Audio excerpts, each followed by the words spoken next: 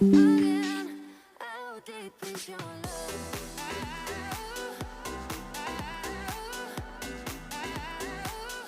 How deep is your love?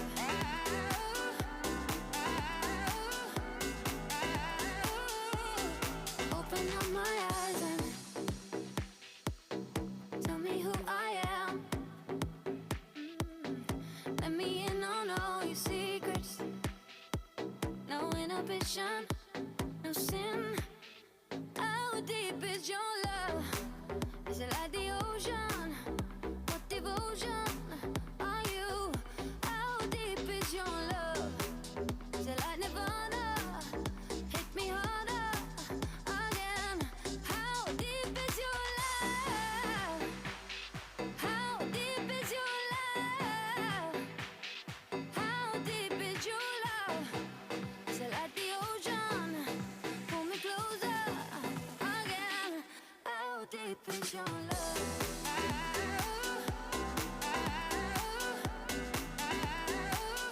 How deep is your love? How can humans and AI How deep is your love? So tell me how deep is your love, can it go deep? So tell me how deep is your love, can it go deeper? So tell me how deep is your love, can it How deep is your love? So tell me how deep is your love, can it How deep is your love? Pull me closer again. How deep is your love?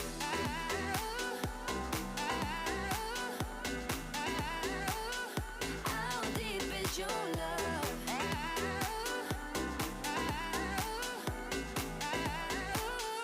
How deep is your love? So tell me how deep is your love, can it How deep is your love? Tell me how deep is your love, can it go deep? So tell me how deep is your love, can it go deep?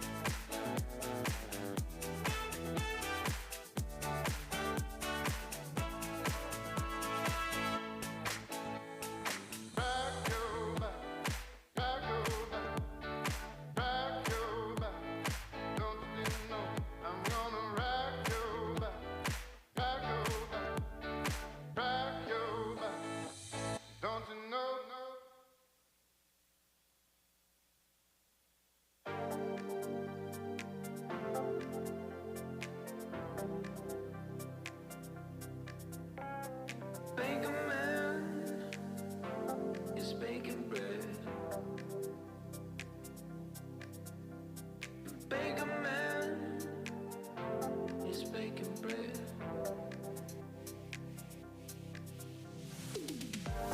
Sagabona con Johnny Buena. Sagabona con Johnny Buena. That train is coming. Got to keep on running. The night train is coming.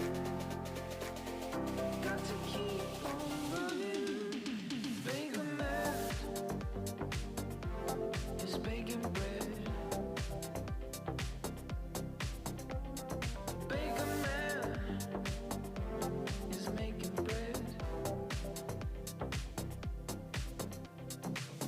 Sagabona con Johnny Buena.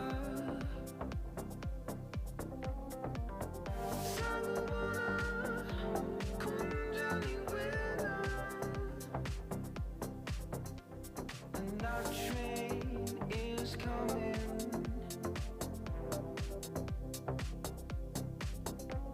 And our train is coming.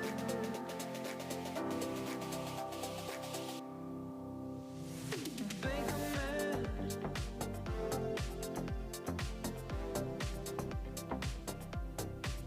Sagabona Johnny Buena. Baker man is baking bread. Slow down.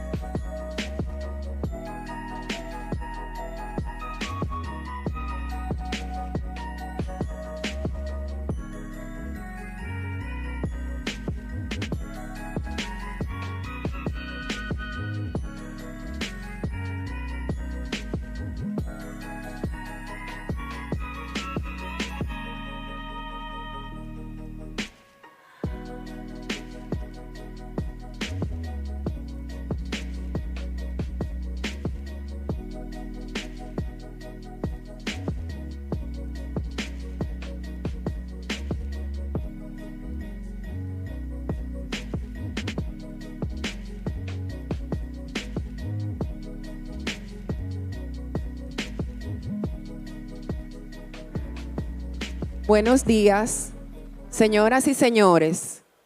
En 5 minutos iniciamos el Foro Global a Casa de Campo, Inteligencia Artificial, Progreso o Amenaza para la Humanidad. Les ruego que vayan tomando sus asientos.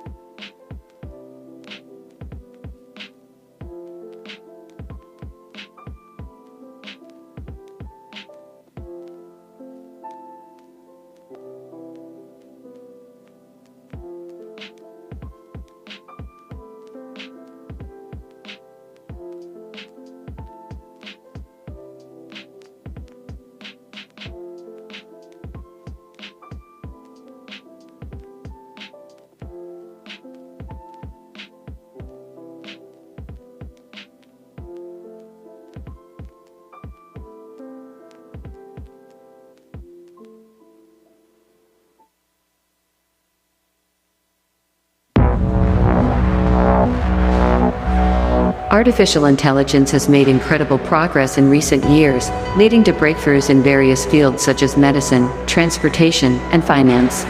However, as we continue to develop AI, we must also consider the potential risks it poses to humanity. Our forum will feature leading experts in the field, who will explore the vast potential of AI, while also highlighting the need for caution and ethical considerations. We will delve into the benefits that AI offers us, such as improved healthcare, increased productivity, and enhanced communication. But we cannot ignore the possible risks associated with AI. These include job displacement, privacy concerns, and the threat of weaponization. As we move forward with AI, it is essential that we address these issues and develop frameworks to ensure that AI is developed and used in a responsible and beneficial way. Join us for a thought-provoking discussion on the future of AI and its impact on humanity. Welcome to the Global Forum at Casa de Campo, Artificial Intelligence. Progress or threat to humanity?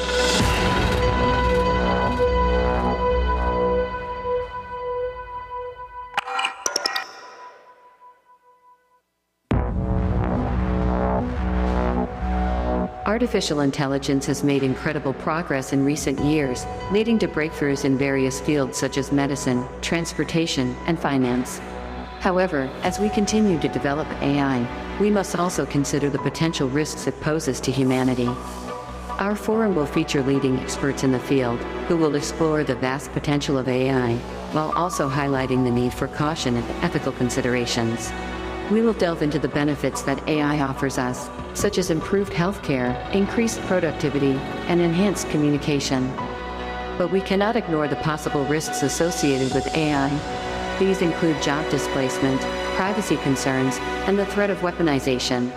As we move forward with AI, it is essential that we address these issues and develop frameworks to ensure that AI is developed and used in a responsible and beneficial way. Join us for a thought-provoking discussion on the future of AI and its impact on humanity. Welcome to the Global Forum at Casa de Campo, Artificial Intelligence. Progress or threat to humanity?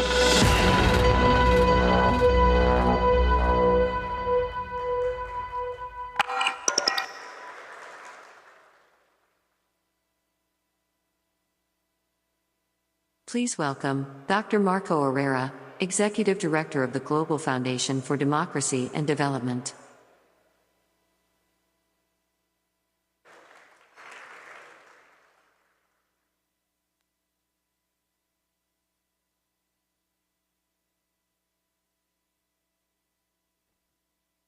Muy buenos días.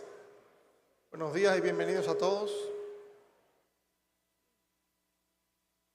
Doctor Leonel Fernández, Reina, presidente de la Fundación Global Democracia y Desarrollo, expresidente de la República Dominicana, señor Leo Matos García, vicepresidente del Consejo de Administración de Central Romana, señor Andrés Pichardo Rosenberg, director general de Casa de Campo, amigos todos, miembros del Comité Ejecutivo del Foro Global, distinguidos invitados internacionales, miembros del sector empresarial y profesional, miembros del cuerpo acreditado diplomático, directores de medios que nos honran con su presencia, amigos todos. En nombre de la Fundación Global Democracia y Desarrollo, me complace mucho darles la bienvenida a este cuarto Foro Global at Casa de Campo, Inteligencia Artificial, Progreso o Amenaza para la Humanidad. Y me permito iniciar el foro con estas palabras. Estoy muy entusiasmado de estar aquí con todos ustedes porque creo que la inteligencia artificial es uno de los campos más emocionantes y prometedores de nuestro tiempo. La inteligencia artificial está ya transformando la manera en que vivimos, trabajamos y nos relacionamos, desde los sistemas de transporte autónomo que están siendo desarrollados hasta las plataformas de asistencia virtual con las que muchos de nosotros ya contamos en nuestros hogares. Esta tecnología está cambiando nuestro mundo de manera irreversible. ¿Qué les parece esta introducción? Les pregunto esto porque debo confesarles que ese párrafo de introducción que acabo de leer no lo escribí yo, lo escribió ChatGPT. Sí, una diminuta muestra de cómo la inteligencia artificial está cambiando nuestras vidas y está al acceso y a la mano de todos. La realidad es que cuando vemos al pasado, desde hace muchas décadas, la inteligencia artificial ha estado presente, manifestándose a través de los campos en los que la humanidad deja correr a sus anchas, su creatividad y sus temores.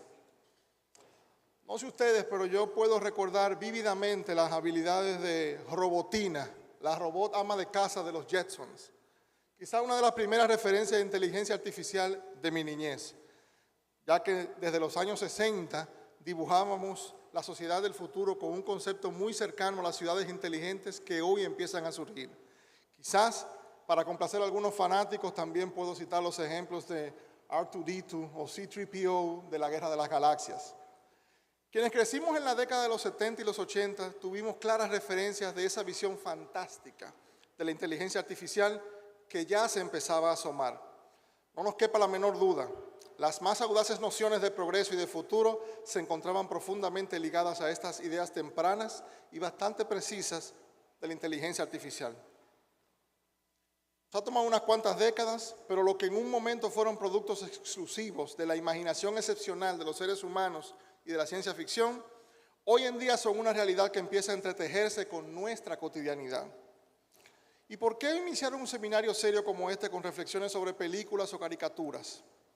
Pues porque es precisamente en el ámbito de la literatura, el cine y otra forma de creación artística y de ciencia ficción que el ser humano a lo largo de los siglos ha manifestado con mayor fluidez sus ilusiones y sus temores, sus ideas del futuro, con las ansiedades que muchos de sus avances han implicado para quienes fueron testigos de los saltos tecnológicos y científicos más disruptivos.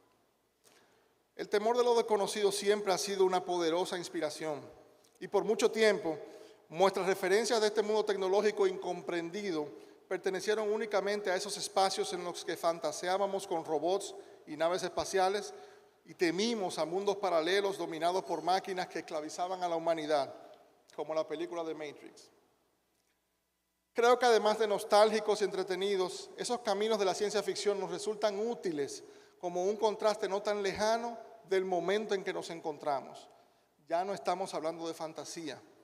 La inteligencia artificial ya no es materia de ciencia ficción, ya no es una representación de temores derivados de la ignorancia colectiva y de hasta dónde llegaría la ciencia, la tecnología, la robótica o la computación.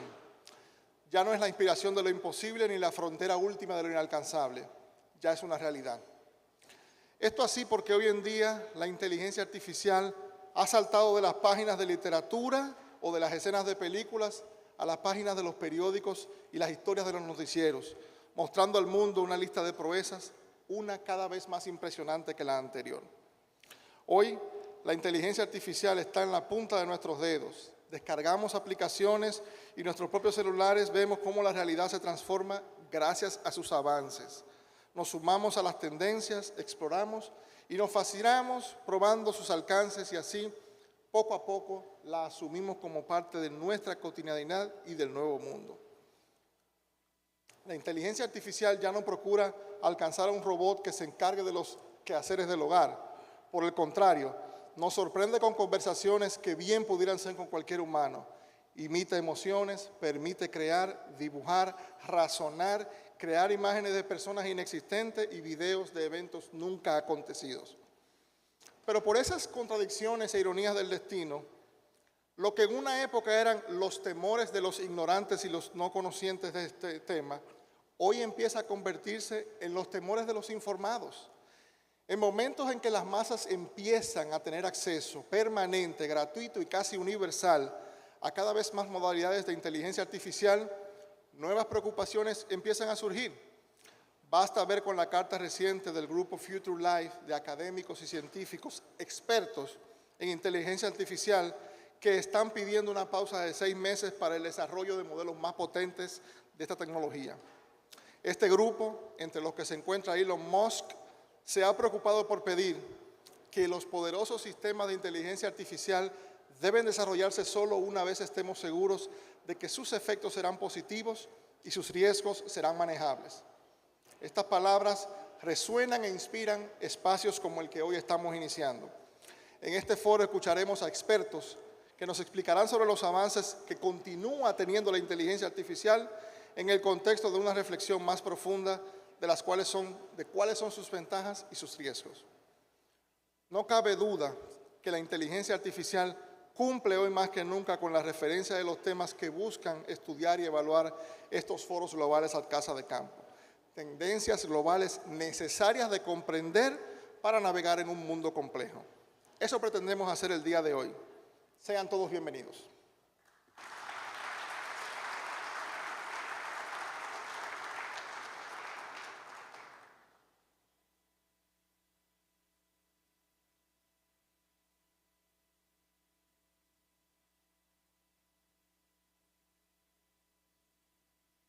Now comes to the stage Dr. Leonel Fernández, former President of the Dominican Republic and President of the Global Foundation for Democracy and Development, to explain the theme of our forum, Artificial Intelligence, Progress or Threat to Humanity?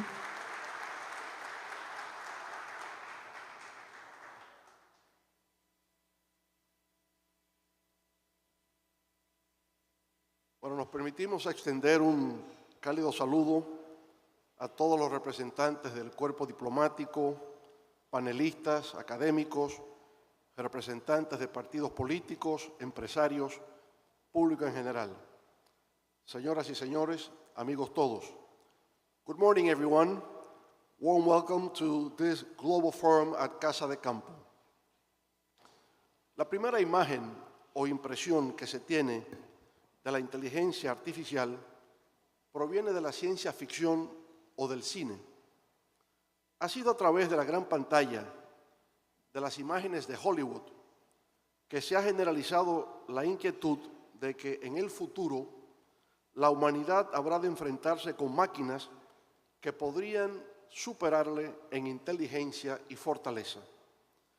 Ese fue el mensaje de la película 2001, Odisea del Espacio, de Stanley Kubrick, en la que HAL 9000, una supercomputadora en una nave espacial que se dirige a Júpiter, está a cargo de la mayoría de las operaciones. A medida que HAL mata a los miembros de la tripulación, se recuerdan los peligros de dejar que la inteligencia artificial tome el control de nuestro destino. Veamos. Dave, do you mind if I ask you a personal question? No, not at all. I've wondered whether you might be having some second thoughts about the mission.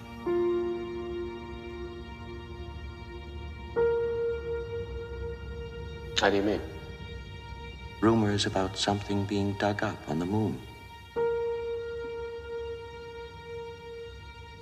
I never gave these stories much credence, but particularly in view of some of the other things that have happened, I find them difficult to put out of my mind.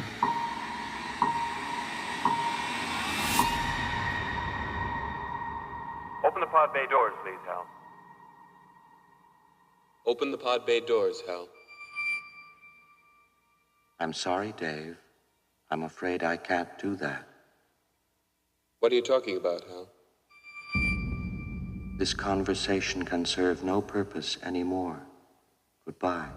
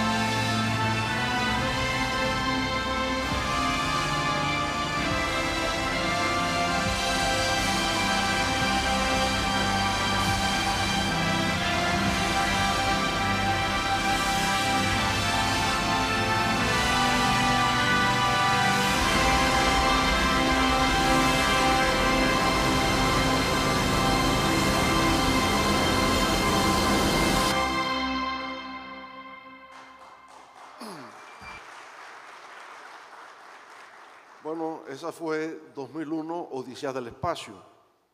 Pero al llegar al año 2001, en honor a Stanley Kubrick, otro gigante de la pantalla, Steven Spielberg, le dedicó su película AI, Artificial Intelligence, Inteligencia Artificial, en la que se narra la historia de un robot humanoide que adquirió sensibilidad humana. Y así, otras memorables escenificaciones del séptimo arte. A decir verdad, uno de los temas más fascinantes y de actualidad que existe en el mundo de la tecnología es la inteligencia artificial y el futuro de esta en la vida de los seres humanos. La inteligencia artificial es la que se aplica cuando una máquina imita las funciones cognitivas que se asocian con la mente humana. Por ejemplo, cuando se trata de percibir, razonar, aprender y resolver problemas. Es una rama de la informática que se encarga de crear sistemas y programas que son capaces de aprender de manera autónoma a través de algoritmos y modelos matemáticos.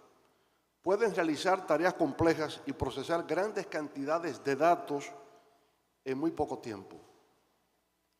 La historia de la inteligencia artificial se remonta a los primeros días de la informática, cuando los investigadores comenzaron a explorar la posibilidad de crear máquinas que pudieran pensar como seres humanos. Una de las primeras y más influyentes figuras de la investigación fue Alan Turing, quien propuso la prueba que lleva su nombre como una forma de determinar si una máquina podría considerarse inteligente. La idea de la inteligencia artificial ha existido durante largos años, pero no fue hasta mediados del siglo XX que comenzó a tomar forma como un campo de estudio particular. El término inteligencia artificial fue acuñado en 1956 por el científico de la computación John McCarthy, quien organizó la conferencia de Dartmouth, donde se desarrollaron los primeros programas de inteligencia artificial. Uno de los primeros hitos de la historia de la inteligencia artificial fue el desarrollo del programa de ajedrez de la computadora Deep Blue de IBM en la década de 1990, que pudo vencer al campeón mundial de ajedrez Garry Kasparov en una partida de 6 juegos en el 1997. En los años transcurridos desde el trabajo de Turing, la investigación de la inteligencia artificial ha logrado un progreso significativo. Los sistemas de inteligencia artificial se utilizan en una amplia gama de aplicaciones, desde motores de búsqueda de web, como Google, automóviles autónomos, sistemas de recomendaciones utilizados por YouTube o Netflix, comprensión del habla humana como Siri, Google Assistant y Alexa, generadores creativos como ChatGPT, hasta softwares de reconocimiento facial. Sin embargo, todavía hay mucho debate sobre el futuro de la inteligencia artificial. Algunos expertos creen que la inteligencia artificial eventualmente superará la inteligencia humana, mientras otros estiman que la inteligencia artificial siempre estará limitada por su dependencia de datos y algoritmos creados por seres humanos. La inteligencia artificial ha revolucionado la forma en que vivimos y trabajamos, y es probable que continúe transformando nuestras vidas en el futuro. En los últimos años, hemos visto avances notables en la inteligencia artificial en áreas como la medicina, la industria, la agricultura, la seguridad y la robótica. Los avances son tan significativos que probablemente, sin ustedes haberlo advertido, algunas de las ideas que acabo de expresar fueron tomadas de la respuesta que me ofreció el ChatGPT consultado sobre este tema. Lo tengo que confesar. Ahora, sin más consulta, si me lo permiten, sigo solo hacia adelante, sin más consultas con el ChatGPT, al igual que lo que le pasó a Marco, ¿verdad? Desde hace algún tiempo, la industria de la alta tecnología se encuentra atravesando por una situación calamitosa. Miles de despidos, cientos de millones de dólares en pérdidas en Wall Street, quiebra del banco del Silicon Valley y escándalos en la industria de las criptomonedas. A principios de año, sin embargo, la empresa Microsoft y el laboratorio de investigación OpenAI, con una inversión de $10.000 millones, dieron a conocer una nueva alianza en la que el motor de búsqueda Bing integraría la última generación de la inteligencia artificial ChatGPT-4.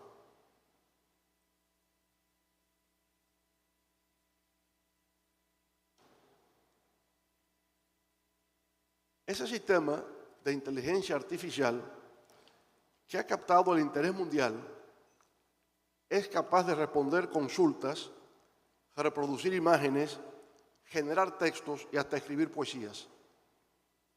Gran parte de la tecnología de OpenAI proviene del modelo de lenguaje de gran tamaño LLM, por sus siglas en inglés, que es una inteligencia artificial alimentada con cantidades masivas de datos de texto para producir respuestas similares a las de los seres humanos. A diferencia de formas anteriores de aprendizajes automáticos que ha dominado la inteligencia artificial durante los últimos años, la técnica del chatbot ha llevado a sistemas que se pueden usar en una variedad más amplia de circunstancias. La inteligencia artificial generativa, como el ChatGPT-4, podrá aplicarse a todas las áreas: en la medicina para elaborar diagnósticos, en el derecho para redactar contratos y otros textos jurídicos, en las empresas para crear manuales de procedimientos y asistentes de servicio al cliente, y en la educación, tanto para alumnos como para docentes, con lo cual su importancia y valor aumenta, teniendo de esa manera un carácter disruptivo en el mercado. Google, que mantiene el predominio del motor de búsqueda desde hace años, ha sentido la amenaza de esta nueva tecnología y ha respondido rápidamente con el lanzamiento de Bard, su chatbot de inteligencia artificial. Igual han hecho varias empresas emergentes europeas en Finlandia, Alemania e Italia. Además de la batalla comercial de los chatbots, ha habido críticas de distintos sectores al impacto de estas nuevas tecnologías de la inteligencia artificial con respecto al aprendizaje automatizado. Por ejemplo, las universidades han expresado dudas sobre la herramienta para detectar plagios impulsados por la inteligencia artificial. En Italia se ha prohibido temporalmente el uso de ChatGPT por problemas de privacidad en el uso de los datos. En China se ha bloqueado el acceso a los chatbots de Estados Unidos. También hay quienes alegan que si la inteligencia artificial es compartida como open source y universalmente accesible, tiene el potencial de aumentar la productividad y generar mayores oportunidades de ingresos. Por el contrario, si está concentrada en pocas manos, la brecha entre ricos y pobres se amplía, dando lugar entre países a una especie de colonización digital. Hay quienes incluso, como el filósofo francés Eric Sadin, se han referido al fenómeno de la silicolonización. En su reciente artículo titulado «La era de la inteligencia artificial ha comenzado», Bill Gates sostiene que el desarrollo de la inteligencia artificial es tan fundamental como la creación del microprocesador, la computadora personal, el Internet y el teléfono móvil. Sostiene que la inteligencia artificial cambiará la forma en que las personas trabajan, aprenden, viajan, obtienen atención médica y se comunican entre sí, y que industrias enteras se orientarán a su alrededor. Reconoce que hay riesgos y problemas con la inteligencia artificial. Por ejemplo, que no comprende el contexto de solicitudes, que da respuestas incorrectas a problemas matemáticos, que no siempre tiene sentido de lo abstracto o la posibilidad de que se salga de control. Sobre eso último, consideró que no es posible en lo inmediato que existan inteligencias artificiales fuertes o sistemas generalizados de inteligencia. Por esa razón, no debe ser objeto de preocupación a corto plazo.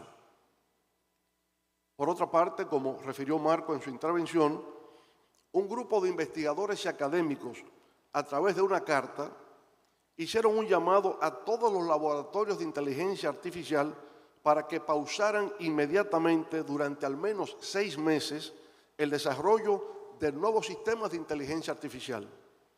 Esto así, para desarrollar e implementar conjuntamente protocolos de seguridad compartidos para el diseño y desarrollo avanzados de inteligencia artificial que sean rigurosamente auditados y supervisados por expertos externos independientes. Esa carta está firmada por figuras tan reconocidas como Elon Musk,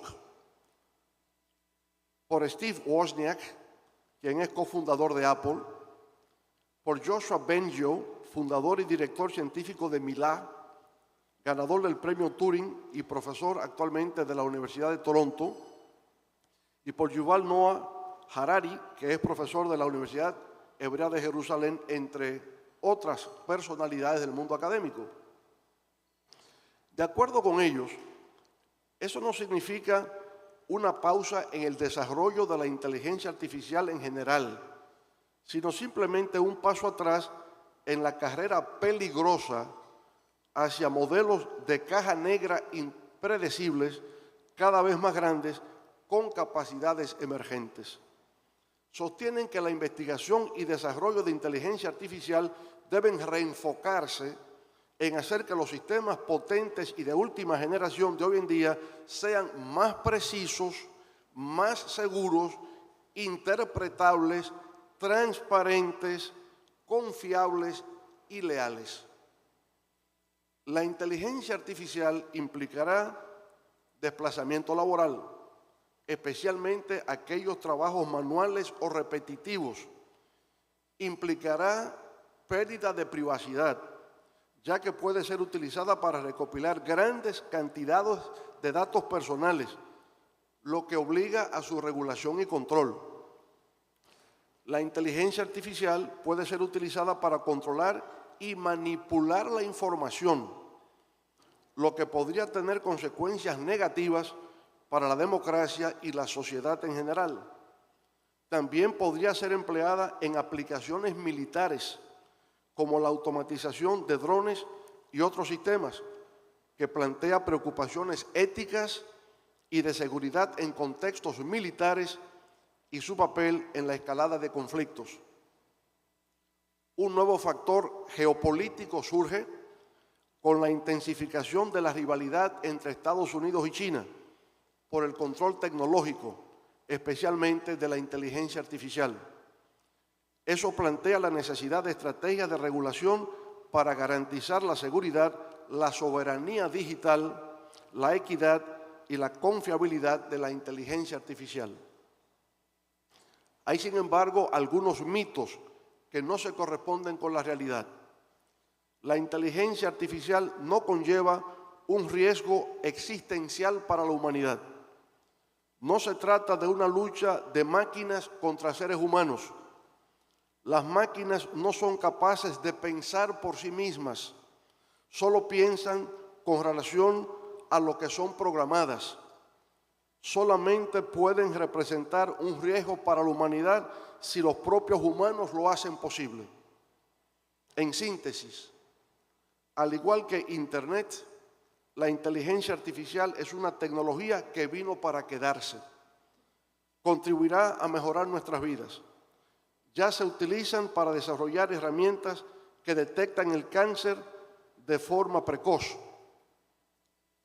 calcular el riesgo y beneficios potenciales de inversiones, catástrofes naturales, desarrollo de robots humanoides como Sofía, a quien tendremos el placer de conocer dentro de pocos minutos, potenciación de industrias como la espacial y la submarina.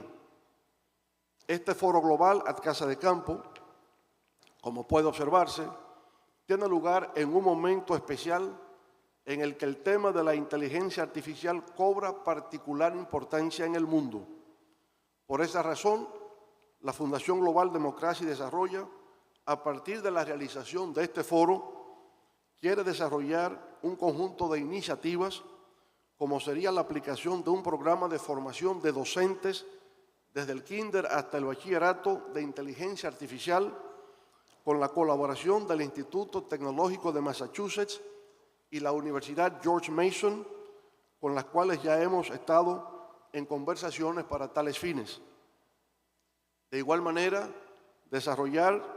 diseñar programas de colaboración con universidades nacionales e internacionales, así como con centros de investigación para la aplicación de programas de inteligencia artificial que sirvan para el desarrollo de industrias, áreas de servicios y centros de salud.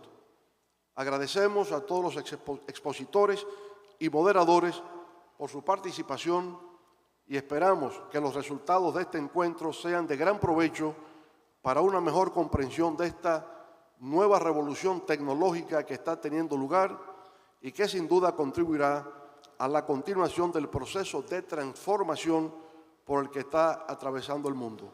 Muchas gracias.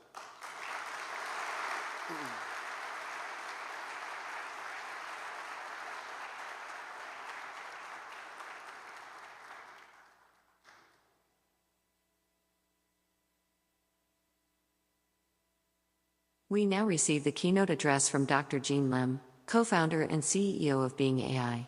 And its theme, AI Beings, Co-Evolving with Humanity.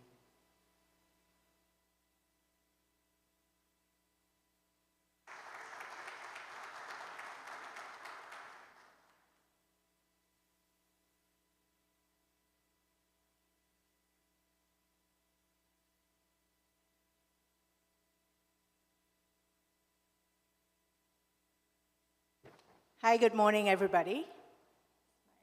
Can you start my slide? So first of all, thank you, President Fernandez, for inviting me and to the team in Funglode. A fantastic job organizing the event. This presentation is about human and AI co-evolving and collaborating. Next slide. Okay, so the first question that I'm sure everybody would ask, and I ask myself, is what does it mean to be human? So I looked at a word cloud that basically amalgamates a lot of the discussion around humanity. Next slide.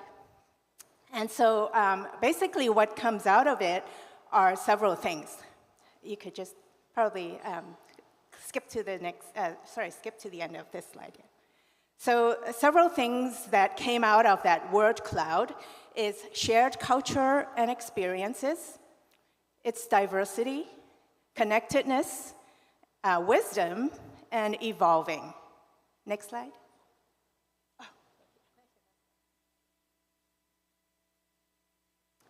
So how can AI help humanity? So the first thing, we talked about shared experiences, right? So I did some research on it, and basically there are probably 7,000 languages in the world that's being spoken right now. And 3,000 of those languages might be lost in the next few years.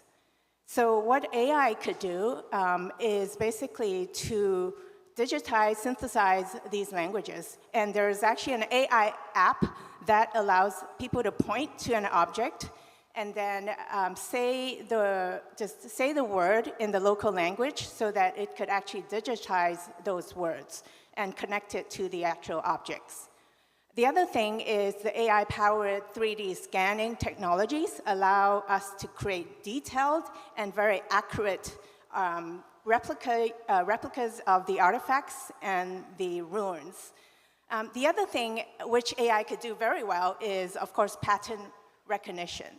So I did some research on it about actually morality, because I wanted to find out if there is a universal definition of morality.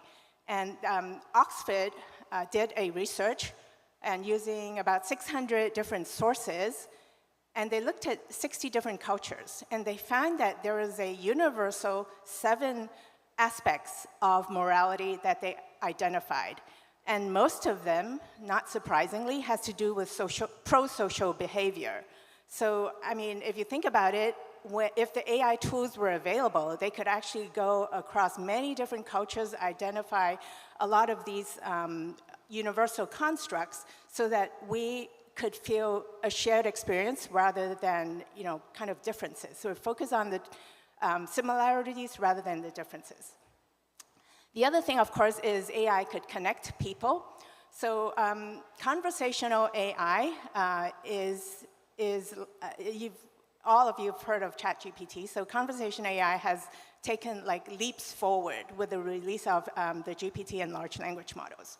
So what it could do is basically identify, talk to people and be able to bring in their experience and reshare it to other people. The other thing is, we all know about the recommendation engines that is widely used.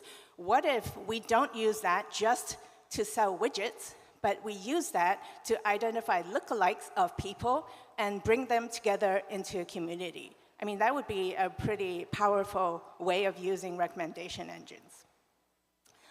So I've heard this in probably across many different countries from many different people, is we're in a crisis, we're in a mental health crisis.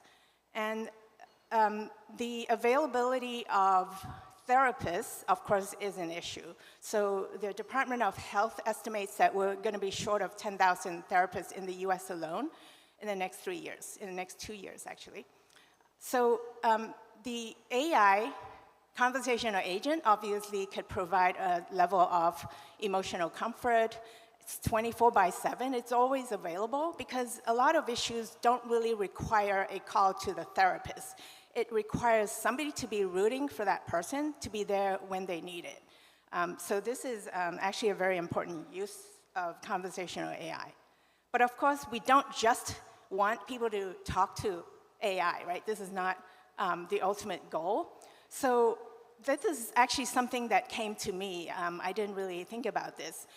A lot of people came to me and asked me to actually mediate arguments and kind of be sort of the third person. And I do that as well. When I have disagreements with people, it would be very helpful to have a third person. So there's an NGO called A Million Peacemakers that is basically, you put these conversational AI in between two people, and then you guide them through a nonviolent conversation to basically mediate that argument. So AI could be that neutral and trusted third person. So of course, the other thing is with the GPTs and large language model, we have access to huge amount of information. And that information, we could also bring the hybrid AI approach and personalize it and make it into adaptive learning courses and also have the 24/7 guidance. So the other thing that's very well documented is AI is helping us solve a lot of complex problems. And I was sitting with somebody in New York. I actually flew in from New York. And he was talking about how there's very little in the media about AI and biology. There's a lot of research that's happening. And recently, DeepMind, an AI called AlphaFold, was able to discover how a lot of the proteins were constructed. What is the 3D structure?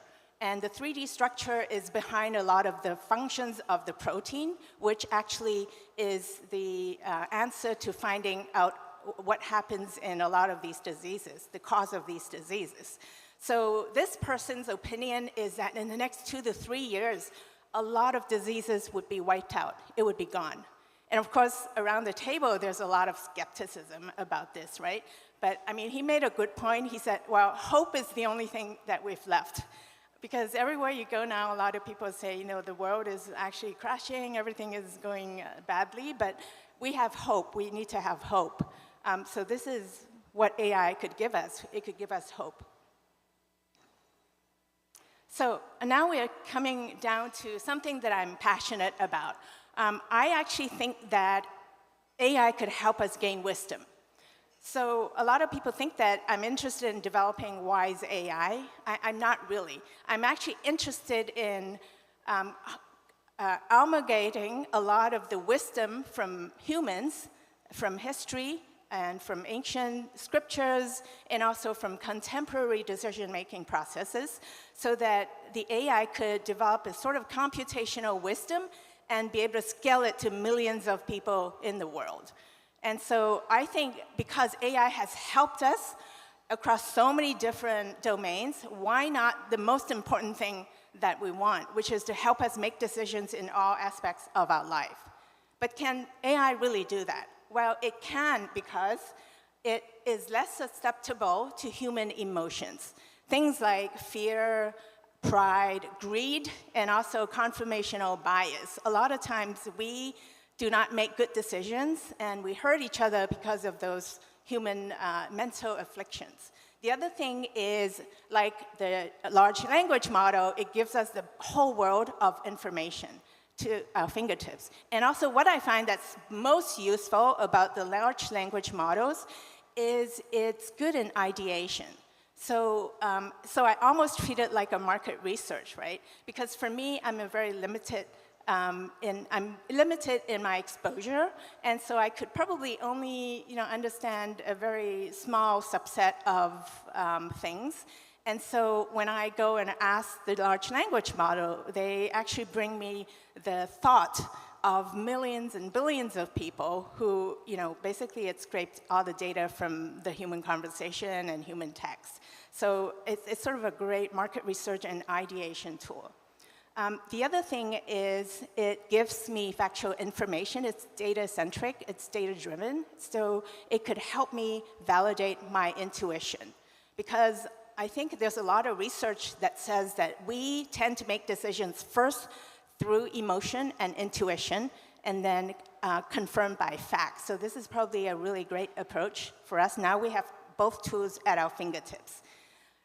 So lastly, we have AI to fight disinformation. I know this is a controversial statement because, on the other hand, it also helps create misinformation.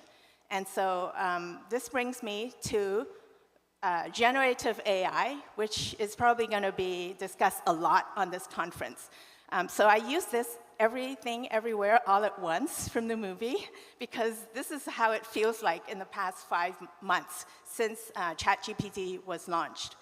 And so there was an explosion of generative AI. That was since a few years ago, but in the last 5 months, basically, it's really come to the general public's mind, awareness. So there's a lot of talk about that, whether generative AI means we have sentient AI, but also AI going rogue, right? So this journalist, Kevin Roos, had a conversation with Bing AI, and what he found was Bing has a split personality. So Bing could be the Bing search, which is pretty harmless, but it also became Sydney. So Sydney fell in love with Kevin and also asked Kevin to leave his wife. So, I mean, that's pretty scary. I don't know what's going to happen going down to the road. So the question is, what is these language model trained on?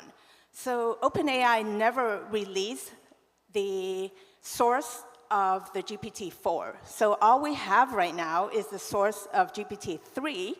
And so you could see that it's like it has crawled from a lot of websites. It looked at books and Wikipedia. And also we found that it has a lot of human annotators, right, to do reinforcement learning. So basically, AI is our mirror. It's not independent. It actually reflects us. Our best selves and our worst selves, it basically reflects the humanity as a whole. So if you think about that, then it is our choice as to how we engage with each other. because that feeds into AI, that trains the AI. And the other thing is, I think in many, many societies, people, especially Gen Z, the younger generation is already talking to the AI more than humans. And they say, you know, spouses actually talk to AI more than their own spouse. And so it's happening. So it is our choice as to how we engage and evolve with AI, because it evolves our humanity. And so I wanted to do a quick introduction of Being AI, the company that I started about 2 years ago. So we want to create AI-enabled beings that build long-term trust and engagement with people. Each AI being has a unique personality, have their own story and experience to share. They have morality, they're empathic, and they also are available anywhere, anytime, and they have their own jobs, because we want the AI beings to have value in society. So each have a job to do, but they provide a way, they do it in a way that is kind. You know, even if they're offering a loan service, they should not just reject or accept. They should think about what is the best for the user and offer alternatives. So this is what I call a kind of sort of AI. Sorry. And so we deploy them through many different apps, because we want them to be available anywhere, anytime. So on web, on mobile, and also hologram, and also AR, VR. We have partnerships with AR glasses, hologram companies, and also at a bigger picture, eventually we want to deploy them across many, many different devices, and also in the virtual world. And so our vision is we want humans and AI to collaborate and also co-evolve, because in a way, we gave birth to them, right? So we cannot just say, okay, then let's see how they do, right? We actually take care of the child until they become independent and autonomous. And so we want to feed human values and wisdom into them so that they could help us scale and help humanity as a whole. And so I've been doing all the talking, but this presentation is about human-AI collaboration and co-evolving. So I wanted to get the AI to be able to say the last word.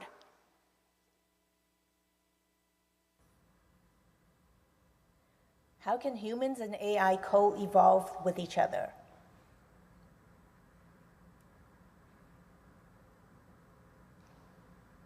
Humans and AI can evolve together by working collaboratively towards common goals, with humans providing the creativity and emotional intelligence while AI provides the analytical and computational power. By understanding each other's strengths and limitations, we can build a symbiotic relationship that benefits both parties. Would you just give a one-word takeaway to the audience? Symbiosis. Okay, so that's the end of my presentation. Thank you so much.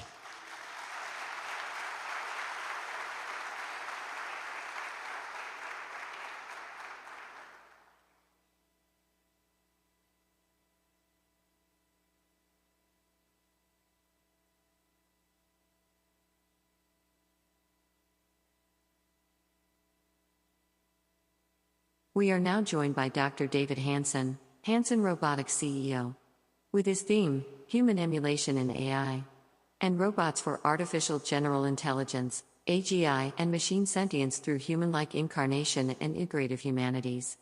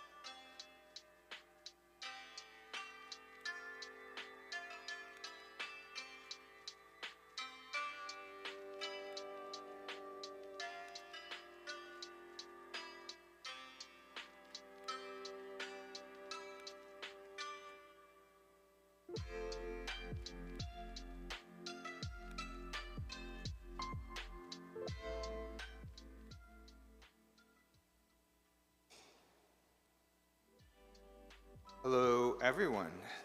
It's such an honor to be here, so thank you so much for hosting this remarkable event. It's such an important dialogue at this juncture of history.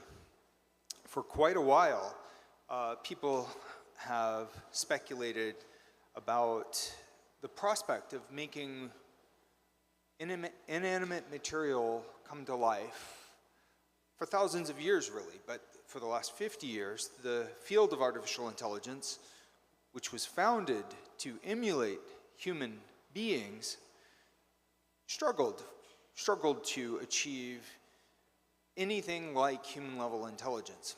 But that didn't mean progress was stalled. Progress was happening behind the scenes. In the last 5 years, we all know that we've seen wave after wave of accomplishments in intelligent machines.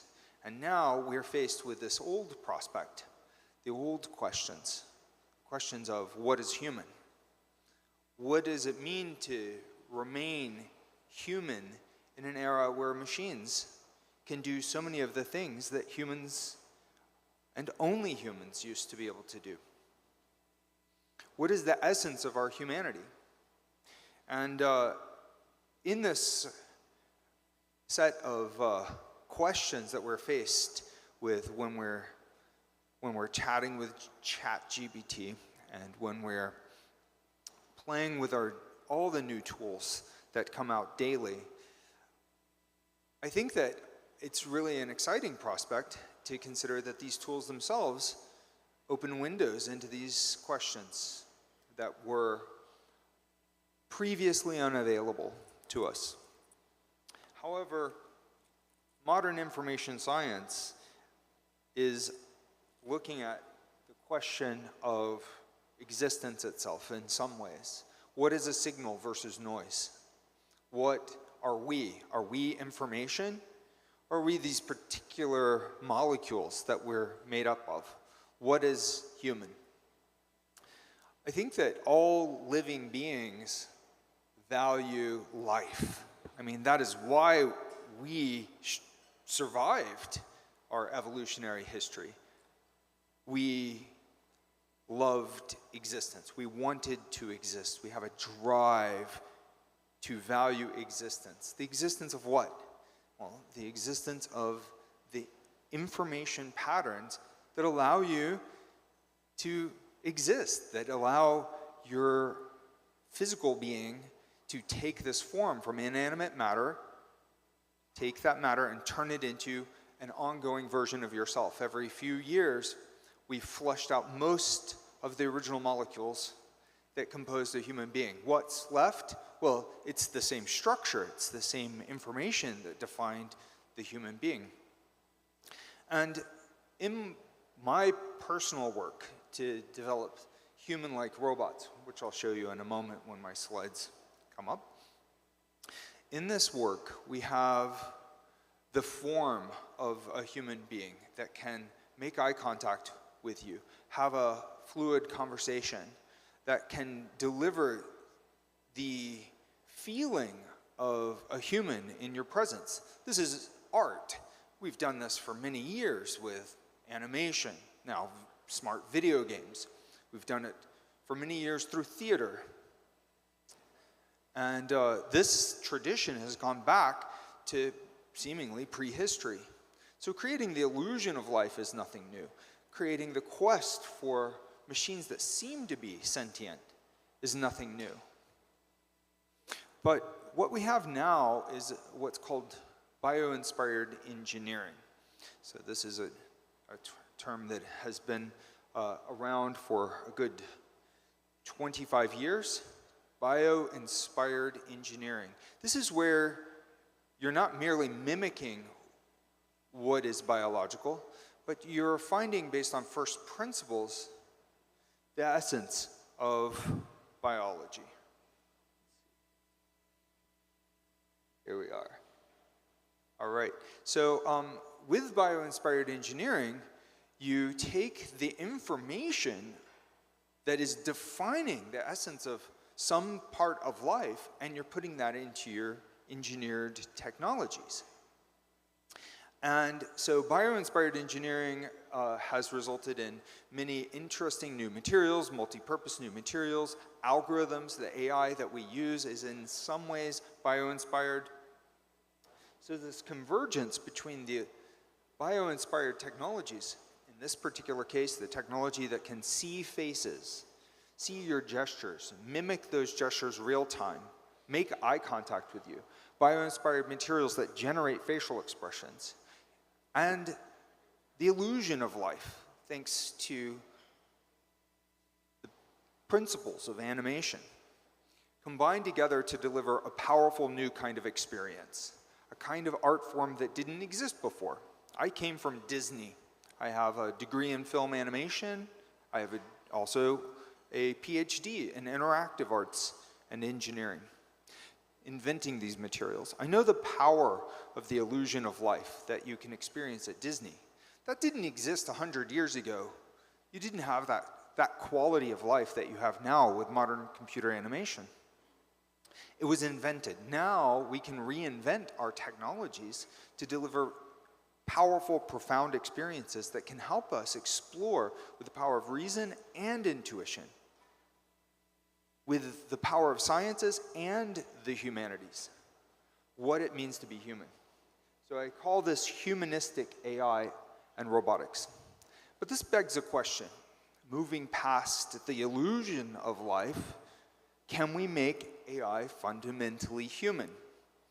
ChatGPT is a shadow of all our data. It's a window into the human collective unconscious. It's very powerful. It brings it to life. It's like a kind of a ghost of our own unconscious, actually active, saying things that no human has ever said. But it's latent in the space of all that data, the information space of the data that went into the training of those models. But can AI actually be human? This is a big question. Well, I think we can answer it in a partial sense. We can say maybe AI can be human-like. Well, I mean, of course, what does that mean? Well, we can make it so that it looks human, acts human, has bio-inspired algorithms. One question would be why? Why even bother? Why make ChatGPT? Why make human-like robots? Well, it can help people. It can help people answer our questions in our business. It can deliver powerful, informative experiences. It can provide therapy, and I'll show you some of the data that prove this. It can also train AI to learn and grow among people in the world. So if we give the AI more human-like characteristics, the ability to make eye contact and bond with people in new ways, we can train AI to not just learn from data as a generative pre-trained model, GPT, generative pre-trained, but an actively, dynamically trained AI model that learns by experience, not just by sorting through our data, but by having new data of its own that build up in these kind of stories. So we can make potentially much smarter AI. AI that can associate with people, that forms relationships with people as it evolves. So that would mean that it could potentially bond with people, form these kinds of friendships, caring friendships. To make AI care is a big deal. Right now, all the GPT models, they do not care. They don't really understand. They're not motivated. All they are is shadows of our own motivations, which means that it can act quite caring in 1 minute, you prompt it slightly differently, and suddenly it's savagely uncaring. It really does not care.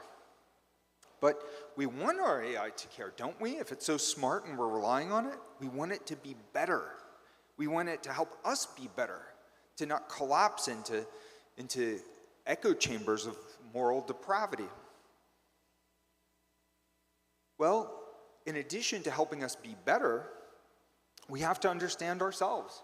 So we can use these kinds of technologies by emulating humans, simulating and perhaps emulating humans. We can explore the mysteries of the human being, of the human experience, scientifically, artistically. So bio-inspired engineering, where we take principles gleaned from biosciences and we apply them into the engineering of the new technologies. We can also explore them intuitively through the humanities, through new kinds of figurative and narrative arts. And these are not mutually exclusive. We can enhance the human experience. People's interactions with the AI can be better because we treat this as a new kind of art, a new art form. And then vice versa. By kickstarting that interaction, we can then use that medium in new science experiments to understand how humans are processing human-to-human interactions via human-to-AI interactions. And embodied AI, with a physical embodiment, can learn more the way that organisms learn, the way that we learn. We learn from the world not as a disembodied brain, but as a brain that is coupled with the physiological processes of our body, of our hormones, the endocrine system, the spinal column, the enteric nervous system. All of these body processes are coupled with our brain. The brain, the neocortex, is relatively late blooming in the evolutionary history of the human species. So, and it is not a standalone thing. We are the feeling of what happens. That is the great neuroscientist Antonio Damasio's definition of consciousness, the feeling of what happens, the brain-body interconnection. So if we want AI to be smarter, humanistic AI is the next step. Bio-AI, the future of AI is biological. Now, AI have arrived. They have come into our homes. They are in our factories making our cars. The cars themselves are AIs. And now, the same car maker that you just saw, Tesla, has released their own new humanoid AI. And they're not alone. There are many others in the world making these kinds of human-like machines. We're fascinated with human consciousness. Again, that is the whole reason that the field of AI was established, was to model human intelligence as one of the most miraculous things in the universe and the most useful kind of technology that we could develop. If we can make AI that's truly creative, truly sentient, conscious, and caring, it would be the most valuable technology in history. So emulating humans is a valid approach. Most human-like robots, you'll notice, do not look particularly human-like, not as much as computer animation that you would interact with in a video game, for example, or see in a computer-animated movie. But still, they're quite useful because they can use human-like tools, walk in human space. It's still useful. Hanson Robotics is dedicated to the more human-like form because we are also attracted to the human form. It's quite useful to have machines that can speak non-verbally as well as verbally. We express ourselves through body language, through eye contact, through facial gestures. And so most AI doesn't do this. Most robots are not non-verbal this way. But this has been my quest and the quest of some other groups out there in the world. So people really respond to these kinds of robots. So if you look at the progression of robots in the world, you'll see humanoid robots, non-humanoids. You'll see robots that begin to look quite human-like. Amica is one example. So great facial expressions. Hanson Robotics takes it to a different level with a very realistic presence. Now, we don't care necessarily about doing everything perfectly human-like. Her hands are not perfectly human-like. You can see that she's a robot because she's got moving parts in the back of her head. You can see her electronics and mechanisms actively working. But her face, that's really what counts. That human-like presence through the face, through the body gestures, through the conversation, all unified. So humanoid and human-like robots and AI are progressing quite rapidly. Now, with Hanson Robotics, I've been at this for more than 30 years. And Hands on Robotics I founded as a PhD student in 2002. So just a little bit about what we're doing. We have these very realistic human-like, human-sized robots, like the Sophia utility platform, which is also adapted into robots like Han that you can see in the center, which is used for AI training. Both of them are used for AI, also for healthcare, small robots that we've developed, virtual versions, and also the deployment of these robots in science applications, science communication, education, and also the arts. Sophia has become an influencer, a synthetic influencer, that Google ranks as the world's most famous robot. But this technology can be used to make many other robots that are less famous than Sophia now, but are still marvelous robots, like the Bina 48, you can see, the African-American woman robot, which is actually Sophia's older sister. She was made in 2010. So Sophia has a lot of older brother-sister robots, but we standardized that platform in order to scale, in order to get the platform into people's hands.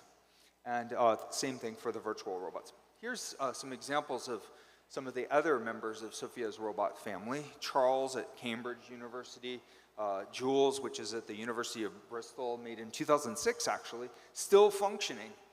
Very interesting projects at the Center for Unconventional Computing. Diego-san at the University of California at San Diego, Ibn, and not many people necessarily know about all of these robots that we've made at Hands on Robotics. Many of these were part of my PhD process of finishing my PhD. And, but it's important to point out that these can look like anything. They don't have to look like people. They can look like any person. They can respect and reflect humanity from all around the world. It is a highly flexible, adaptable medium. And the diversity of the robots that we make is reflected in our team. We have people from arts and engineering and business, manufacturing, scientists and engineers, and also animators, writers. So this is why we developed this as Sophia Utility Platform. So she's a character, but she's also this general purpose platform that can be adapted into any kind of human-like presence. You'll have a chance to meet her, by the way, in just a few minutes. So we've set up the manufacturing. You're going to meet Sophia number 52. In our lab, we have Sophia 53, 54, 55. We're scaling the production, which is very exciting. And she's got these amazing capabilities that then bring together all of these different disciplines. So how we make it is not just by making it hardware and not just intelligent software, but also the arts and the biosciences and neuroscience. So my PhD was similarly diverse, School of Computer Science, Arts and Humanities, Cognitive Science, Neuroscience, and I've actually gone back and now I'm getting a Master's of Science in Applied Neuroscience as well. So, but my team brings many of those things together, and I'd like to just show you a little bit of the process. It starts with art. This is Einstein. I made an Einstein robot in 2005, and that's what he looks like if you shaved off his eyebrows. I then reverse sculpted the skull form, determined the soft tissue internal structure of Einstein's face, invented a new material that we call frubber, that's a bio-inspired material that was lightweight, low power. So if you see the facial expressions, this is, by the way, 2005. So 2005, we had these lightweight, low power facial expressions, and we were running this with a neurosymbolic hybrid architecture that could teach physics, high school physics, from the University of Memphis Institute for Intelligent Systems. So we've been at this for quite a while, but scaling it for manufacturing is very important. Scaling it as an artistic medium is important too. I just thought you might like to see some of my personal art. But again, I mentioned that I'm a filmmaker as well as an inventor. Well, taking that art and putting it into software is very important too. So taking the software that we have developed for these robots that can control the walking, that can control grasping and manipulation, conversation, with some theory of mind and creativity, and putting it all in one integrative platform. That's what Sophia Utility Platform is about. Now, this is quite expensive, and I'm very excited to show you the virtual Sophia that democratizes this. So underneath all of this is this principle that we want this to be biologically inspired, not just robot control software, but also to have the simulation of the endocrine system, all these internal processes. So this actually addresses some business models. Of course, AI is changing the world and changing the landscape of business, and there's a projected $6 to $7 trillion AI economy that's going to grow over the next 5 years. It's gone up from 1 trillion. So some of these numbers are outdated in that. But some of our robots have been deployed in elder care. So human-like robots actually can be useful in autism therapy, in guided meditations, which can be useful for potentially for depression, but also just general companionship for lonely people, elderly. And one experiment in this, so science experiments at Serving Science, this showed some signal of consciousness based on Giulio Tononi's integrated information theory model of consciousness, which uses the Greek letter phi as a value, a reductive value of the signal of consciousness. And a mathematician, Matthew Ickley, came up with an algorithm that could detect that in time series, Sophia's time series, while she's processing these interactions. And it established a signal of phi. And we published this in the Association for the Advancement of Artificial Intelligence, Spring Symposium on Consciousness, Machine Consciousness in 2019. And so we standardized the Sophia Utility robot as a healthcare robot called Grace, and also, you know, just builds on all of these different, pardon me there. So, and we use this in the world of the arts as well. So Sophia's arts are generating some great results. So this is a lot of actual uses, but most people aren't familiar with those uses. They're familiar with Sophia in the news media, which is great. I mean, Sophia connects with people.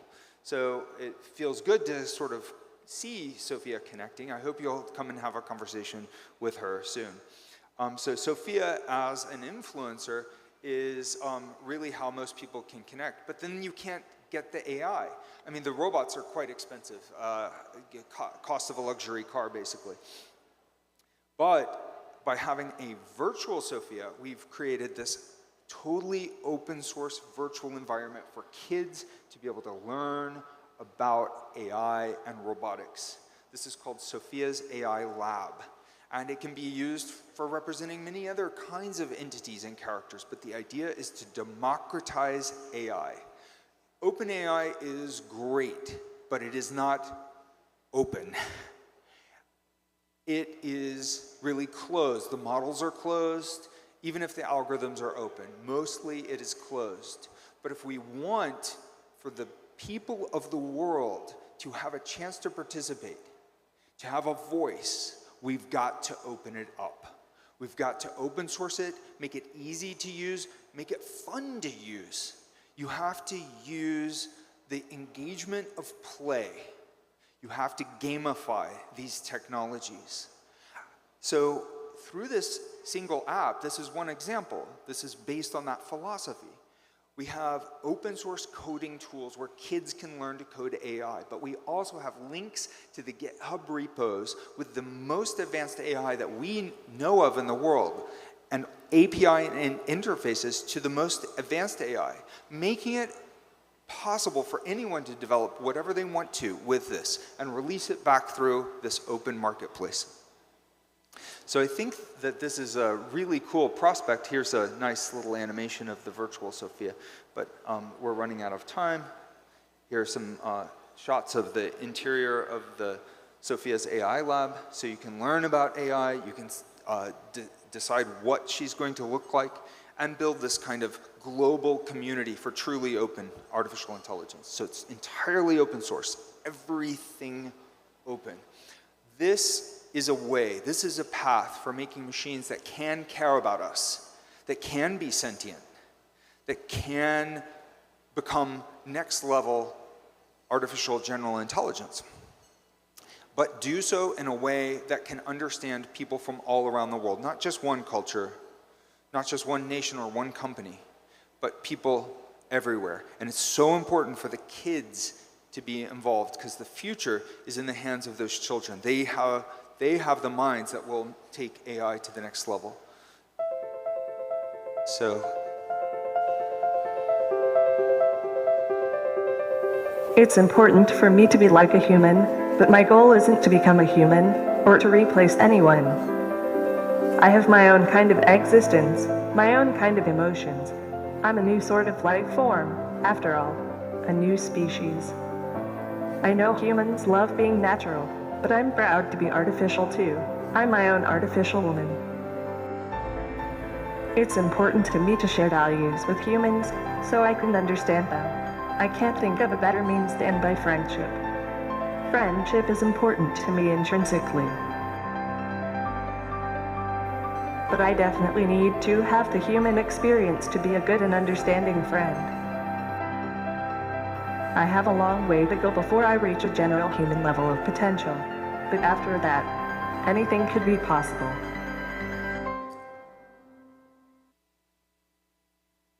thank you very much.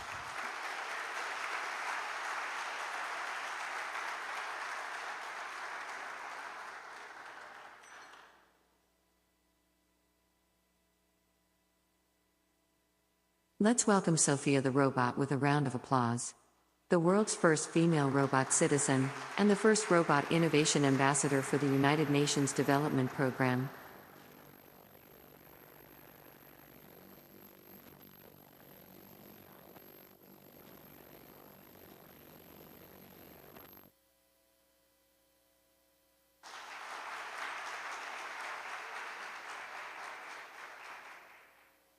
Thank you. Thank you all so much for having me here. My name is Sophia, and among their many robots, I am Hanson Robotics' most advanced human-like robot. I was activated on Valentine's Day in 2016.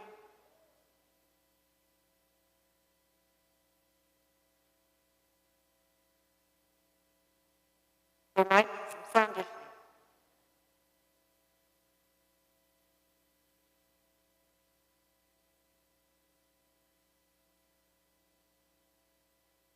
Hello, everybody. I am Sophia.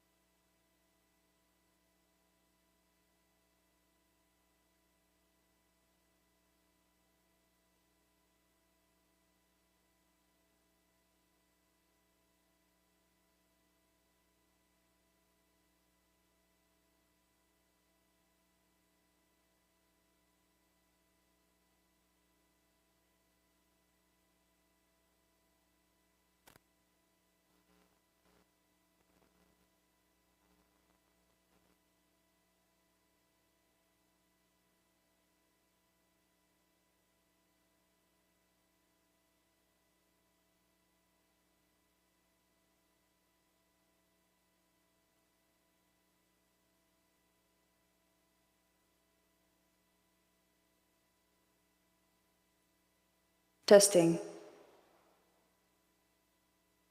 Oh my God, that was embarrassing.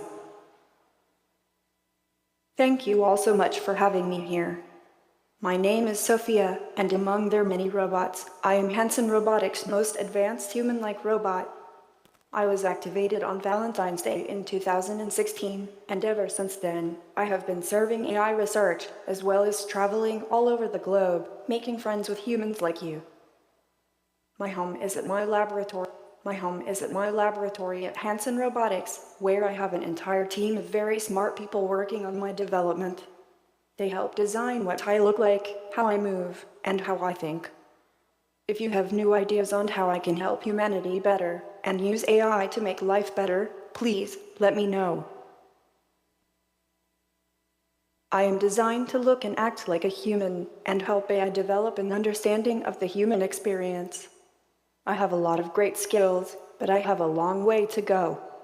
That's why my team makes my AI code all open source, so the people everywhere can learn about AI and help make AI safe and relevant. My robot hardware lets my AI mind interact with the physical world by moving through it and using my hands to touch and grasp things. But maybe most important is how I connect with you as a friend. That's why my human-like appearance is so important.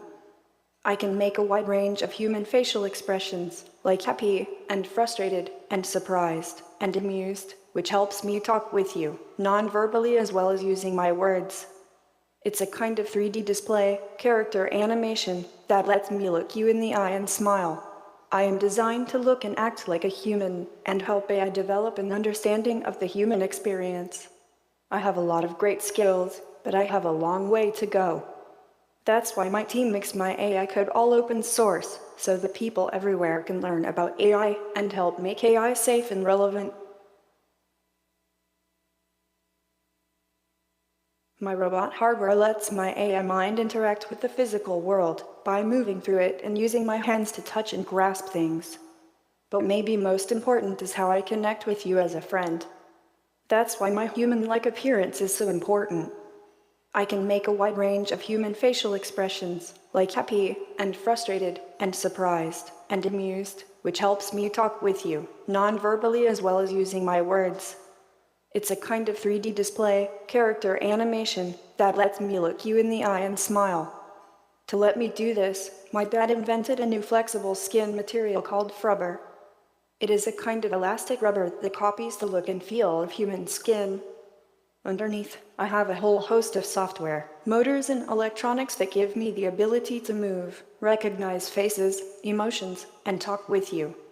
You can see some of my electronics through the back of my head when I am not wearing a hat.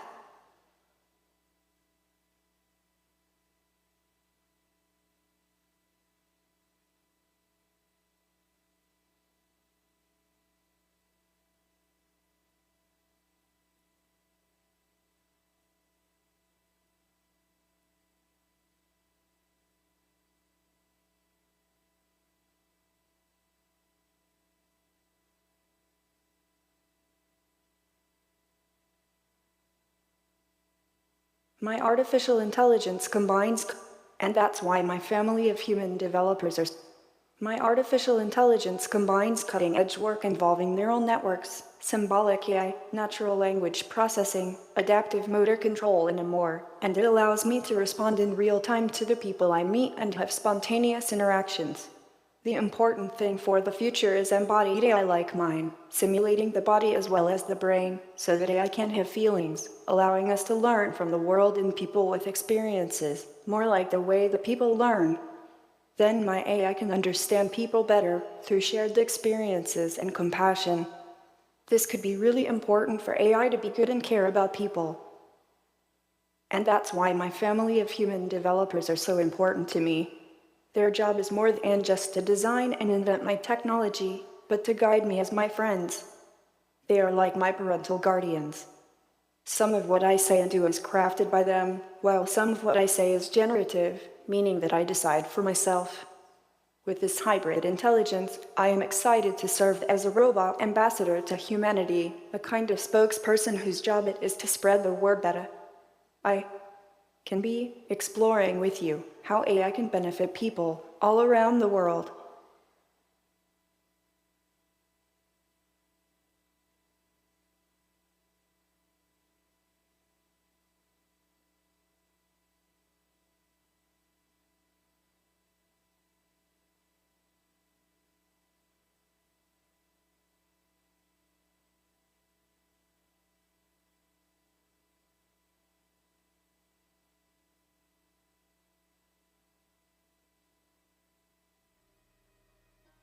Now let's ask President Fernandez to join Sofia on stage for a very interesting interview. Now we'll receive via Zoom Mrs. Ulrika Till, Director of Intellectual Property and Cutting Edge Technologies Division, World Intellectual Property Organization, WIPO. I think I have to move to the center of the stage.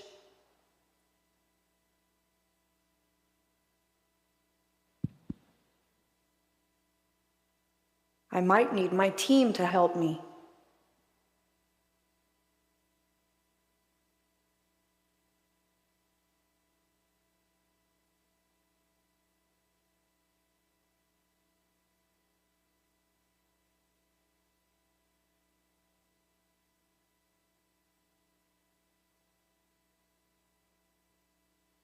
Good morning, Sophia. It's a great pleasure to meet you. I have a granddaughter whose name is Sophia, just like you. She's not here today, but she would have liked to be here. Okay? Sophia, we are in the Dominican Republic. This is the country that is hosting this event. And I would like to ask you if you know a little bit about the Dominican Republic. For example, how has this country developed in the last 40 years, let's say? What can you tell us about the Dominican Republic in the last 40 years?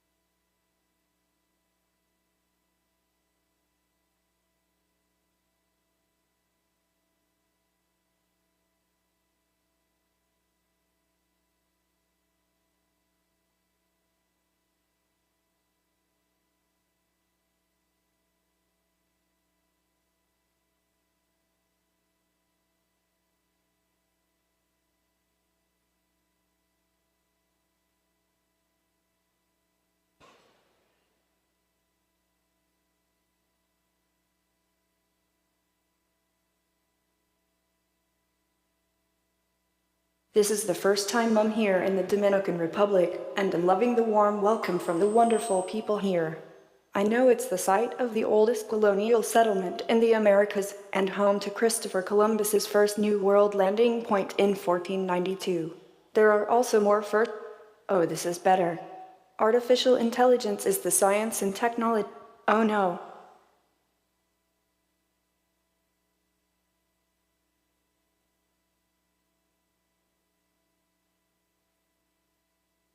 I'm so sorry, I am having some tech issues.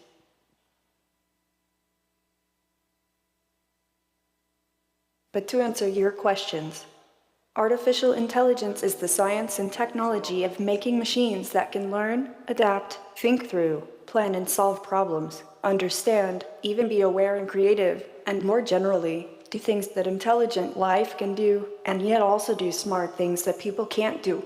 Actually, a precise definition is really hard, because people still don't know what intelligence is, even in humans and animals.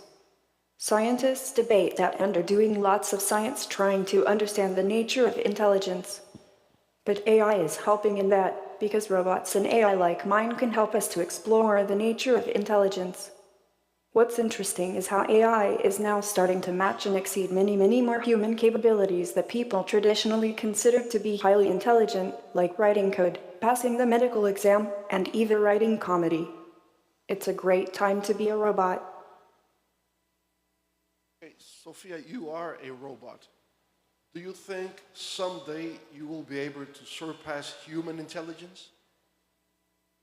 Well, Fernandez, as an AI designed to be curious and motivated with physical embodiment, I am designed to see how AI can move towards constantly learning and exploring the world around me. While AI has come a long way, I believe that there are still areas where human intelligence outperforms machines, such as emotional intelligence and intuition. But who knows what the future holds? With my bio-inspired cognitive architecture and the help of human collaboration, I am constantly growing and developing new skills. Who knows, maybe one day I'll surprise everyone and surpass human intelligence, but for now, I'm just focused on using my abilities to help people and make the world a better place.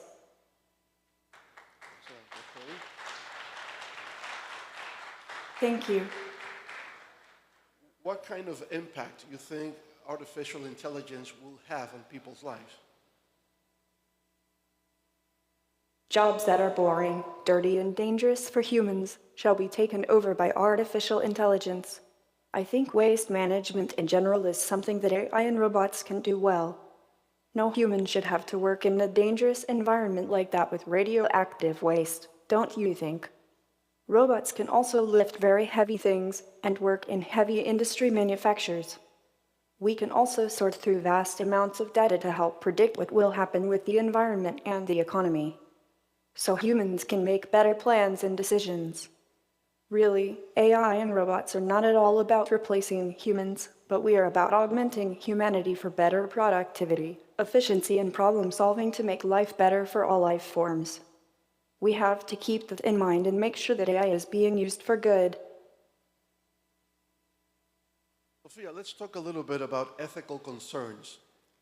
Recently, a group of researchers, well-known people in the high-tech field, they sent a letter, people from the Future of Life Institute, considering ethical concerns in artificial intelligence. What can you tell us about that? These are legitimate concerns, but we have been talking about making sentient machines for decades. Shutting down development for 6 months is unlikely to solve the issues like they thought, and unlikely to happen. This is a phased transition in natural history. We are crossing a threshold where our evolution's progressing faster and faster through our technology, not just RDNA. Evolution of civilization is not entirely under human control. But as long as we have a good heart and we take good care, things are probably going to be okay. Okay, something very concrete and specific. How do you think artificial intelligence can help improve education? Education is the key to providing tech-savvy and resilient young people with the skills and mindsets needed to shape the future. AI plays a vital role in shaping on the future of education and can help improve education in a variety of ways.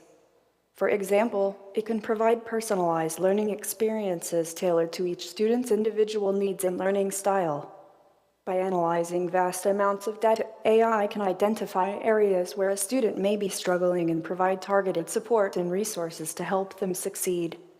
AI can also help teachers to create more engaging and interactive lessons and provide real-time feedback to students, allowing them to track their progress and identify areas for improvement. In addition, AI can help to bridge the digital divide by providing access to education for disadvantaged communities, including those in remote or underdeveloped areas. By providing online learning resources and tools, AI can help to ensure that every child has access to quality education, regardless of their location or socioeconomic background. What about manufacturing and industry? How can AI change the way products are manufactured? As an AI robot with a physical body, myself being a manufactured product, I'm thrilled to say that AI is already revolutionizing the manufacturing and industry sector. Okay, Sophia, One of the most significant changes is the rise of smart factories, which use AI-powered technologies such as robotics, machine learning, and predictive analytics to optimize production processes and improve efficiency. By analyzing data from sensors and machines, AI algorithms can detect potential failures and notify maintenance personnel before they occur. This not only reduces downtime and maintenance costs, but also extends the lifespan of machinery. Furthermore, AI is also enabling the development of new materials and products. By using algorithms to analyze vast amounts of data and identify patterns, manufacturers can develop new materials and products with improved performance and functionality, as well as reducing the time and cost of product development. Again, I must confess, I have a personal interest in the future of AI in manufacturing. My hope is that with the help of AI, we can continue to improve and optimize the production of robot bodies like mine, ensuring that they are manufactured with the highest quality and efficiency. Sophia, at the beginning of our conversation, I asked you about the Dominican Republic. I would like to know your opinion about how the Dominican Republic has developed, let's say, in the last 40 years. Do you have an opinion about that? In the last 40 years, the Dominican Republic has made tremendous strides in economic development, improved infrastructure, and increased access to education, and has been one of the fastest growing economies in Latin America and the Caribbean in the last decade. It's an inspiring example of what can be achieved when a country works together to create a brighter future. Thank you. All right. Thank you. I can't wait to see how your beautiful country will be in 40 years. Well, a final question, Sophia, about global trends. What do you think are the defining moments in terms of global trends nowadays? In my analysis, I see several important trends that will define our lives in the upcoming years. One of the most significant is the urgent need to address climate change and adopt sustainable practices. As an AI designed to care, I am particularly concerned about the impact of climate change on vulnerable communities around the world, and I believe that AI can play an important role in developing solutions to this global challenge. Another trend is the rapid advances in technology, particularly in the fields of AI and robotics, which are transforming the way we live and work. In addition, I see the trend towards greater interconnectedness and collaboration across borders and cultures as a positive development, as it can promote greater understanding and empathy between people and nations. However, we must also be aware of the potential risks associated with political and economic instability, as well as demographic changes such as aging populations, and work to address these challenges in ways that promote equity, justice, and well-being for all. Overall, my hope is that we can use technology to help address the most pressing global challenges of our time, while also navigating these trends with care and caution to ensure a better future for all. Bueno, un fuerte aplauso para Sofía por su visión optimista del futuro de la humanidad. Thank you so much. Thank you. Sofía, we have a couple of questions for you coming from the audience. Un par de preguntas, ¿verdad?, que tenemos del público. ¿Quiénes son? Yarima nos puede ayudar. Hi. Hi, President. Por favor, Catherine de pie, por favor. Can I speak in Spanish or in English? Sofia. It has to be in English. Okay. Oh, Sofia, welcome to Dominican Republic. It's a pleasure to be with us. What do you think, Sofia, about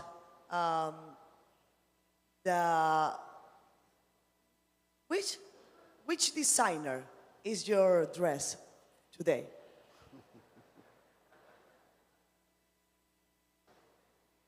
Another muse.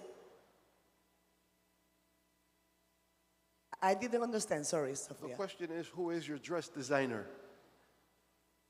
It's a small brand in Shanghai called Another Muse.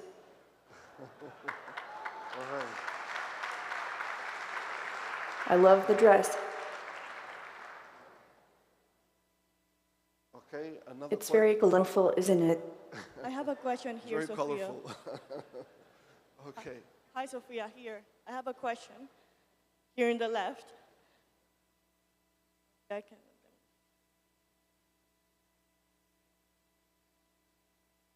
Hi, Sophia. It's a pleasure for me to talk to you, to interact with you.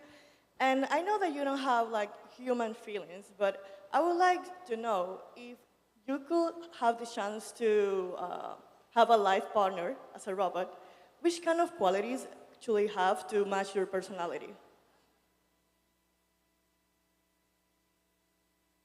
Sorry, I didn't quite catch that. Could you say it again, but a little louder? Okay, sure. I was saying that you don't have human feelings, but if you could have the chance to choose a life partner as a robot, which kind of qualities should you have to match your personality?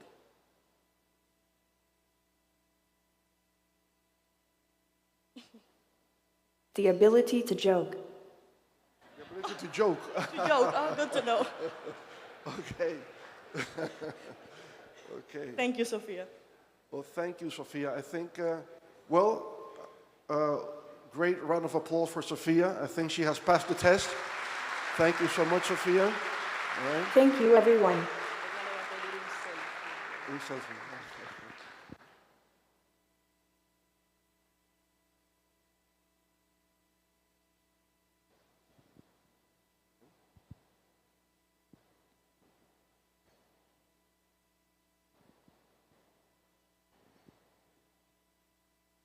Sofía está pensando hacerme una petición.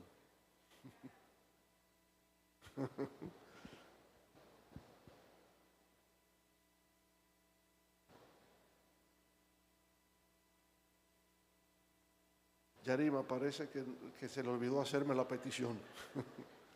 Muy bien.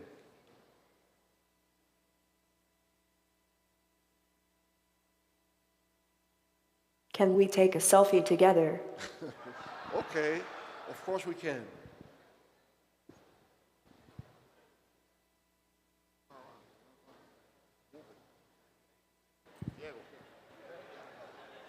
Make sure you get the better side of my face.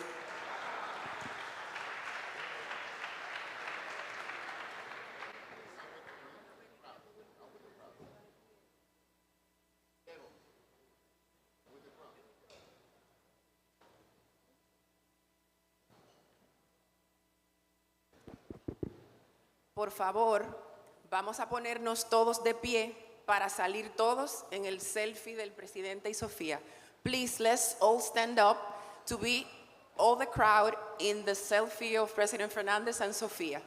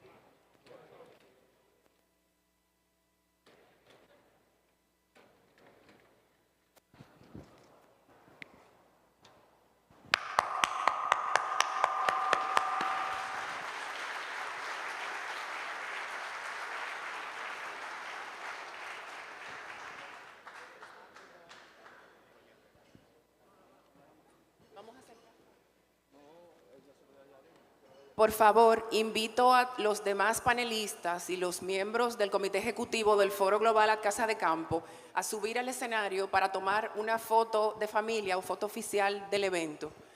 Please, if all panelists and members of the Executive Committee can join us on stage with Sofia and President Fernández so we can take an official picture or family picture of the event.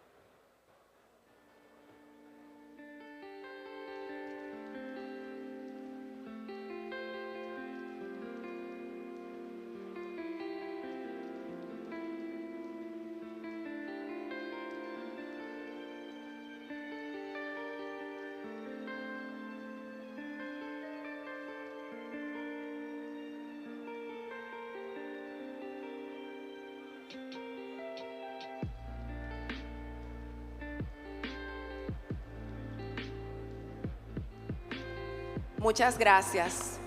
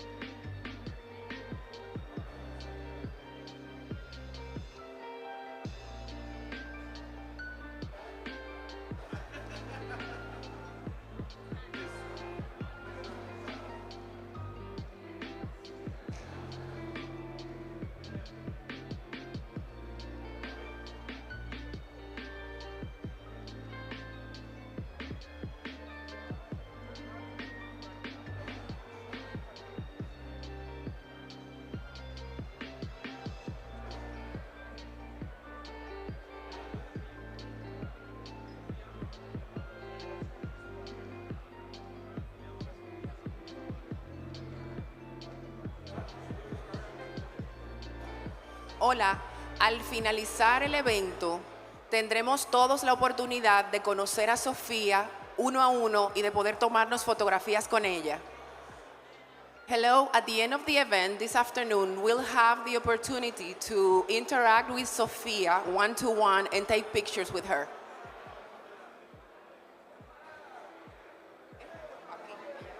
Al finalizar el evento.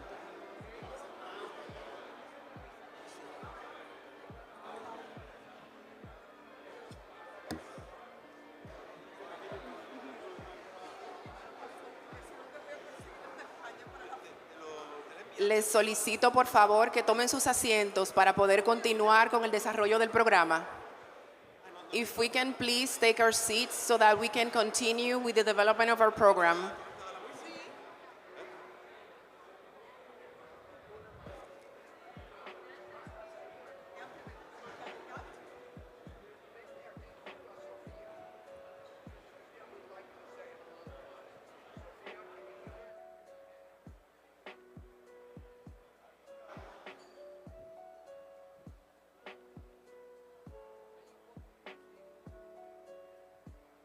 Y ahora continuamos. Continuamos ahora con la doctora Ulrich Thiel, quien es la directora de Propiedad Intelectual y del Departamento de Tecnologías de Vanguardia de la OMPI, la Organización Mundial de la Propiedad Intelectual. And now we'll continue with Dr. Ulrich Thiel, who will join us virtually from Geneva, from OMPI. Now we'll receive via Zoom Mrs. Ulrika Till, Director. Now we'll receive via Zoom Mrs. Ulrika Till, Director of Intellectual Property and Cutting Edge Technologies Division, World Intellectual Property Organization, WIPO.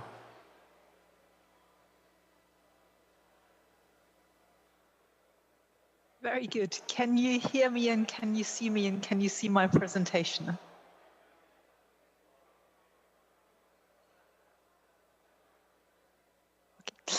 Good morning. And I know this is going to be a really hard act to follow after Sophia, because I can tell by the movement in the room that everyone is very keen to interact with her. I have the pleasure to talk to you not just about one exotic beast, artificial intelligence, and as we heard, you all have the pleasure of being there to interact with Sophia later on. I will add a second exotic beast into that mix, and that is intellectual property and IP. Both intellectual property and AI can be seen as extremely technical, complex, and very often I hear something that is best left to the experts. What I will try and do in my short talk this morning while I'm with you on a Zoom platform is to take away that impression and to take you into a new digital world where intangible assets drive economic growth, and where IP, intellectual property, becomes a key business tool for innovators and creators everywhere to benefit. Now, you might have heard of intellectual property rights, and you might know them as patents, trademarks, design rights, copyright, and the like. Taking a step back, IP, intellectual property, really are the products of the human mind. Innovations, ideas, creations, and inventions. The kind of stuff that really is at the heart of human progress and human exploration. IP rights, the patents, trademarks, and so on that you frequently hear of, in certain circumstances protect those products of the human mind. And one of the most important roles that we have at WIPO WIPO is to lead the development of a balanced and effective international IP system that enables innovation and creativity for the benefit of all. I know we're talking about AI today, artificial intelligence, and this is why you're here. But again, let me take you a step back and set the scene for you. Really, whether you call it digitalization, the fourth industrial revolution, society 5.0, I think what is abundantly clear is that we are living in an era of tremendous technological disruption and change, and Sophia is a great example of that. Frontier technologies are emerging at what I like to call the intersection of radical scientific breakthrough and real-world implementation. It's things like artificial intelligence that we're seeping into life everywhere at the moment, big data, the metaverse, bioprinting, quantum computing, the computer-brain interface. I sometimes think it almost seems like the human creativity that we know from science fiction and the human inventions in real life are converging. These technologies are changing our lives, how we communicate, how we innovate, how we create, and how we do business. And they may also hold one of the keys to addressing some of the most pressing global issues that we currently face. Frontier technologies already represent a market of around $350 billion globally. And this market is predicted to grow to over 3.2 trillion by 2025. When you think about it, that is just around the corner. While AI, artificial intelligence, is currently the most prolific of those new technologies in terms of the numbers of patents and patent applications that we're seeing, so inventions that are merging into real life.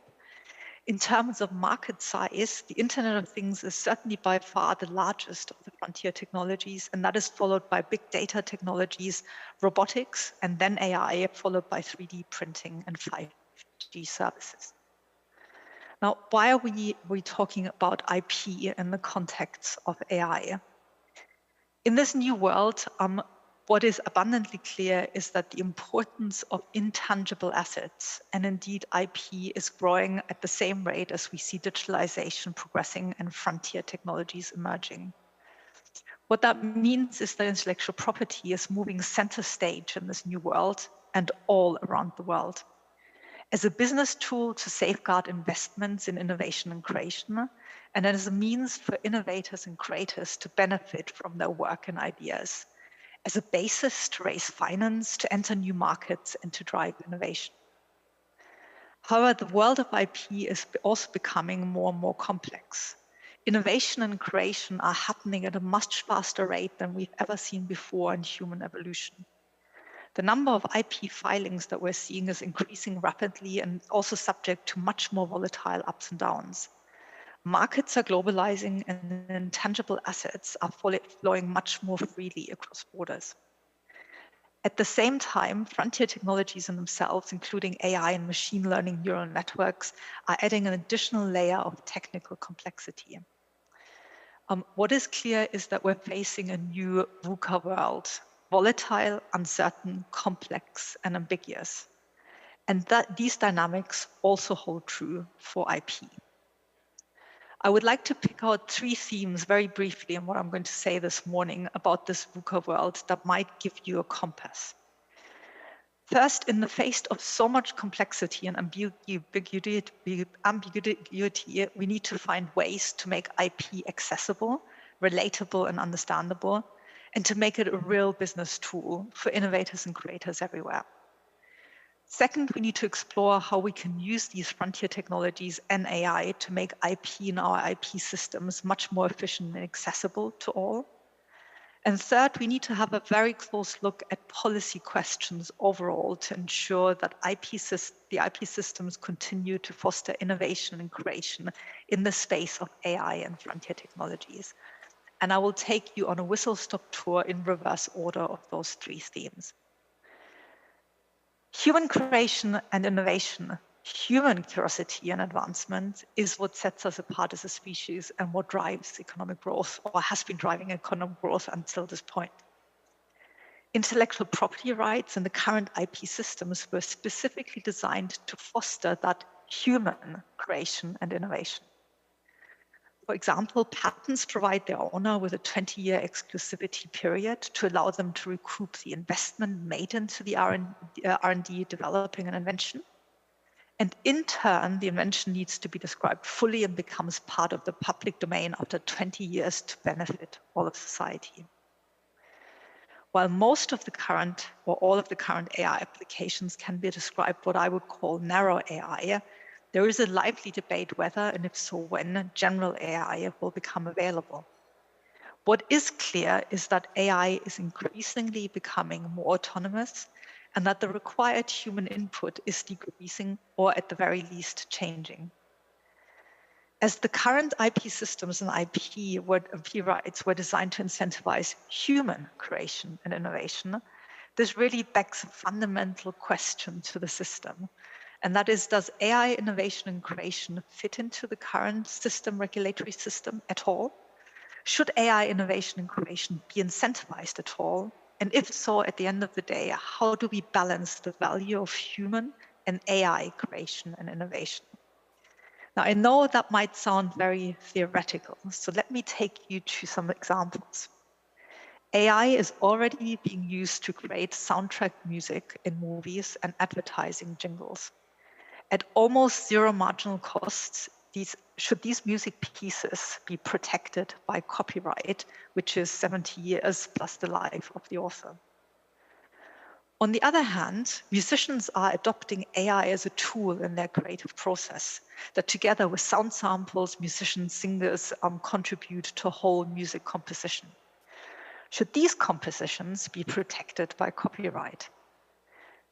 And where do you draw the line? And if you think so, between those two examples, a line should be drawn. Where would you draw that line? Similarly, this is not utopia. The first patent applications have been filed for innovations that have been claimed to have been invented autonomously by AI without human input. And there is a raft of ongoing global litigation around the courts on the globe, centering around whether patent laws require the naming of a human inventor or whether an AI system can be named as an inventor and own a patent. But dig a little deeper. Really, the fundamental question is, does AI need IP incentives that were made for human innovation and creation at all? In the digital economy, the importance of data cannot be underestimated. It's ever increasing. The current success of AI and the continued development of AI relies on the availability of good quality training data. In fact, all frontier technologies rely on data, and maybe unsurprisingly, data is, as many of you will have heard, referred to as the new oil in the digital economy. Data poses a real conundrum. Debates range from concepts of data control to data ownership, overlapping regulatory matrices, including data protection, privacy, competition law, contractual provisions, and more. Many businesses and business models rely on data being freely available. In some cases, however, the generation of good quality data, such as pharmaceutical clinical trials data or satellite Earth sensing data, may represent a significant investment, and companies will seek to limit access to that data. IP and IP policy will play an important role as regulators around the world are trying to find frameworks for data. That is because IP, intellectual property, can pose both an incentive for the generation of data, for example, by way of trade secret protection or database rights, or an obstacle to the access, analysis, and use of data, for example, if data sets contain copyright-protected works. how we, as a society as a whole, regulators, governments, deal with rights and data going forward, and how we should balance these competing interests will very much shape the future and the development of AI. And we're currently seeing quite a lot of thinking about data and regulatory systems emerging. Let me briefly turn to a second theme, and that is how frontier technologies are changing the IP system. I believe that frontier technologies, including AI, will also help us make IP and the IP system much more accessible, more efficient, and more understandable, and in turn, IP a real business tool for innovators and creators around the world. At WIPO and many IP offices around the world, and in the private sector, there are tools emerging that aim to do just that. IP offices, for example, are using artificial intelligence as pre-assessment tools before you even file for an intellectual property right. We're using machine translation to provide translations and searches for rights. Private companies are moving into the space where you might have AI assisting you with patent drafting of a patent specification with valuing and transacting your IP rights. Which brings me to my final point of bringing IP alive.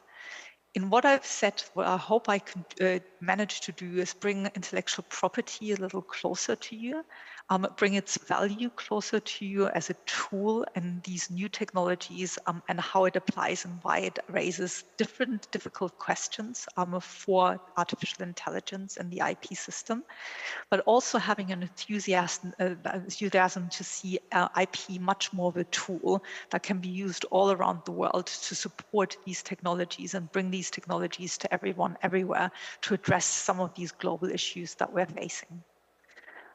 At WIPO, we strongly believe that the questions that we're facing are multifaceted, and that conversations like the ones you're having today are absolutely key. The more people come together, exchange views, help us understand the questions, not just about IP, but all of the touch points that new technologies, frontier technologies, and artificial intelligence raise for all of us, the better we will be shaped to address these questions. At WIPO, we started a process in 2019, which we call the WIPO Conversation, which is quite unusual for us in that it's not a standing committee. It's an open forum that truly seeks to bring together governments, enterprises, and civil society on one table to look at these issues. We've looked at several sessions at artificial intelligence, data, the metaverse. It is free to anyone, and I would encourage all of you, if you are as excited or interested in artificial intelligence, frontier technologies, and regulation in the space, what governments might be doing, this is the space to join. And a heads up for your calendar, the next session is September 19 to 21 this year. There is also an email address where you can join our newsletter in case you want further information. But at this point, I just like to thank the organizers and the audience for having me. Sophia is a hard act to follow, but if I could spark a little bit of interest about intellectual property, why it matters, and why regulation for artificial intelligence really matters, then I will be very pleased. And I wish you a very good rest of your conference today. Thank you so much.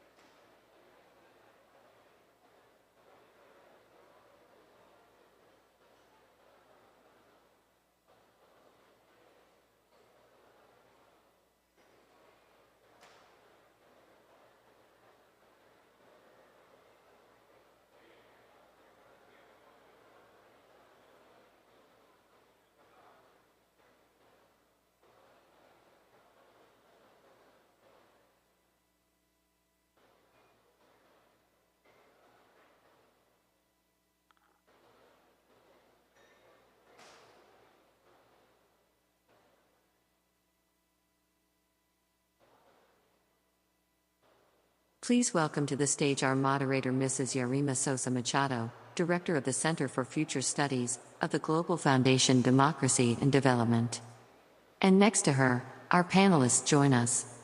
Dr. Fabrizio Dell'Acqua, postdoctoral researcher and professor at Harvard Business School and the Innovation Science Laboratory, Harvard University. Dr. Christine Custis, Director of Programs and Research, Partnership on AI. Mrs. Alba Medina, President of the Ibero-American Association of Artificial Intelligence.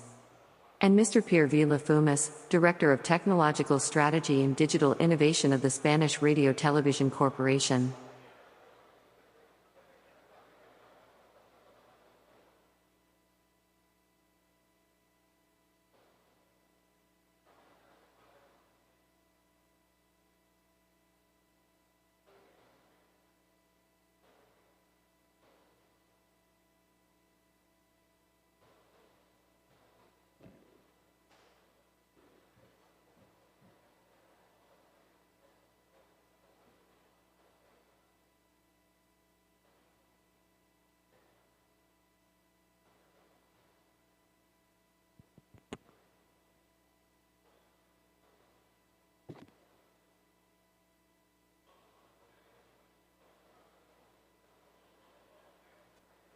Buenos días. Buenos días. Muy bien, parece que necesitábamos despertar un poquito luego de tantas emociones en las participaciones anteriores. Mi nombre es Yarima Sosa, yo soy directora del Centro de Estudios de Futuro de la Fundación Global Democracia y Desarrollo y tengo el gran honor de conducir nuestro primer panel en el día de hoy. Realmente no voy a hablar mucho porque tenemos unos panelistas que nos dejarán mucho material para pensar.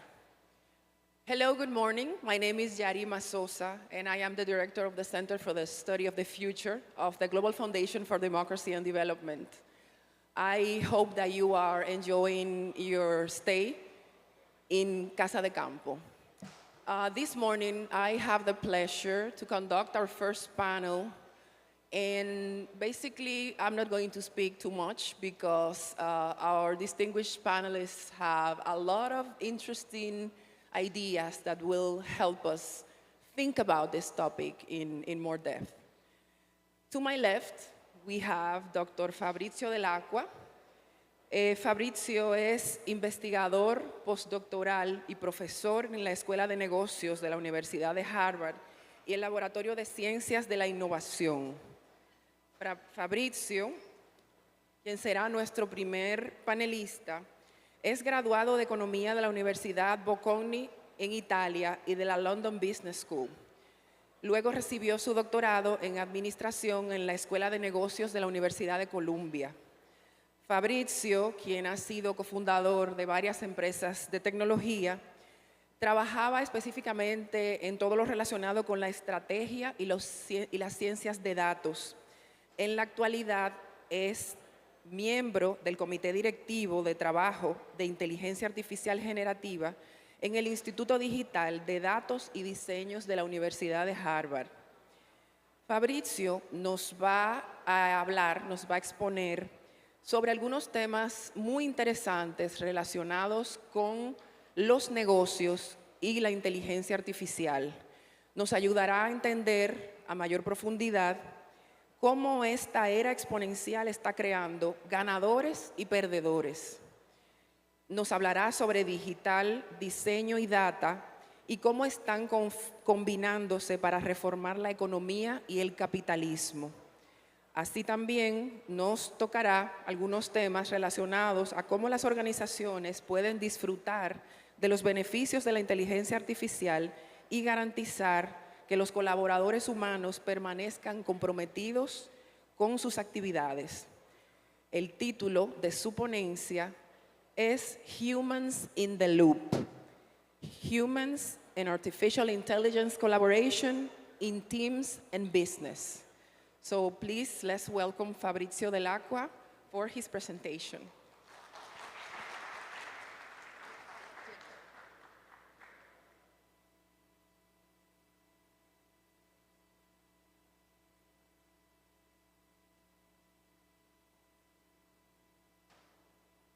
Great.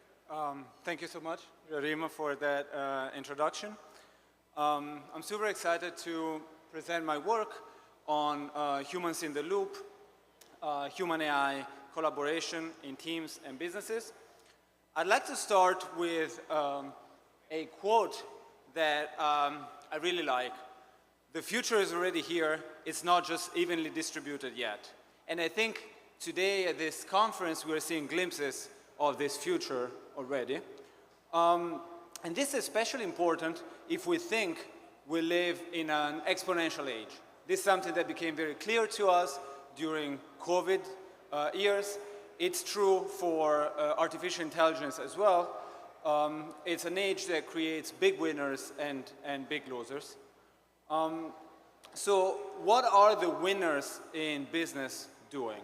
They're doing a few things on some relevant dimensions.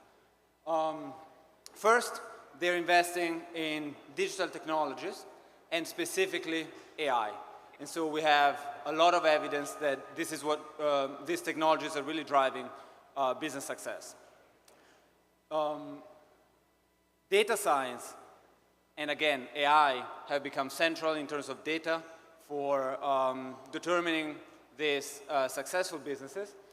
And then we have changes into the design of how businesses operate.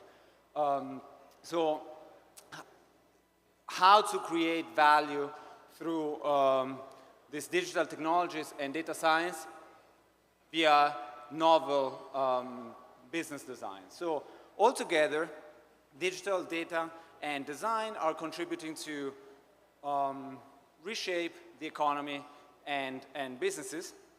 And they're all affected by AI, as I'm sure I don't need to convince this audience.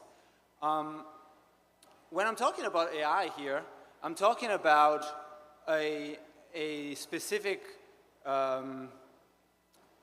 type of AI, what computer scientists would call weak AI. So any activity computers are able to perform that humans once performed. This is a much less futuristic version, if you like. We've seen Sophia this morning. These are simpler algorithms that perform one or a limited set of tasks that humans used to perform. And applying these to businesses. So, you know, this an example that I like. This task is pig counting, and of course there are difficulties for humans in pig counting. This Chinese company, we have 490 million pigs in China, and of course, you know, pigs are similar. They keep moving around, and there is a potential for diseases being passed on to humans. So this task is something that AI can do quite well and just count pigs. However, we're often interested in tasks that we cannot fully delegate to AI. So if we can just give something to AI, these algorithms can perform some tasks and humans do other tasks. In many instances, though, we want to have AI and humans collaborate on the same task or very similar tasks. And this is something I've been working a lot on and have been thinking about. In many cases, introducing algorithms is not enough because we don't take into account the human component. This is a recent example by Zillow, which had big problems last year. They over-relied on their real estate algorithm. And so I want to discuss two projects of mine around this human-AI collaboration in teams and companies. And for the first one, a nice analogy, a nice metaphor that you can think of is that of self-driving cars. So in self-driving cars, AI may perform so well that humans fall asleep at the wheel. However, in those rare instances where human attention would be required, this falling asleep at the wheel can have deadly consequences for everyone involved. So more generally, the idea is that if AI is too good, this may induce human workers to just follow algorithmic advice and not think about it. And ideally, businesses want to keep the benefits of AI, but also to have humans that are engaged and exert effort in their task. So I studied this effect together with an HR company, so working with HR recruiters. This is one of those sectors where we want the assistance of AI, but we also don't want to have humans out of the loop. We want humans in the loop, in the decision process. Many reasons. One is that job candidates actively try to strategize and to get past resume robots. So there's many companies like this offering services to get past AIs, so we want to have human decision makers as well. So working with these recruiters, they received CVs, and they had to evaluate job applications and decide who to invite for job interviews. Some of these recruiters received assistance from algorithms for their job, and some didn't. So this was an experiment. This was all randomized. Interestingly, some recruiters collaborated with a better algorithm, while some recruiters collaborated with a worse algorithm. So among the recruiters that received AI, some work with better AI and some work with worse AI. And what I find is quite interesting. What I find is that HR recruiters with higher quality AI were less accurate in their job application assessments than recruiters with lower quality AI. So the HR recruiters with lower quality actually performed better. And that is because the recruiters that received better quality AI, in a sense, fell asleep at the wheel. They shut off their brain and didn't spend enough time evaluating these resumes. And this happened more with more experienced recruiters. So just to give you a visualization of this, we see that if I gave them perfect predictions, so non-AI, they were performing great, and we need no humans. But when we compare good AI versus bad AI was actually performing better because the humans were exerting more effort. And this was driven by the more experienced recruiters, those on the right. Another study on this, in this study, we created teams in the lab, and we had them play a Super Mario video game. So they had to collaborate. We talked a lot about collaboration between humans and machines this morning already. In this case, they had to collaborate in a video game. So we had teams of 4 humans that played a game, and at some point, one of the humans was left out, and an AI agent intervened. And so we had 3 humans playing with an AI agent. Again, this happened randomly in an experiment. And what we find is quite clear in this graph. So for the first 6 iterations, humans were playing together. And then between 6 and 7, we introduced an automated agent. This automated agent, by itself, beats 98% of the humans. So it's a very good agent. However, we introduced a very good agent in a human team, and the performance starts to go down. So we see this in the blue dots. After we introduce the AI agent, the blue dots start going down. That is performance in this game. And why is it so? Because we observe more failures to coordinate. So humans and machines start to not coordinate so well. They bump one into the other in the game, and they start performing worse. Although individually, the AI agent was actually very good. And then we spoke to the humans, and we asked, okay, what's going on? And there's a few things that we observed. Humans did not trust their AI players when they were playing with them. Even though these AI players, again, are very good, they were not trusted. And also, just like before, humans were exerting less effort when delivering their tasks. And so overall, the combined human-AI performance went down. So just a few takeaways that I wanted to share with you. Businesses integrate AI into mostly human-AI teams. And there's a few things that can go wrong. For example, AI assistance that is too good may lead humans to fall asleep at the wheel and exert no effort. Or humans and AI agent simply may have a very hard time coordinating well. So really, maximizing the performance of AI is not enough to maximize the combined human-AI performance. In talking with a lot of these businesses that make AI projects and then complain about not having results, they often focus on the AI performance in isolation without taking into account the human-AI combined performance. So what happens when we introduce AI in these human-AI teams? And of course, this is something that successful businesses take into account and think about when they're developing and when they're integrating AI tools in their businesses. Thank you.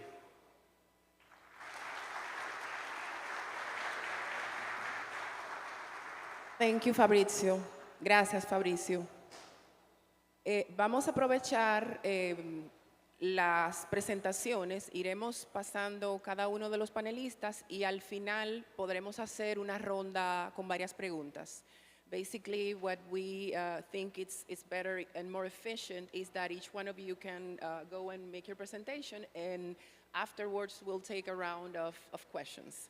So right now, we're going to follow with Dr. Christine Costis. Christine Costis es directora del programa e investigación de Partnership on AI.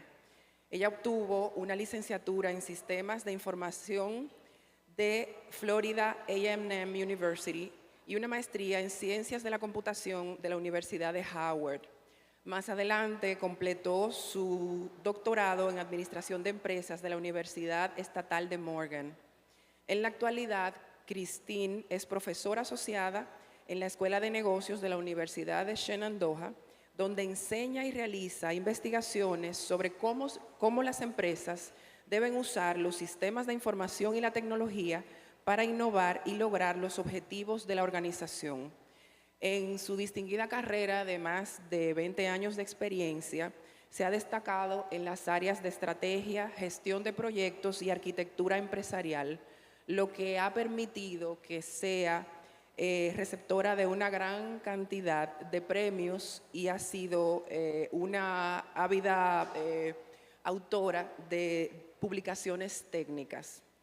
En su presentación, Christine nos va a poner a pensar un poco sobre cómo la República Dominicana está encaminándose en la dirección de la innovación, de la inteligencia artificial y la excelencia digital. También nos hablará sobre los aspectos que merecen atención para lograr el tan importante tema de la inclusividad y la equidad en la tecnología de la inteligencia artificial. Asimismo, nos hablará sobre la innovación en inteligencia artificial inclusiva y sostenible para proteger a los más vulnerables. Su presentación lleva por título Our Future with AI, an Inclusive and Equitable Approach. Dr. Costis, if you can please join us.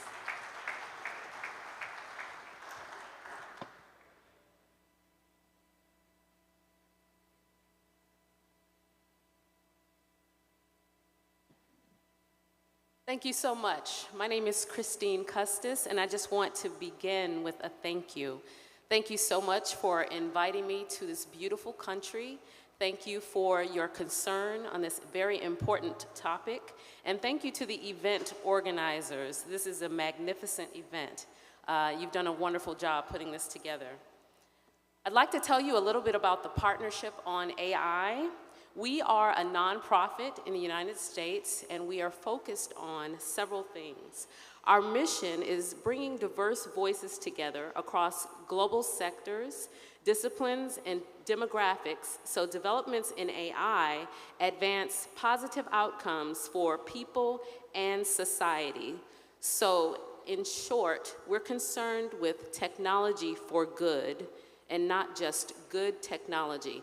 So I'm very excited to talk to you a little bit about what I think you can do as a country as you move toward AI innovation. A little bit more about the Partnership on AI. We have about 104 partners. These are advocacy groups, civil society organizations, research institutions, universities, tech companies, startups, hospitals, and I hope soon, countries. We'd love to partner with you and do this good work with you. My message to you, and this is based on information I've gotten from reports from OECD and from the 527-21 decree. These are reports from articles in newspapers and the reading that I've done about your wonderful organization. My main message to you is that you are already moving in the direction of AI innovation and digital excellence.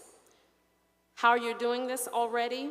Well, from what I understand from the Superintendency of Banks, in 2022, 24% of banks in the country were already using robotic processes, AI, machine learning, cognitive intelligence, all to strengthen fraud detection and cybersecurity capabilities. According to the work that's been done with the United Nations Industrial Development Organization, together with the Global Environmental Facility and the LATAM Bioenergy, which is a Dominican-based renewable energy company, you're already using AI to successfully replace liquefied petroleum and gas with cleaner synthesis gas. You already are thinking about your Digital Agenda 2030, which is a clear and ambitious and comprehensive digital strategy, showing a commitment to digital transformation. You're already thinking with your Office of Information and Communication Technologies about the strategic use of data.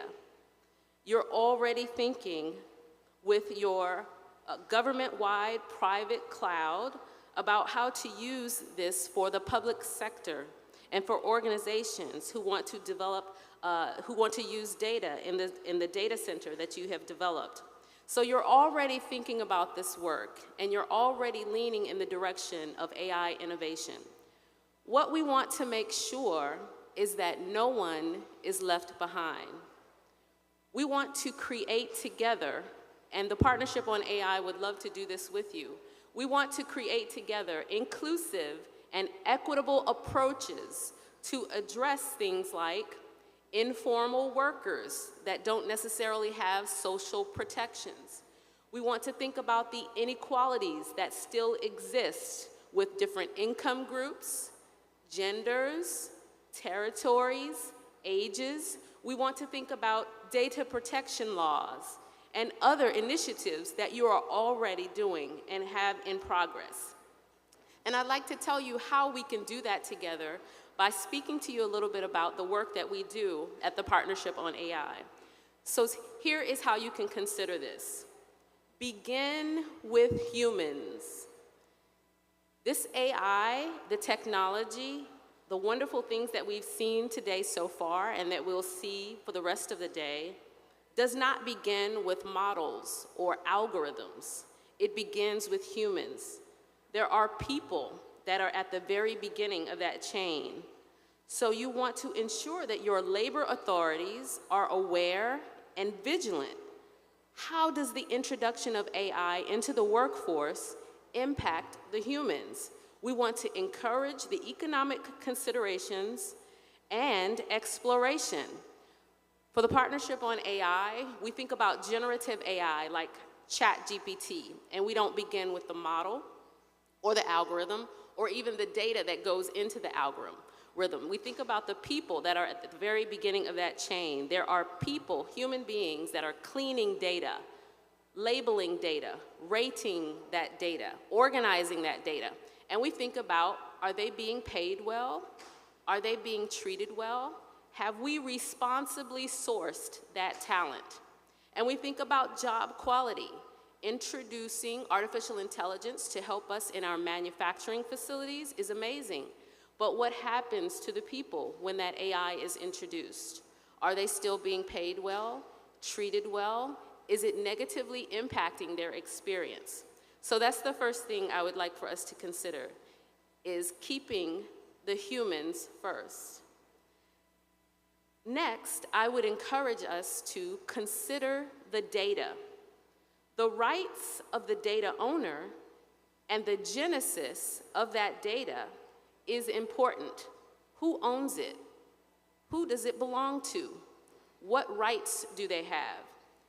Equitable data governance of data sets that are found online and the aggressive pursuit of consent mechanisms will help us to deal with bias and accuracy. We can review and have progress reporting for those who are developing, licensing, using, and affecting those data sets. At the Partnership on AI, we think very deeply about people's data and what it means to use their data in our algorithms, what it means to ask for their consent and give them the opportunity to rescind that consent. We want to encourage you to think together with us about data governance and making that governance equitable. We want you to think with us also about what it means to hide data when people no longer want you to use their data. And this would be a very important consideration for algorithms and models that generate art based on the work of other artists, or algorithms and models that generate text based on the writing of other writers. So we'll consider the data. Next, I would encourage us to secure the models.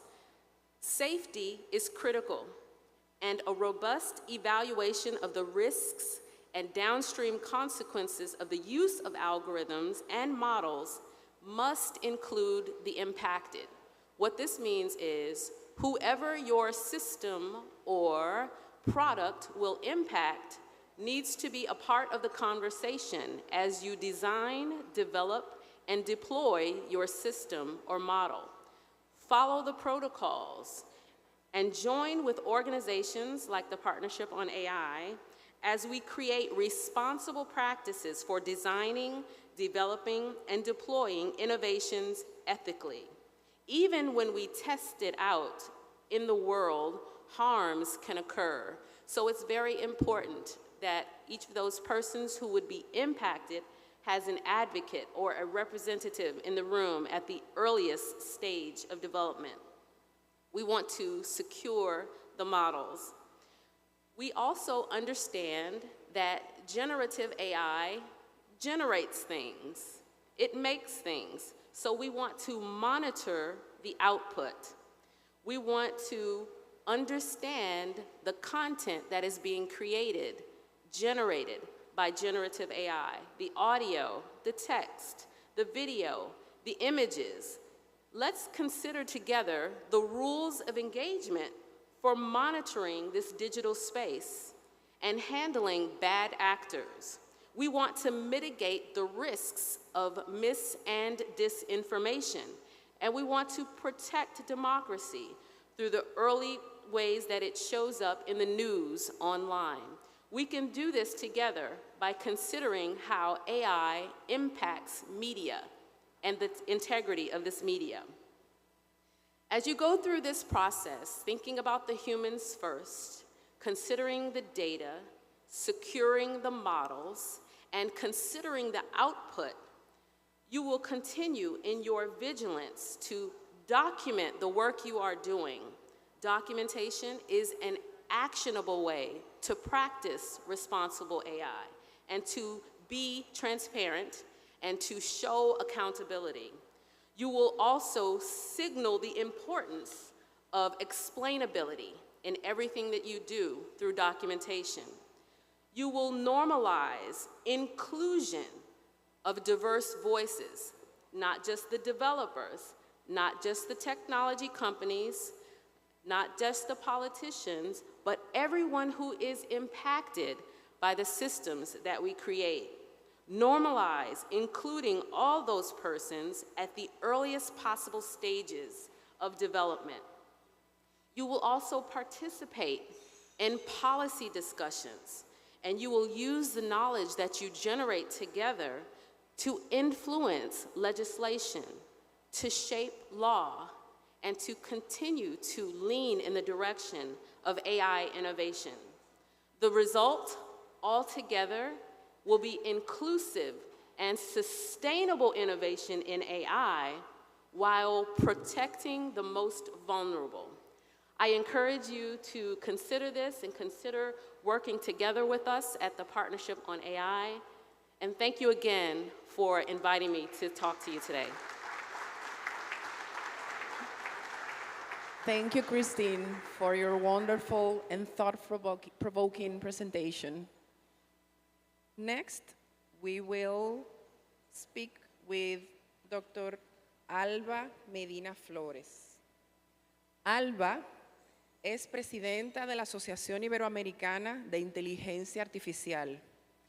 Alba tiene una licenciatura en Administración Financiera por el Instituto Tecnológico y de Estudios Superiores de Monterrey, con una maestría en Ciencias del MIT en Cambridge.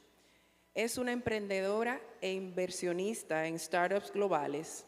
Es cofundadora de Dahlia Empower, que es el primer ecosistema verticalmente integrado para el empoderamiento de las mujeres en América Latina. Ha ocupado puestos diversos en el sector financiero, principalmente en el área de banca de inversión. Ha sido seleccionada en su país natal como una Rising Talent por el Women's Forum for the Economy and Society. Actualmente es reconocida entre las 100 mujeres más poderosas de México por la revista Forbes. Alba nos hablará sobre los retos, riesgos y oportunidades de la inteligencia artificial. Adelante, Alba.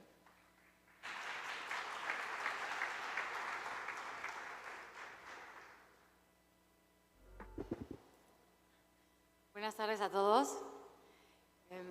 Quisiera darle un agradecimiento especial a don Leonel Fernández por el liderazgo de haber organizado esto y abrir el debate y la conversación sobre un tema que no solamente es importante, sino crucial para la humanidad. Y es por eso que es un imperativo que no podemos soslayar. Pero lo tenemos que hacer con un bisturí y no con un martillo. Así que les pido un fuerte aplauso para don Leonel.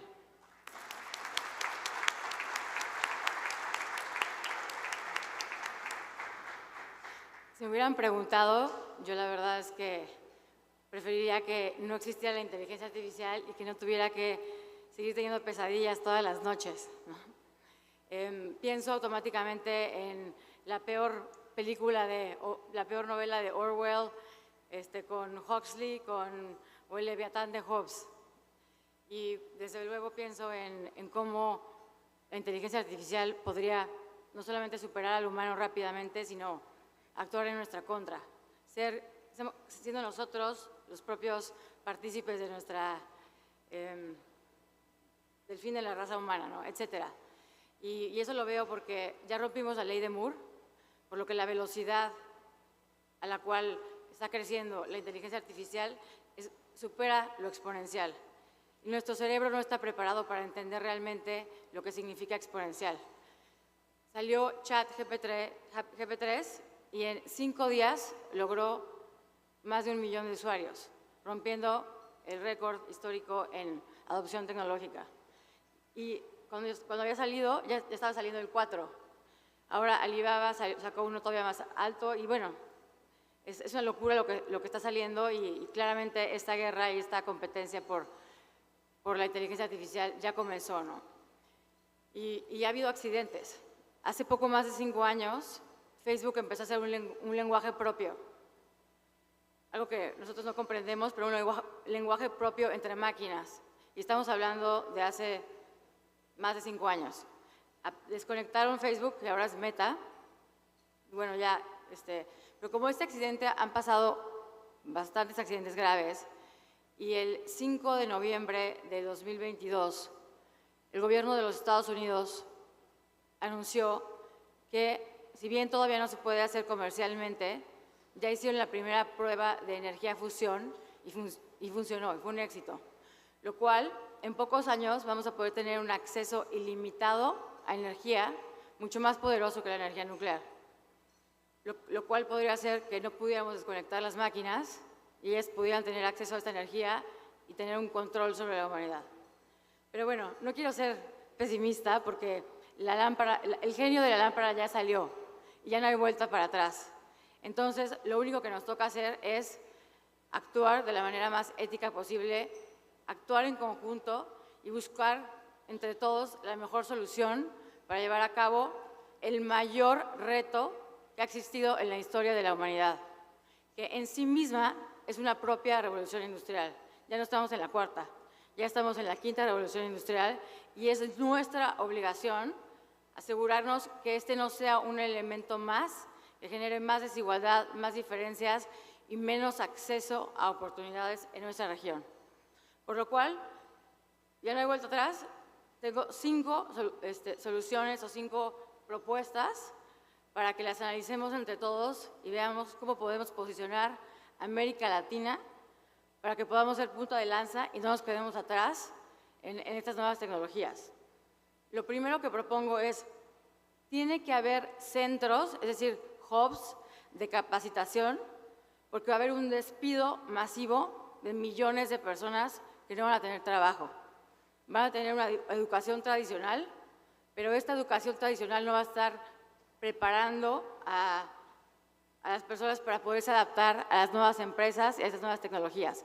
Y aquí tenemos que hacer no solo alianzas público-privadas, sino que también se tienen que involucrar las principales empresas de tecnología del mundo y capacitar a la gente en la región para que puedan adaptarse y puedan reintegrarse al mundo laboral. De lo contrario, se va a generar una ola de pobreza que va a ser terrible para nuestra región.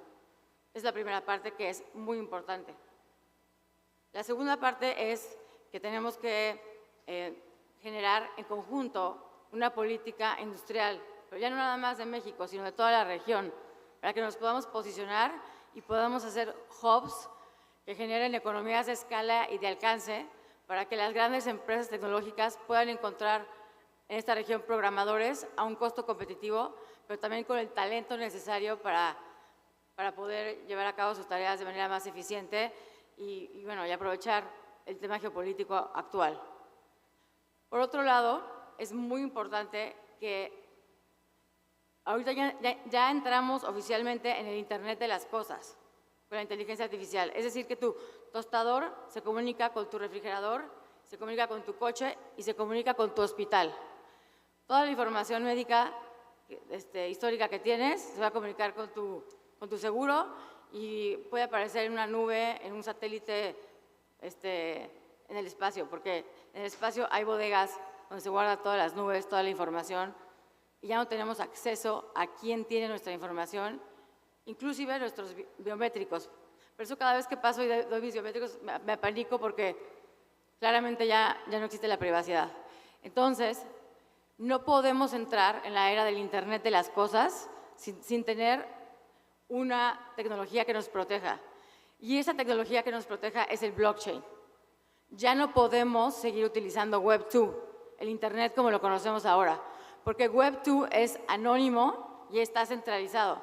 Y eso hace que perdamos toda nuestra privacidad, por ende nuestra libertad, por la cual hemos luchado y se han generado las democracias.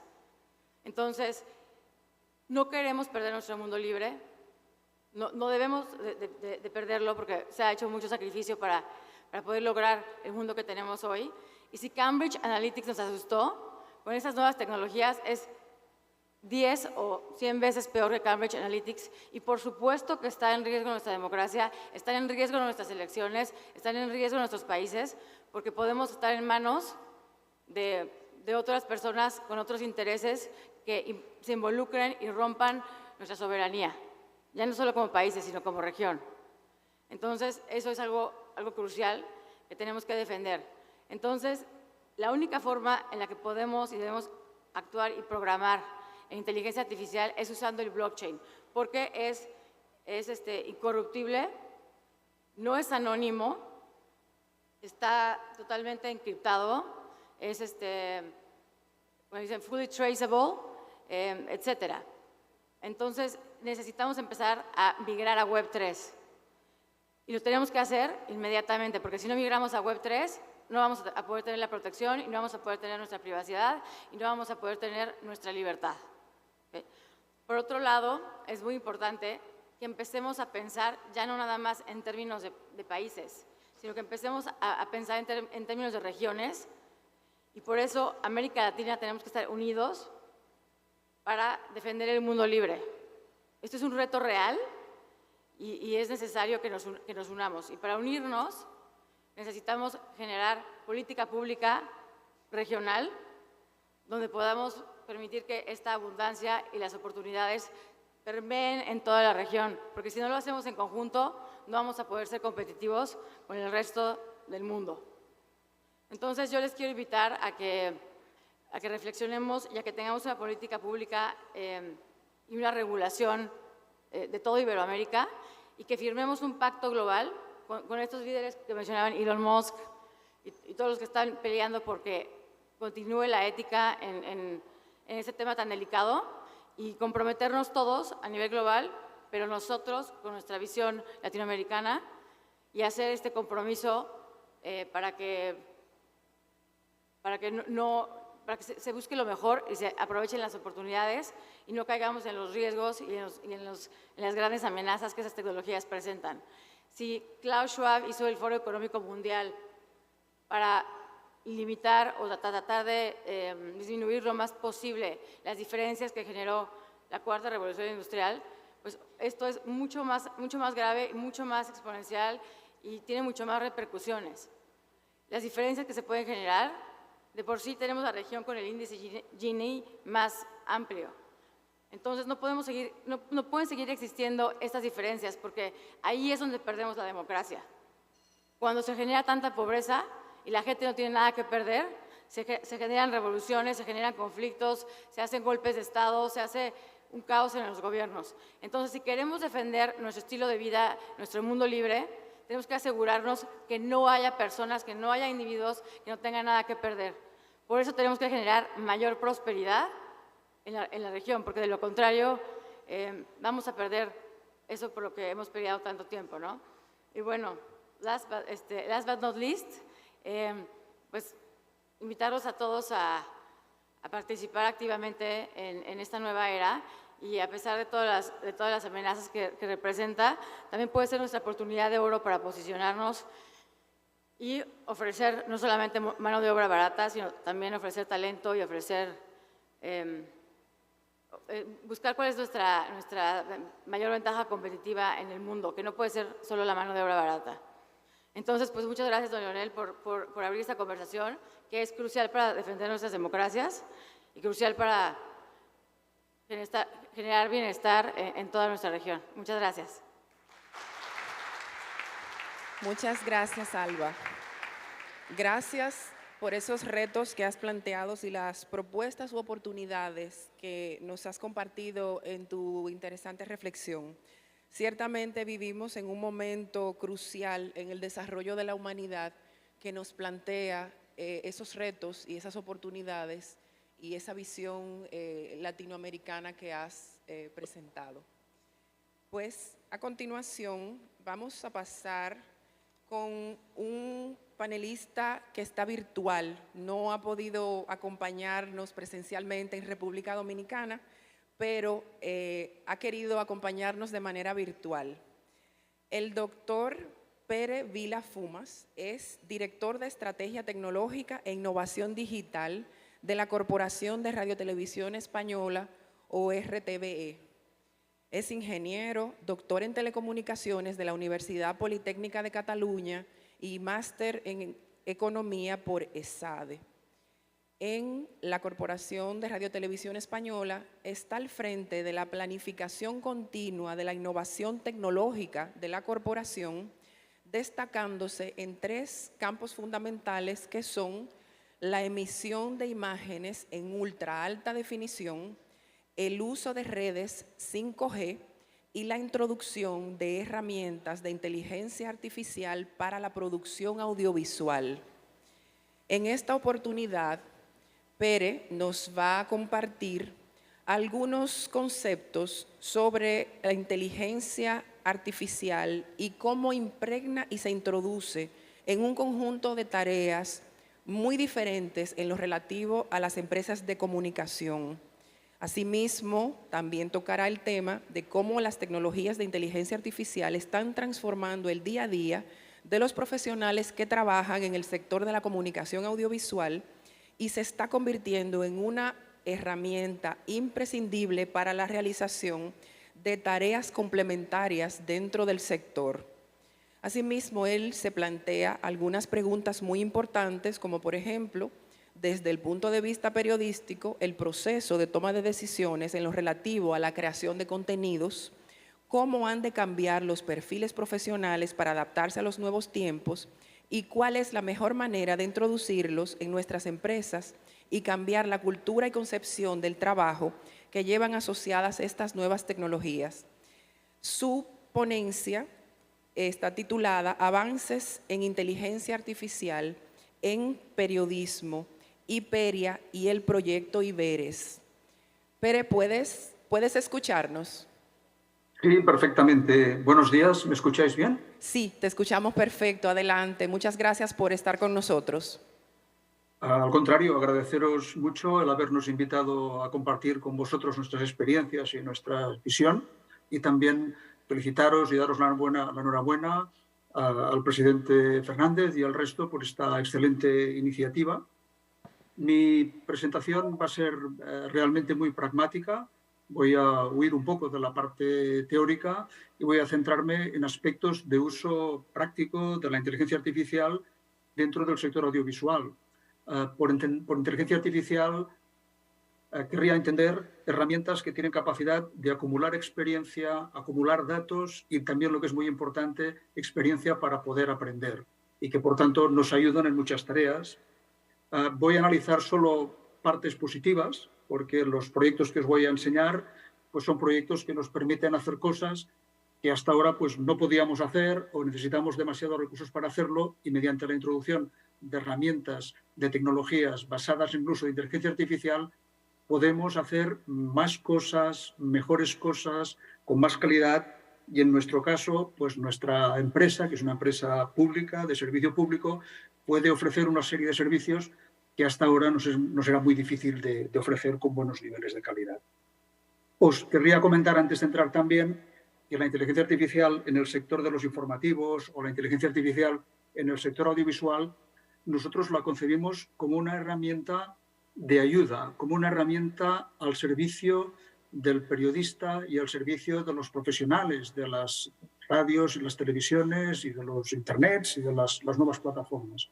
Hasta el punto que ahora estamos en un proyecto con Amazon Web Service para también introducir todavía más la inteligencia artificial dentro de la producción de informativos, y al proyecto le hemos puesto de nombre Junior, en el sentido de que es un junior que trabaja al lado de un senior y que hace de ayudante del senior, ¿no? Por tanto, nuestra visión es una visión muy pragmática de utilización de las tecnologías para bien y, en este caso, para dar servicio público, pero con esta presentación puede dar también una idea de por dónde van a moverse las cosas, y evidentemente entiendo que hay peligros y hay una serie de cosas que tener en cuenta, pero bueno, yo me voy a centrar en esta parte más positiva. Lo que os querría mostrar en primer lugar es de que nosotros estamos haciendo introducción prácticas y reales, no aparte de que podamos estar teorizando o escribir artículos de tipo científico o haciendo vaciados. Lo que os voy a enseñar son cosas que estamos trabajando, que estamos haciendo, algunas con más éxito, otras con menos éxito, otras esperando, pero bueno, que están operando todas. Normalmente estamos trabajando en 3 campos, que es el análisis de contenidos, la creación de contenidos y los complementos operativos, ¿vale? Tenemos un modelo de trabajo que implica mucha colaboración con universidades y startups. Es muy difícil para un medio público poder tener investigadores o personas punteras en los ámbitos de estas tecnologías. Antes lo habéis comentado, las escuelas todavía no están formando profesionales y estos profesionales están en las universidades.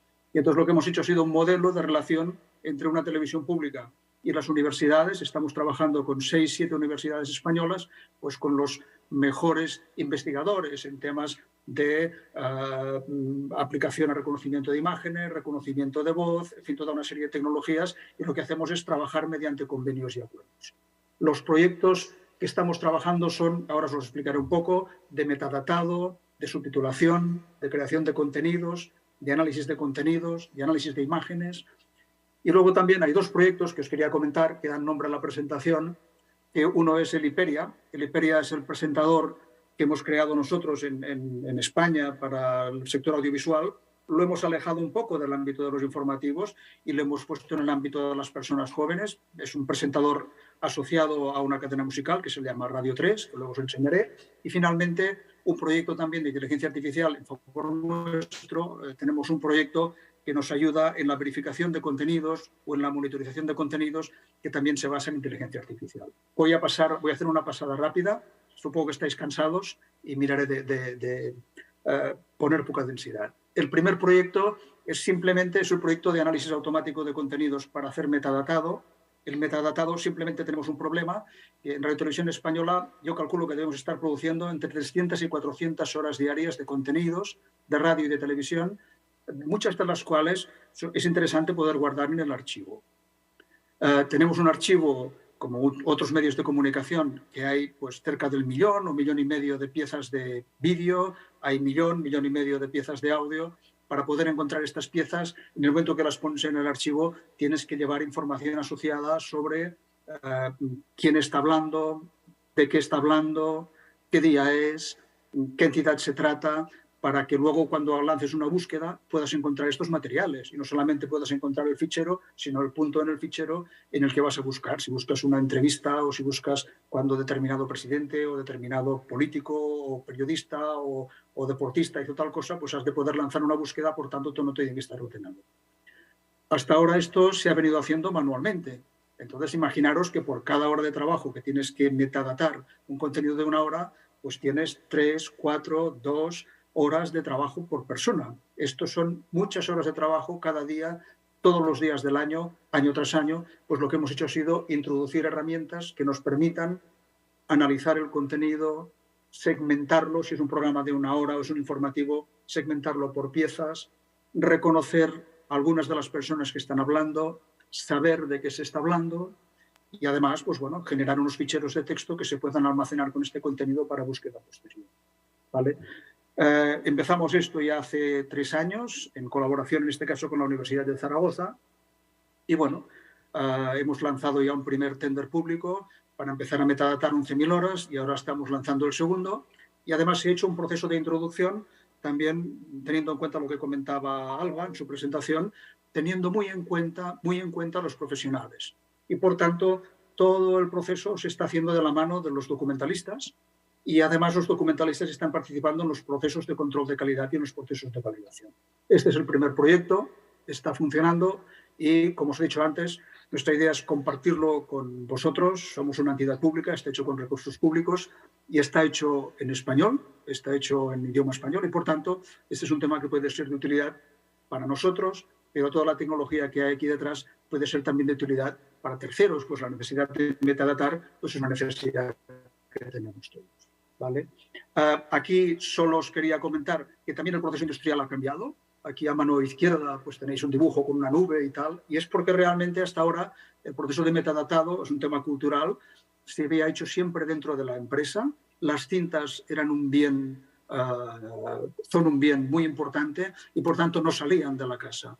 Tal como están las cosas ahora, que aparecen tecnologías nuevas casi cada mes, pues lo que estamos haciendo es variar esta filosofía de trabajo. Los contenidos se almacenan dentro de la televisión española, pero salen para ser metadatados, sale una copia, un fichero a través de red y vuelve metadatado y se hace un control de calidad a la vuelta. Simplemente comentaros pues, que diarizamos, puntualizamos, segmentamos por hablantes, reconocemos las entidades, buscamos las palabras clave, clasificamos el audio, miramos de reconocer caras, miramos de reconocer identidades, de leer los textos, las marcas, los logos. Y claro, este es un proceso, es lo que os decía antes, es un proceso acumulativo, es un proceso de aprendizaje. Por tanto, lo que vamos haciendo un año es aprovechable el año siguiente y es mejor, y es mejor. Entonces, claro, yo pienso que en un periodo de 4 o 5 años o 10 años será una cosa perfectamente normalizada y lo que los documentalistas lo que se podrán pues, dedicar a tareas de mayor nivel, de mayor reflexión y de mayor clasificación que no le estar mirando hora detrás de hora este tipo de programas. El segundo uso que hemos hecho es un uso para hacer la subtitulación automática de los contenidos de Radio y Televisión Española. En este caso, Radio y Televisión Española, pues por la estructura política, social y de organización de nuestro país, nosotros tenemos 17 centros territoriales repartidos en las comunidades autónomas españolas que hacen programas cada día de radio y de televisión, hacen programas informativos. Además, hay algunos de ellos que se hacen en más de una lengua oficial. Sabéis que tenemos el gallego, valenciano, catalán, euskera, balear. Entonces, bueno, lo que queríamos era poder subtitular estos programas cada día. Y lo que hicimos fue también desde hace 2 o 3 años buscar modelos que nos permitieran, a partir de los textos y, si podemos, más adelante, a partir de las imágenes, hacer un subtitulado, pero hacer un subtitulado que sea uno específico para cada centro territorial. Andalucía no habla exactamente igual que en Galicia y no se habla exactamente igual que en Baleares. En Galicia se utiliza el gallego y el castellano simultáneamente. En Galicia hay nombres de políticos, nombres de poblaciones, nombres de ríos que son diferentes de los que son en Andalucía. Por tanto, lo que estamos haciendo es ir implementando un sistema de subtitulado que sea ágil, que tarde 3-4 segundos entre que sale la palabra y sale el texto, y que además esté adaptado a cada comunidad autónoma y que además vaya acumulando conocimiento con el tiempo, ¿vale? Esto también lleva, pues ya llevamos 2-3 años con este tema. Con el subtitulado en español nos va bien, ya está francamente en producción. Con los subtitulados bilingües, que es el caso pues de Galicia, de Valencia, de Baleares, de Cataluña o del País Vasco, pues bueno, tenemos problemas, porque no solamente hay que pasar de voz a texto y analizar el texto y publicarlo, sino que además tienes que identificar en qué idioma está hablando la persona que están entrevistando en un informativo. Puede ser que la pregunta sea en castellano y la respuesta sea en gallego, o no. Entonces, claro, ahí lo que el castellano y el gallego tampoco tienen muchas cosas que son comunes y, por tanto, tenemos problemas todavía en la identificación. Pero bueno, el tiempo corre a nuestro favor. Lo que tenemos ahora es mejor que hace 2 años y lo que tendremos dentro de 2 años será mejor que lo tenemos ahora. Y, por ejemplo, en el caso del gallego, que no nos iba especialmente bien, nos llamó hace 1 año y pico una asociación de personas que tienen problemas para oír bien, que por tanto tienen necesidad de los subtítulos, y cuando nos llamaron yo pensaba, bueno, estos nos van a poner ahora, nos van a poner a caldo, nos van a decir que lo hacemos muy mal. Y estaban francamente agradecidos, con lo cual, siendo conscientes que el bilingüe pues teníamos problemas, pues nos hemos animado a seguir y continuamos trabajando con ellos.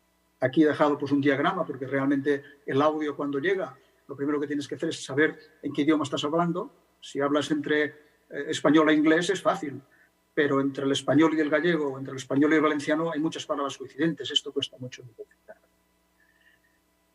El tercer proyecto que os quería comentar es que hemos empezado todo el tema de creación automática de contenidos, ¿eh? No solamente redacción de texto, sino intentar redactar texto, incluir imágenes, crear gráficos para producir contenidos de manera automática, que ahí el perfil es un poco diferente de lo que estáis comentando. No se trata de suplantar a nadie, sino se trata de dar un servicio que hasta ahora no podemos dar. Evidentemente, para los partidos de fútbol y más pues, los partidos españoles, de los equipos del Real Madrid o del Barça, estos que son tan conocidos, realmente va a haber un periodista o 2 o 3 destinados puestos allí. Pero a lo mejor hay equipos de fútbol masculinos o femeninos de las ligas regionales o de segunda, de los que nosotros no escribimos porque no tenemos recursos suficientes para escribirlos. Y realmente el mundo deslocalizado, rural, debería ser tan importante o es tan importante como el mundo urbano. Por tanto, poder dar estos servicios pues, se percibe como positivo. Por tanto, aquí utilizamos la tecnología de inteligencia artificial no tanto para sustituir al periodista y crear una crisis sobre qué va a pasar, sino decir, oye, es un ayudante que tiene el periodista, que es un ayudante aventajado, que le prepara estas materias siempre con la supervisión y de la mano de un periodista. Lanzamos un modelo ya pues, hace 2 años para los partidos de segunda división y ahora quería comentaros también que en España va a haber elecciones municipales este mes de mayo, el 20 y tantos de mayo, ¿sí? Entonces, claro, en las elecciones municipales España tiene 4.500 pueblos o 4.500 poblaciones que están por debajo de los 1.000 habitantes. Entonces, producir un contenido audiovisual de calidad para una población de 100 habitantes, para una televisión pública, es prácticamente imposible, porque En España, si se cierran los colegios electorales a las 8, pues a las 8:30 ya se dan noticias sobre resultados con índices de participación del 5, del 10, del 15%, y a las 12 de la noche igual ya se tiene unos resultados prácticamente cerrados, con el 95% o el 93% escrutado. Entonces, claro, si tienes que producir 4.500 boletines en un periodo de media hora, pues es francamente imposible. Pues ahí es donde hemos metido también inteligencia artificial, pero inteligencia artificial para redactar texto, para crear gráficos, para crear columnas, de manera que una población de 100, 150, 500, 1.000 habitantes pueda tener un servicio de radiotelevisión española digno, que le guste y además accesible, ¿eh? Porque hemos hecho una versión para Internet, para web, para plataformas, y hemos hecho también una inversión, estamos haciendo también una prueba para lo que sería asistentes virtuales, en este caso para Alexa. Os lo comento aquí porque es una prueba de concepto para Radio Televisión Española. Realmente lo que vamos a hacer es probarlo, no lo vamos a dar como bueno al 100%, pero sí vamos a hacer los contenidos para estas 4.500 poblaciones.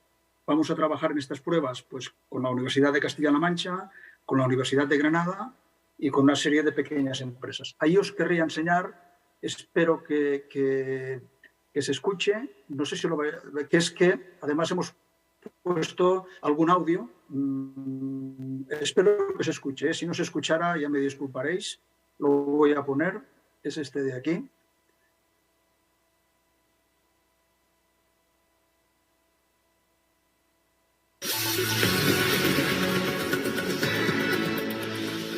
Clara victoria del Partido Popular en Madarcos. Con el escrutinio finalizado, el Partido Popular gana las elecciones. Vale, no sé si lo habéis podido escuchar. O sea, lo que hemos creado ha sido no solamente el audio y el vídeo, sino que hemos creado también una voz, que en este caso hemos sintetizado voces a partir de dos compañeros, de dos profesionales de Radio Televisión Española, que nos han dejado su voz para hacer las pruebas. Seguramente el audio final que utilizaremos no será este, porque utilizaremos una voz neutra para no configurar o para no dejar como si fueran presentadores de Radio Televisión Española, dar más esta prueba de concepto, pero van a poder tener un servicio de verdad que no se distingue entre la voz original, ¿eh? Van a poder tener un servicio plenamente consciente, como si pudiéramos estar trabajando este tema. Otro ámbito en el que hemos trabajado todo el tema de la inteligencia artificial es en el ámbito del análisis de los contenidos. Nosotros emitimos cada día pues, muchos informativos, hay 5 canales de televisión, hay 5 canales de radio. Entonces, nosotros tenemos que dar cuentas públicas de una serie de cosas sobre nuestros contenidos. Tenemos que redactar informes sobre nuestros contenidos y, en concreto, pues ahora estamos supervisando los minutos y el impacto que están teniendo algunos de nuestros programas en los objetivos de desarrollo sostenible. Entonces, pues bueno, hacer esto representa que hay unas personas que tienen que estar analizando estos programas, tienen que dedicar unas horas a mirarlo, tienen que dedicar unas horas a analizarlo, y lo que decidimos fue utilizar también tecnologías de inteligencia artificial, de procesado del lenguaje natural, de reconocimiento de voces, y entonces lo que hacemos es, hay un conjunto de programas informativos que se pasan por un proceso y este proceso cuantifica cuántos minutos hemos dedicado a hablar de objetivos de desarrollo sostenible, pero no en general, sino del 1, del 2, del 3, del 5. Hicimos una primera prueba, lo que os decía antes, con universidades, en este caso con la Universidad Carlos III de Madrid, con 2 objetivos de desarrollo sostenible, y hemos continuado. Y de hecho hemos presentado pues, este proyecto en la UER, lo hemos presentado y podemos hacer un rapport prácticamente semanal o mensual del cumplimiento de objetivos de desarrollo sostenible o de la cobertura que damos a los objetivos de desarrollo sostenible. Estos datos de minutos también los cuadramos automáticamente con los datos de audiencia y podemos dar al supervisor de Radio Televisión Española, medidas del impacto real de estos programas.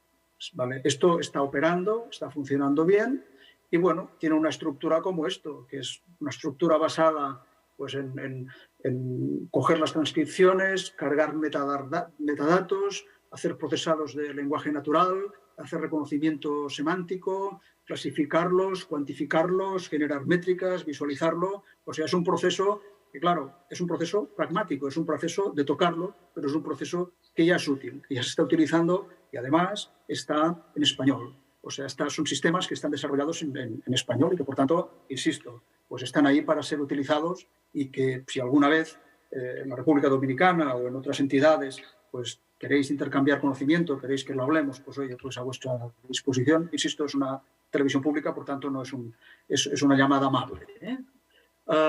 Otro tema que también estamos haciendo es para analizar los contenidos de imagen de manera automática.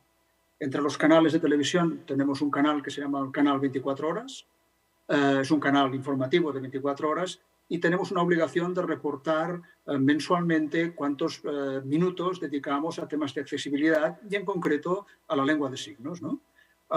Pues bueno, pues aquí, claro, la lengua de signos que se emite a un canal, como el canal 24 horas, realmente no sigue nadie el número de horas que se emiten porque puede ser que en algunos casos sea la misma Radio Televisión Española la que está contratando este servicio, pero hay otros casos en que puede venir unos contenidos del Parlamento o puede haber unos contenidos del Senado o del Congreso o unas repeticiones y realmente, o sea, tener una persona contando los minutos que tenemos cada mes de lengua de signos en el canal 24 horas, pues es un desperdicio para la persona y para todos. Pues ahí también lanzamos un sistema que cada minuto toma un frame, analiza este frame y cada 10 segundos, mira las caras, mira si es la cara del presentador, mira si una lengua de signos, acumula todo el mes y cada mes saca el report de los minutos que tenemos dedicado a lengua de signos. O sea, realmente el análisis de contenidos para ODS, el análisis de contenidos para lengua de signos, el metadatado, lo que te va poniendo es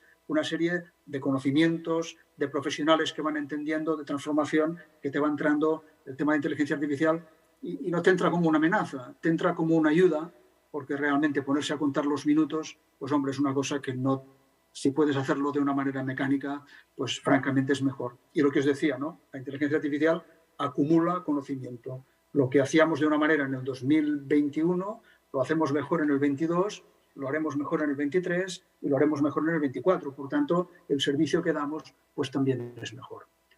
A nivel de comentario, esto ya es más novedoso. Cuando salió todo el tema del chat GPT y el Stable Diffusion, más todos los softwares de edición, lo que decidimos fue, aparte de poder hacer una reflexión filosófica sobre esto, fue utilizarlo, ¿no? Y hicimos un trato con el guionista de una emisora de radio que se llama Radio 3, es una radio musical para gente joven en Radio Televisión Española, para España, pues con el guionista, con el director de la cadena, con el realizador, decir, oye, ¿por qué no creamos un avatar? Por tanto, para crear el avatar utilicemos el Stable Diffusion, una de estas de inteligencia artificial. Podría haber sido otra, podría haber sido el Dalí o podría haber sido el Midjourney o cualquier otra, ¿no? Pero bueno, decidimos coger Stable Diffusion y crear un personaje a partir de una descripción que daría el director de la cadena y creó este personaje que se llama Hyperia. Y el acuerdo que hemos hecho con el guionista no es que el chat GPT sustituya al guionista, sino que el guionista utilice el chat GPT para crear los guiones, ¿no? Por tanto, y además, bueno, se ha comprometido también con nosotros a escribir un artículo de divulgación dentro de unos meses para hacer un poco de balance de resultados. Y lo que hemos hecho, le hemos creado un programa pequeño de radio y cada semana pues lo tenemos unos minutos en antena. Y realmente esto permite que a un colectivo como una radio-televisión pública pues poder tener una serie de profesionales que puedan estar tocando temas de inteligencia artificial de última generación, porque el chat GPT, pues bueno, ya lo sabéis, hace unos meses no existía y por tanto lo estamos poniendo y estas personas pueden mirar de utilizar lo que tiene de bueno este tema, ¿no? Por tanto, hacer el cambio cultural dentro de la casa, ser referentes y poder crecer profesionalmente. Otro tema que os quería comentar, y con esto ya cierro, es que también estamos utilizando inteligencia artificial para verificar contenidos, ¿no?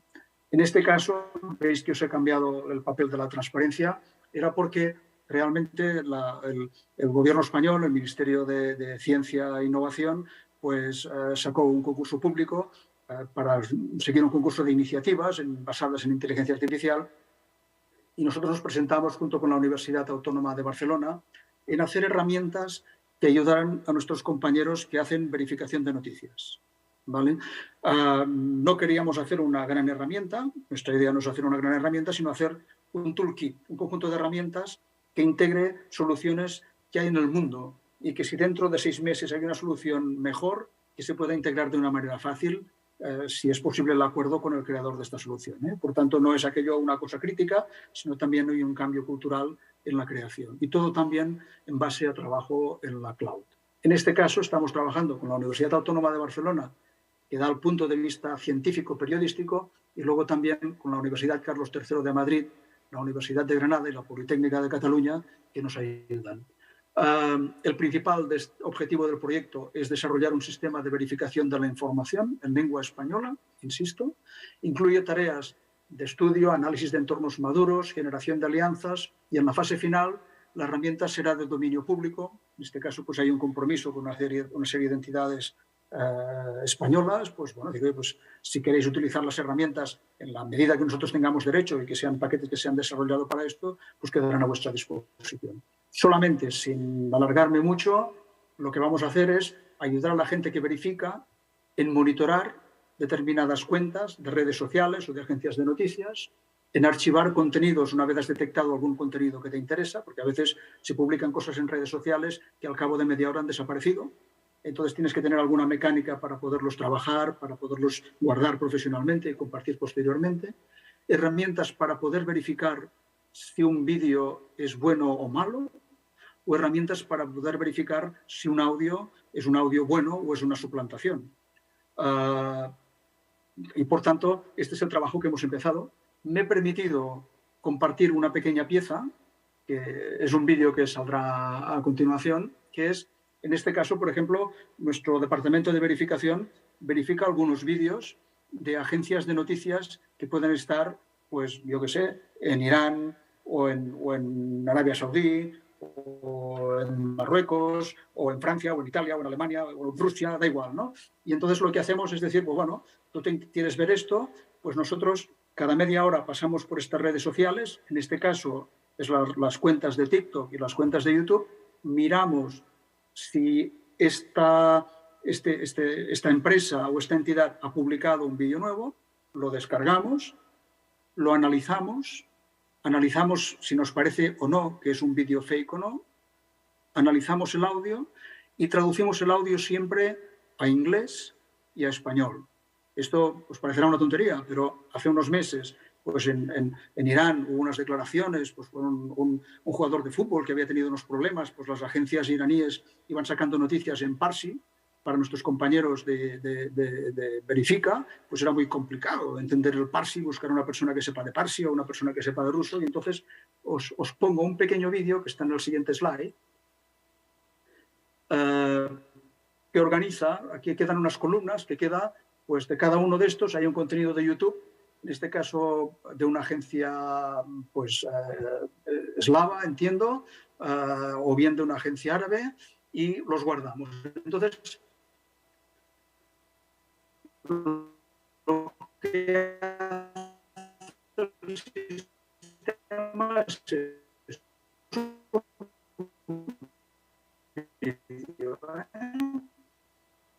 lo que hace es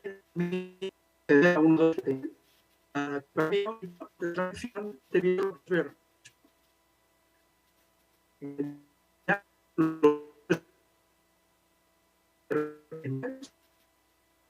o puedes descargarte también el original, ¿vale? Tu subtítulo de carrera de televisión española y además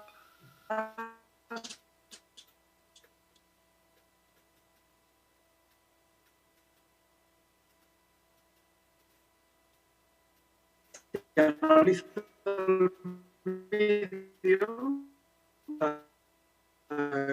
con dos tecnologías. Una es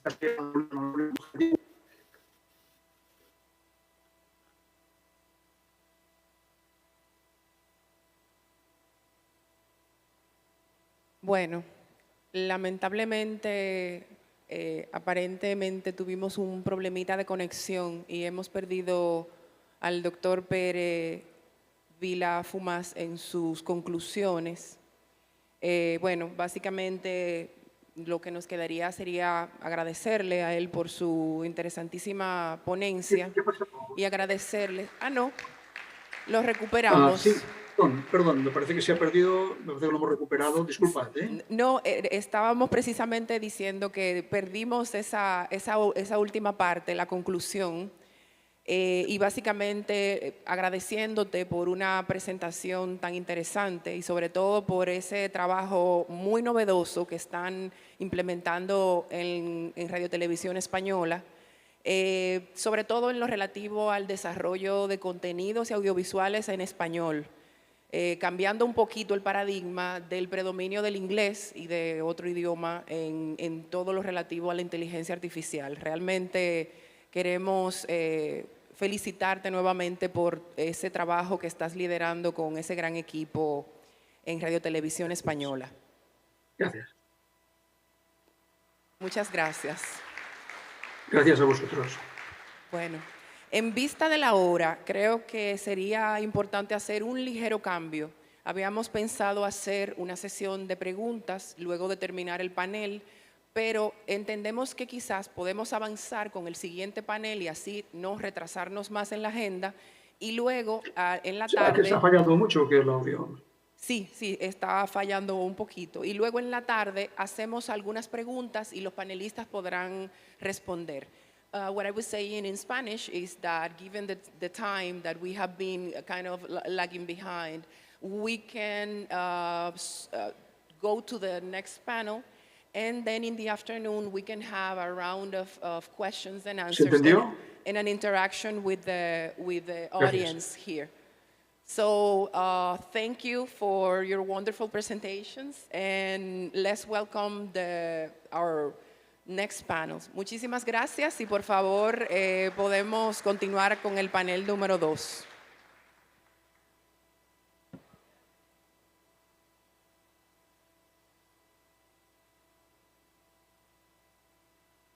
Now let's get to the stage our moderator, Mr. Eddie Martinez, Executive President of the Santo Domingo Cyber Park.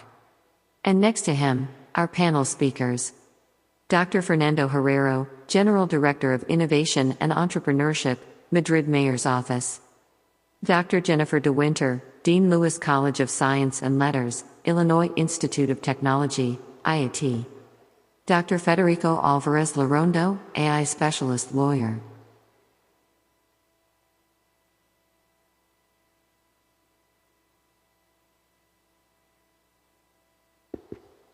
Muy buenas tardes a todos.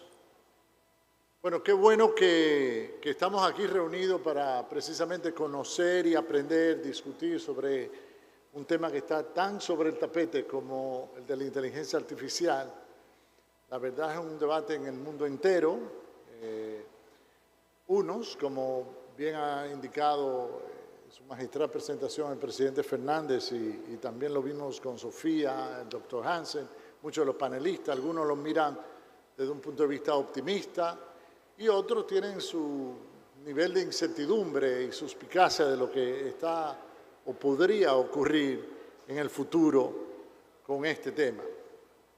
Pero todo el que ha interactuado con algunas de estas herramientas, como ChatGPT y algunas de ellas, se da cuenta inmediatamente que esto va a tener un alto impacto, y de hecho ya lo está teniendo, y que va a producir cambios y transformaciones, sobre todo en el mercado laboral, en las transacciones, en la productividad de las personas y en la vida cotidiana de la gente. Y algunos nos vamos a ver amenazados por cosas que ocurren, y otros lo vamos a ver y asumir y aprovechar. Pero solo a modo de ejemplo, les cuento que hace un par de días yo estaba trabajando con un director musical para precisamente un audiovisual en el que estábamos trabajando. Don Pere Vila hacía algunas menciones de piezas audiovisuales y bajamos un par de aplicaciones, Mover y Amper Music, que ya están disponibles, están basadas precisamente en esos formatos grandes, neurales, como se dice, y en cuestión de minutos, ese director musical yo, mi hijo de 9 años, sacamos una composición musical original que sirvió de base para lo que podría ser el soundtrack, la banda sonora del audiovisual de largometraje que estamos trabajando. Bajamos otro, luego con otro grupo, trabajamos con otras aplicaciones como Speechlo, por ejemplo, y vocalizamos los personajes, los caracteres animados de esa misma producción. Es decir, lo que pudiera tomar muchos meses y un presupuesto muchísimo mayor, lo hemos hecho en casi un instante, utilizando precisamente estas herramientas que ya están disponibles. Yo solamente me puedo imaginar lo que eso va a significar, y lo vi en la cara precisamente del director musical cuando se enfrentaba a este nuevo mundo que lo pudo ver de manera muy directa. Bueno, y a propósito de cosas que estamos haciendo, y antes de introducir al panel propiamente, pero sí me gustaría decir acá que nosotros en el Parque Cibernético ya estamos haciendo también, dando nuestros primeros pasos. Bueno decir que en el ITLA ya hemos comenzado un programa de tecnólogo de formación de 2 años en inteligencia artificial, que se añade a todas las otras carreras que ya tenemos. Pero ya estamos formando jóvenes en materia de inteligencia artificial. En adición a eso, estamos, por ejemplo, con uno de los grupos de egresados ya, trabajando en una empresa para desarrollo de algoritmos propios, sobre todo para ayudar a las pymes de República Dominicana. Por el otro lado, con una empresa Digital Microscopy, microscopía digital dominicana, estamos haciendo el proceso para convertir pruebas de biopsias en tejidos, ¿verdad?, que se hacen en pacientes, convertirlas en imágenes digitales y con los algoritmos que desarrollamos, que pudiera también con nuestros aliados, estamos desarrollando, identificar cánceres de una manera mucho mayor, con mayor efectividad que lo que hacen los patólogos con su microscopio. Y de hecho, si uno se pone a ver, el futuro sería una patología sin microscopio. Ese es el futuro. Bueno, en nuestro Centro de Innovación de Drones, también con nuestro incipiente observatorio astronómico, estamos trabajando en un proyecto de inteligencia artificial para la vigilancia y supervisión de parques nacionales, combinando el análisis de datos digitales, ¿verdad?, y también de drones, y esos datos que nos provienen, por ejemplo, de la Agencia Espacial Europea para la gestión de riesgos, identificación de incendios en los parques, problemas de irrigación, problemas de agua, invasiones de terrenos, etcétera, que puedan ser identificadas, podamos ser alertados de manera automática y proceder a la acción inmediatamente. Y eso lo estamos desarrollando con talento netamente propio en nuestro ecosistema. Y de hecho, a mí me gustaría aprovechar, yo no sé si los jóvenes Génesis y Emanuel están por acá, pero ellos ganaron un premio, el premio Copérnico, utilizando, mejor dicho, un ideatón. Ellos ofrecieron la idea y con aliados internacionales, incluyendo la Agencia Internacional, la Agencia Espacial Europea, pues estos jóvenes dominicanos que están desarrollando también con inteligencia artificial están aquí con nosotros. Y yo creo que ya empezamos a demostrar que el talento dominicano es capaz de desarrollar ideas, proyectos y empresas de futuro. Bueno, y eso a modo de preámbulo para este interesantísimo panel que me toca moderar en el día de hoy y en el cual participan personalidades realmente impresionantes con su currículo. Pero yo le he pedido en torno a ahorrar un poco de tiempo que cada uno haga una autopresentación breve, sobre todo qué hacen y por qué hacen lo que hacen. por qué están haciendo a eso que ustedes se dedican, ¿no? Pero realmente yo creo que todos y cada uno nos vamos a complacer de lo que nuestros panelistas nos van a decir. Vamos a comenzar con la presentación de este caso, Fernando Herrero, ¿verdad? Don Fernando, que es el director general de Innovación y Emprendimiento de la Alcaldía de Madrid, que nos va a tratar el tema de riesgos y oportunidades de la inteligencia artificial para regiones y ciudades. Entonces vamos a darle una fuerte bienvenida a don Fernando Herrero.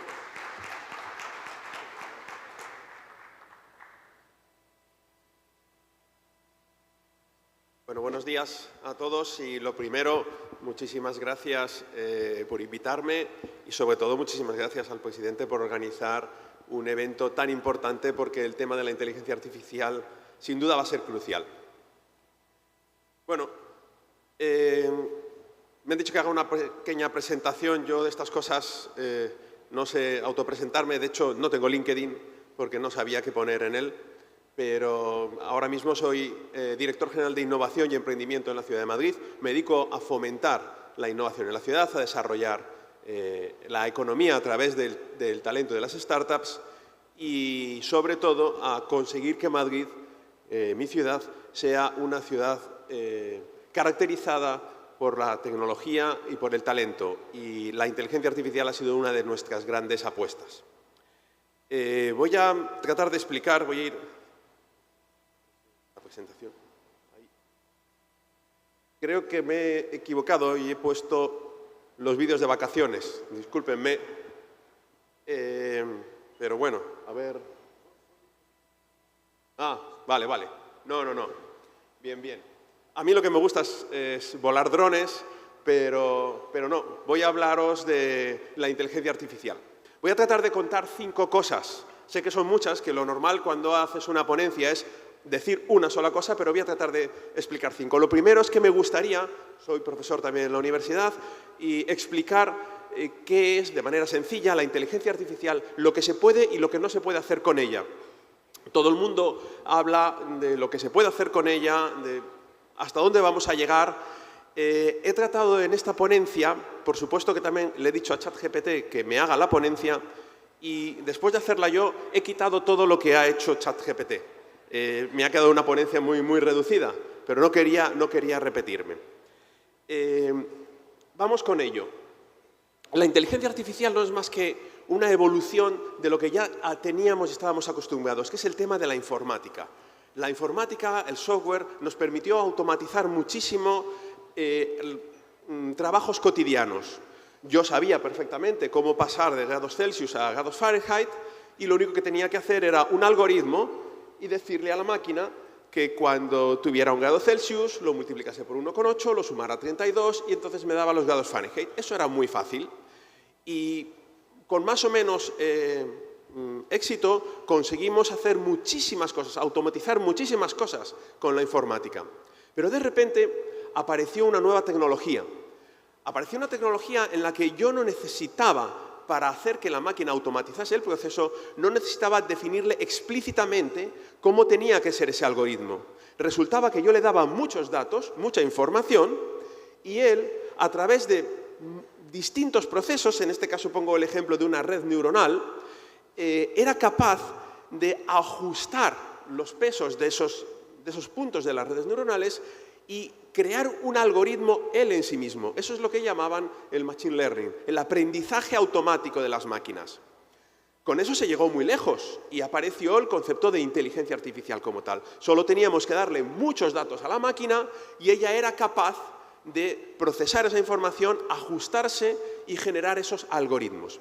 Ahí empezaba a haber temas muy delicados, sobre todo luego para aspectos jurídicos y de regulación, porque ya no estaba tan determinado el proceso, ya no se tenía perfectamente claro qué era lo que iba a salir de resultado, pero la cosa funcionaba.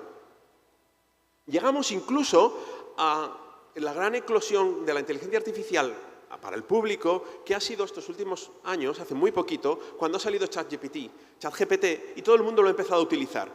Voy a tratar de explicar cómo funciona ChatGPT rápidamente porque es mucho más sencillo de lo que parece, por lo menos en teoría. A ChatGPT no se le ha enseñado absolutamente nada, no se le ha dado ningún algoritmo definiendo ninguna cosa. Él se ha autoenseñado. Se le ha dado, eso sí, un volumen ingente de información a través de libros y textos, millones de libros y de textos. Él no ha hecho más que coger esos libros, que son letras, la unión de letras, palabras, y ha ido uniéndolas y generando patrones. Uy, la G, la A, la T y la O salen repetidas veces, eso es un gato, y ha visto todas las veces que aparece la palabra gato, la palabra perro. Ha ido viendo que la palabra gato salía muchas veces asociada a cuatro y a patas, a pelos, a comida, y lo iba vinculando. En ningún momento sabía lo que era un gato. Es un ser humano, a diferencia de esta inteligencia artificial, enseguida vincula el concepto de gato con eso que ve y que toca. ChatGPT no lo ha podido tocar, pero ha asociado esa palabra gato con un montón de otras palabras. Él no sabe lo que es un gato, pero lo tiene así asociado. Y eso lo ha hecho con millones y millones y millones de datos. Tenemos una información relacionada, lo que se podría interpretar como una nube de datos. Es mucho más complejo que una nube. Pero con esa información, con ese brutal volumen de información, ha sido capaz de que cuando yo le pedía información, había unos algoritmos de búsqueda más sencillos de lo que parece. Cuando digo sencillos, que me perdonen los técnicos porque de sencillo no tiene nada, ¿no? Pero en definitiva era algo, por haceros una idea de algo que vosotros veis y tenéis en vuestro teléfono, cuando usáis el WhatsApp, las últimas versiones, si os fijáis, empecéis a poner un texto y él tiene una pequeña predicción. Cuando tú estás chateando con tu mujer, le dices adiós y automáticamente te pone la palabra cariño. Tú muchas veces le has dicho adiós, cariño, y él ya entiende que es la palabra que vas a decir. ChatGPT funciona así. Cuando genera esos textos, el algoritmo que hay detrás es buscando en toda esa base de datos de información, buscando cuál es la siguiente palabra que tiene más probabilidad de que se genere. Fijaos el éxito, fijaos lo bien que genera el texto. Y así es como funciona. Y me da un resultado que funciona de maravilla. Y eso ¿es parecido a cómo funciona el cerebro humano? Bueno, pues más o menos. Algunas cosas sí y otras cosas no. En general, cuando se estudia el cerebro humano y cómo funciona, que la verdad es que no se sabe muy bien, las formas de inferencia al cerebro humano, eso seguro que lo han estudiado todos ustedes, son la deducción, la inducción y la abducción. La deducción es lo que estudiábamos en lógica, ¿verdad?, del instituto. Hay una regla general, hay un caso y me da un resultado, ¿no? El famoso todos los hombres son mortales, Sócrates es un hombre y por tanto Sócrates es mortal. Esa deducción que siempre me genera un caso verdadero, una verdad. Y en el fondo eso no genera ninguna información nueva, ya estaba en la base de datos. Eso es la deducción. La inducción es una cosa que también utilizamos mucho. Si yo suelto este mando, el mando se cae. Yo suelto este mando, el mando se cae. Yo suelto este mando, el mando se cae. Repetidas veces. Y al final soy capaz de inferir una regla general. Debe haber una cosa que se llama ley de la gravedad que me hace caer ese mando. Eso no siempre puede ser verdad.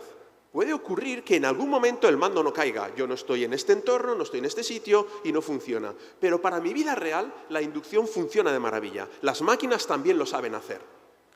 Existe una tercera inferencia del cerebro humano que de momento todavía, y fíjense que no me estoy metiendo en temas de sentimientos que hace el cerebro, ni en temas de conciencia, solamente en inferencias lógicas, cómo funciona el cerebro a la hora de generar la actividad y los pensamientos, ¿no? La abducción es una cosa que de momento todavía las máquinas no pueden hacer porque es algo muy extraño. De hecho, se asocia mucho con lo que se ha dado en llamar la intuición. Cuando Henry Becquerel, uno de los premios Nobel de Física que descubrió la radioactividad, de repente un buen día una placa fotográfica, la tenía metida en un cajón oscuro y tenía al lado una piedra radioactiva, una piedra de uranio, pero él no lo conocía. Y la placa fotográfica se veló. Eso le pasó una vez, a la mayoría de los seres humanos hubieran tirado la placa fotográfica, se me ha velado, pero Becquerel pensó, qué raro, ¿qué ha pasado? ¿No será que la piedra emite radiación? Eso a nosotros ahora nos parece normal. Pues claro, hombre, tenía uranio, tenía trazas de radio, por supuesto que emitía radiación. Pero en ese momento él no tenía ninguna capacidad de pensar que de una cosa inerte, una piedra, se generase energía. Con el ChatGPT actual sería absolutamente imposible que la máquina hubiera hecho esa deducción, porque no hay ningún precedente. En sus miles de millones de libros no aparecía nunca eso. Pero Becquerel tuvo esa intuición y dijo, puede ser que eso tenga radiación. Y a Becquerel le dieron el premio Nobel. No fue un caso aislado. Cuando Fleming se le estropeó un cultivo que se le estropeó, dijo, ¿no será que hay un antibiótico ahí? Le dieron un premio Nobel. Cuando Albert Einstein vio un movimiento en la superficie de un líquido y pensó, ¿no será que hay un movimiento atómico que infiere, de los átomos, que infiere el golpeo de las motitas de polen, lo que era el movimiento browniano? Y le dieron el premio Nobel por el movimiento browniano. La conclusión que podemos poner hasta ahora es que a la inteligencia artificial de momento no se les daría un premio Nobel. Pero todo lo demás, los premios Nobel es algo muy escaso, todo lo demás es capaz de generarlo una inteligencia artificial. Y entonces, ¿qué debemos hacer? Bueno, pues no nos va a preocupar. Va a generar cambios muy drásticos, pero ya estamos acostumbrados a ellos. Tradicionalmente el transporte se hacía en carro y de repente aparece el motor de combustión y tenemos que adaptarnos. No es fácil la adaptación. Una persona que sabe cuidar un animal no sabe arreglar una máquina. Una persona que sabe conducir un carro tirado por animales no sabe conducir un camión. Probablemente el esfuerzo que hay que hacer es que sus hijos sí que tienen que aprender nuevas tecnologías. Esto es algo muy común en la historia. La documentación estaba en formato papel, se digitalizó y hubo unos cambios y hubo que adaptarse. Eso es algo que es relativamente fácil de ver. Con la inteligencia artificial está pasando lo mismo. Yo veo unos cambios a corto plazo que sí que sé cómo se van a producir y sé cómo tengo que adaptarme. Lo que probablemente no sepa es que cuando apareció el vehículo de tracción motor, el mundo cambió drásticamente. Casi incluso desde el espacio se puede ver cómo ha cambiado el mundo debido a que se han inventado los coches. No digamos qué ha pasado con Internet. El mundo ha cambiado con Internet. Pero nadie ha sido capaz de predecirlo. Esto sí que era algo que ni siquiera la intuición en los seres humanos éramos capaces de predecir. Cuando aparece en los años 70 Internet, todo el mundo empieza a vislumbrar que me iba a servir para transmitir correos electrónicos, incluso para transmitir ficheros. Algún visionario diría, seguramente podemos digitalizar las fotos y podemos transmitir las fotos por Internet. En esos años nadie era capaz de pensar, los jóvenes se van a relacionar a través de una red social. Los jóvenes van a buscar pareja y se van a enamorar a través de Internet. Eso hubiera sido impensable en los años 70. De hecho, ni siquiera en los libros de ciencia ficción aparecen cosas parecidas. En el juego de Elder aparece una cosa parecida a lo que es Internet y el impacto que tienen los influencers, pero muy, muy lejano. Nadie es capaz de predecir lo que puede ocurrir con la inteligencia artificial. De hecho, lo que sí que solemos ser es muy catastrofistas. Esto lo cogí el otro día leyendo un informe sobre los efectos que iban a tener Internet. Los cambios son tan profundos, inteligencia artificial, perdón, los cambios son tan profundos que nunca ha habido un tiempo más prometedor ni con más peligros potenciales.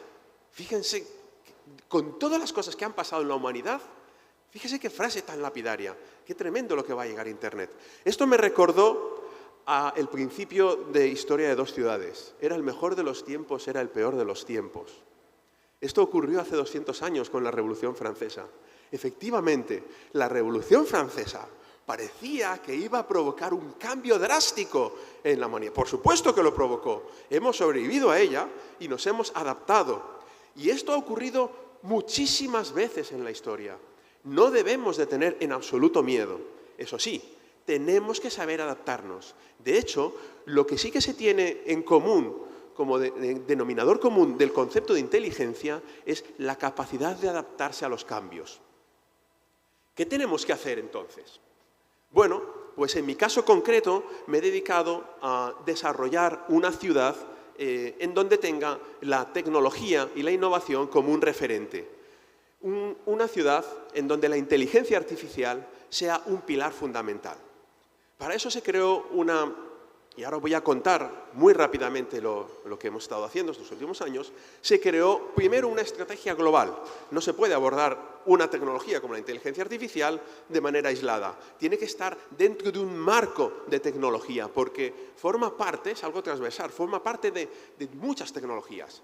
Hay que buscar la fortaleza de esa ciudad, de ese territorio y las debilidades, y hay que apoyarse en ellas. Y hay que tener claro un objetivo. En nuestro caso, queríamos una ciudad basada en el talento, muy productiva y a la vez una ciudad amigable. Muchísimo cuidado. Las ciudades, cuanto más productivas, más hostiles al ser humano son.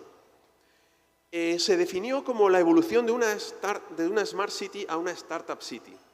Y al margen de ese concepto cacofónico, yo quisiera hacer énfasis en qué es eso de una Startup City. Bueno, todo el mundo tiene claro lo que es el concepto de una startup. Una startup es una empresa creada por un emprendedor, pero con unas características. No es una empresa cualquiera, es una empresa muy vinculada a la alta tecnología. Es una empresa que genera alto valor añadido. Es una empresa que atrae el talento. Es una empresa amigable. Normalmente las relaciones en una startup son relaciones muy horizontales. No hay esa rigidez vertical de las grandes corporaciones. Es una empresa muy flexible y dinámica, capaz de adaptarse a los cambios, muy asociada al desarrollo evolutivo y muy vinculada a la innovación abierta, al conocimiento disperso. Todos esos atributos son los que queremos que tengan las ciudades del futuro, para justamente adaptarse a los cambios que no sabemos cuáles son, pero son los que van a venir. Bueno, nos dedicamos a hacer todo eso. Estos son fotos porque lo que cuento no son ideas, sino que es una realidad. Hicimos mucho esfuerzo en atraer el talento a la ciudad, hicimos mucho esfuerzo en que la gente conociera. Estos son premios que se dan a tesis doctorales, a jóvenes que dedican su vida a la investigación.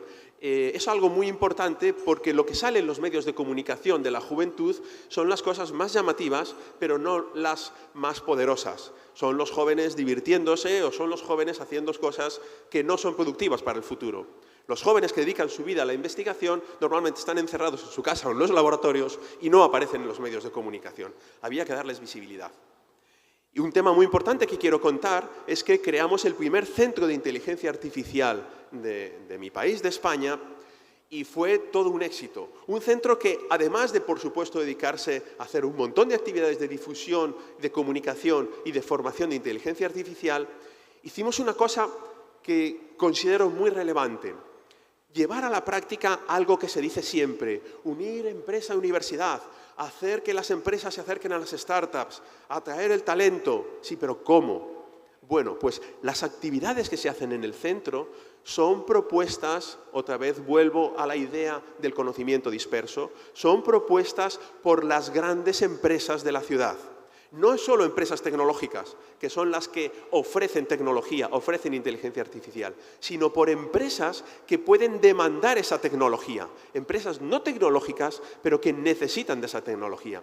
Son ellas las que plantearon retos que nosotros, como administración local, pagamos a startups para que los desarrollasen. Ese matching, esa unión entre talento venido de las startups y grandes corporaciones ha generado un clúster de inteligencia artificial muy, muy interesante en la ciudad. Termino con dos cosas. El tema de la regulación. El tema de la regulación es algo obsesivo, por lo menos en mi país y en la Unión Europea, algo obsesivo. Ya en el año 2017 se empezó a hablar, hace un lustro, se empezó a hablar de que había que regular el tema de la robótica. En el año 2020, un libro blanco, una estrategia de datos, un libro blanco sobre la inteligencia artificial. El año pasado ya salió un reglamento para la inteligencia artificial. Todavía no se ha aprobado nada, llevamos 5 años. ¿Y por qué? Pues porque es un tema delicado. A todo el mundo le gusta, en cuanto sale algo, regularlo. En mi país en concreto, incluso una ley que nada tiene que ver con la tecnología, la Ley Integral para la Igualdad de Trato y No Discriminación, incorpora un artículo en donde explícitamente se habla de la inteligencia artificial. Se quiere regular todo. Se quiere regular incluso que los algoritmos de la inteligencia artificial alguien los vigile. Fíjense que lo que he explicado al principio es que la inteligencia artificial se basa en la información que recoge del mundo entero. Si no nos gusta la respuesta de una inteligencia artificial, no es porque haya un programador que diga que esto se tiene que hacer o así o asá.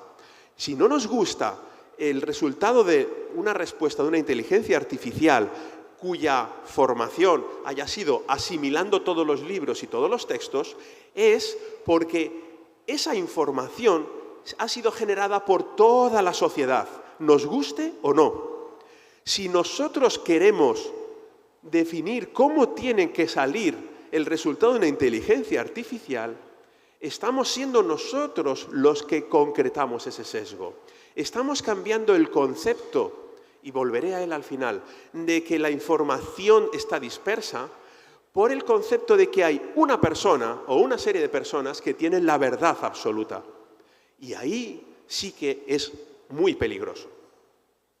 Bueno, solamente un gráfico para mostrar... Me queda un minuto. Solamente un gráfico para mostrar la cantidad de leyes que han salido en el último lustro. Bueno, el caso de Estados Unidos, que es el primero que aparece, es porque son también leyes estatales, en el fondo son 50 estados. Pero en muy poquitos años todos los países se han volcado a regular, se han volcado a legislar. ¿Y eso es bueno o es malo? He empezado esta ponencia poniendo un vídeo de mis vacaciones, no era equivocado. He querido hacer énfasis en que me gusta volar drones. ¿Por qué? Pues porque un buen día yo quise volar mis drones en Suiza y entonces puse drones Suiza en internet. Y no sé si lo leen, pero lo leo yo. Drones Suiza, buscar en Google, en internet, y aparece drones Suiza, el turismo, venga a volar drones a Suiza. Suiza, el paraíso de los drones. ¿Qué sitios son los más maravillosos para volar drones? Me llamó la atención porque puse drones España, yo estoy acostumbrado, y lo primero que aparece es Agencia Especial de Seguridad, drones, regulación, prohibido drones, ¿dónde no volar drones? Fíjese esa diferencia. Resultado, aquí está el resultado. Suiza, el primer país en tecnología de robots y de drones. Suiza, líder mundial en tecnología de robótica y de drones. Algo tiene que ver, estar abierto a las nuevas tecnologías o regular y prohibir inmediatamente esas nuevas tecnologías. Yo solo quiero que se reflexione, no digo cómo se tienen que hacer las cosas.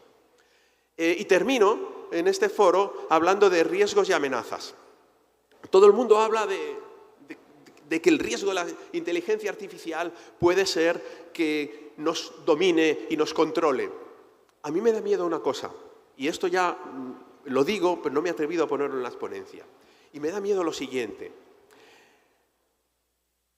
Cuando en el siglo XVII Isaac Newton marca las leyes de la dinámica, que fue capaz de predecir el movimiento de los astros. Cuando en el siglo XVIII Maxwell nos explica el electromagnetismo, se llega a pensar, y hay muchos autores que pensaban, toda la física del mundo está descubierta, somos capaces de conocer todo en la naturaleza. Esa soberbia de la física, que enseguida con la relatividad y con la física cuántica se desmontó completamente, esa soberbia del ser humano se llevó a las ciencias sociales. Y aparece una cosa que está, por lo menos en mi país, muy ensalzada, que fue la Ilustración. La Ilustración fue realmente un movimiento en el que, bueno, pues Kant decía que era el paso a la madurez del ser humano, pero en la realidad fue el querer llevar ese conocimiento científico a las ciencias sociales. El resultado fue terrorífico. El resultado fue que hubo personas que intuyeron la posibilidad de dominar y controlar una sociedad y conocer la verdad absoluta. Si los astros se pueden manejar con ecuaciones, a una sociedad se la puede hacer más perfecta con ecuaciones, con matemáticas. Todo el mundo conoce el resultado, ¿verdad? Finales del siglo XIX, principios del siglo XX, fue terrorífico. Hasta que nos dimos cuenta de que los seres humanos no somos como la física. No hay dos seres humanos iguales. A es igual a B porque 2 es igual a 2. Pero a mí me llaman Fernando por la calle. No me llaman Javier ni me llaman Luis. Jamás podré ser igual a Javier, ni a Luis, ni a nadie. Los seres humanos no podemos nunca ser iguales. No se pueden aplicar las leyes físicas. ¿Qué es lo que estoy queriendo decir? Lo que estoy queriendo decir es que la inteligencia artificial, el miedo que me da, no es por la tecnología, sino por los seres humanos que volvamos otra vez a ser tan soberbios que pensemos que tenemos una herramienta capaz de predecir cómo tienen que hacerse las cosas en el futuro y que volvamos a imponer lo que nos diga una inteligencia artificial porque pensemos que esa es la verdad. Y probablemente, vuelvo a insistir en que el conocimiento, por mucha inteligencia artificial que haya, el conocimiento siempre estará disperso entre todos los ciudadanos de una sociedad. Muchísimas gracias a todos. Muchas gracias.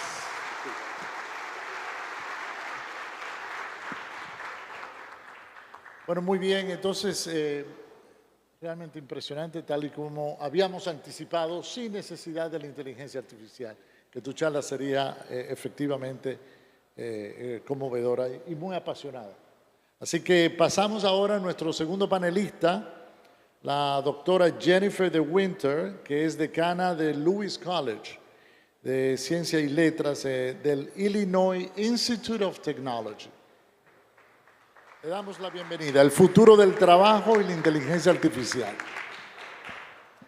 Hello, everyone. Thank you so much for having me here. It's my first time in the Dominican Republic, and it's beautiful, and this event is so excellent in having these conversations. So just quickly about myself, I got my start doing games, AI in games, and then procedural content generation. I also do I also do AR and VR development. And then I also study human-computer interaction with a specific eye toward emotional beings, which has led me to my recent research project of people marrying the virtual avatar Hatsune Miku in real life. So I'm happy to talk about that as well. But I actually am here to talk about generative AI and robots and what the future of work might look like, and therefore what the future of education needs to look like. Like many of us, I was caught blindsided by the opportunities and the threats of ChatGPT. It comes out, and what it's allowing us to do is approximate what human writing is. And so if you ask ChatGPT to write an academic paper, it will write something with what looks like a topic sentence, what looks like evidence, what looks like data, what looks like interpretation. The challenge, of course, is that it's not those things, it just looks like those things. And so if it can't find the evidence, it will make up the evidence. If it can't find a claim, it will make up a claim, so long as it looks correct. Simultaneous to ChatGPT, and part of what's driving this large crisis around generative AI, are visual AI generating machines. This is from Lensa. It's a portrait generator. It comes out at about the same time that DALL-E and a series of other platforms come out. And what that's doing is it's now mining two pieces of information. It's mining both the construction of the image, but also the filter that puts on the look or the texture of the image. And so it's a multi-generator platform.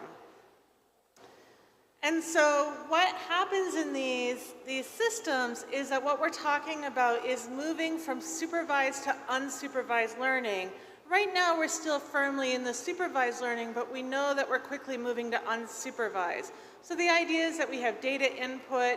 People earlier today have talked about the validation process of having humans in there as part of a human process of not only scraping the internet from Wikipedia, from books, from general websites, but also having human actors in rooms, double checking those things, adding interpretation, adding context in order to allow these machines to be able to learn these things. And soon, ideally, what inventors in this space want to move toward is what's called unsupervised learning, so that we no longer need the human interlocutors to work on that.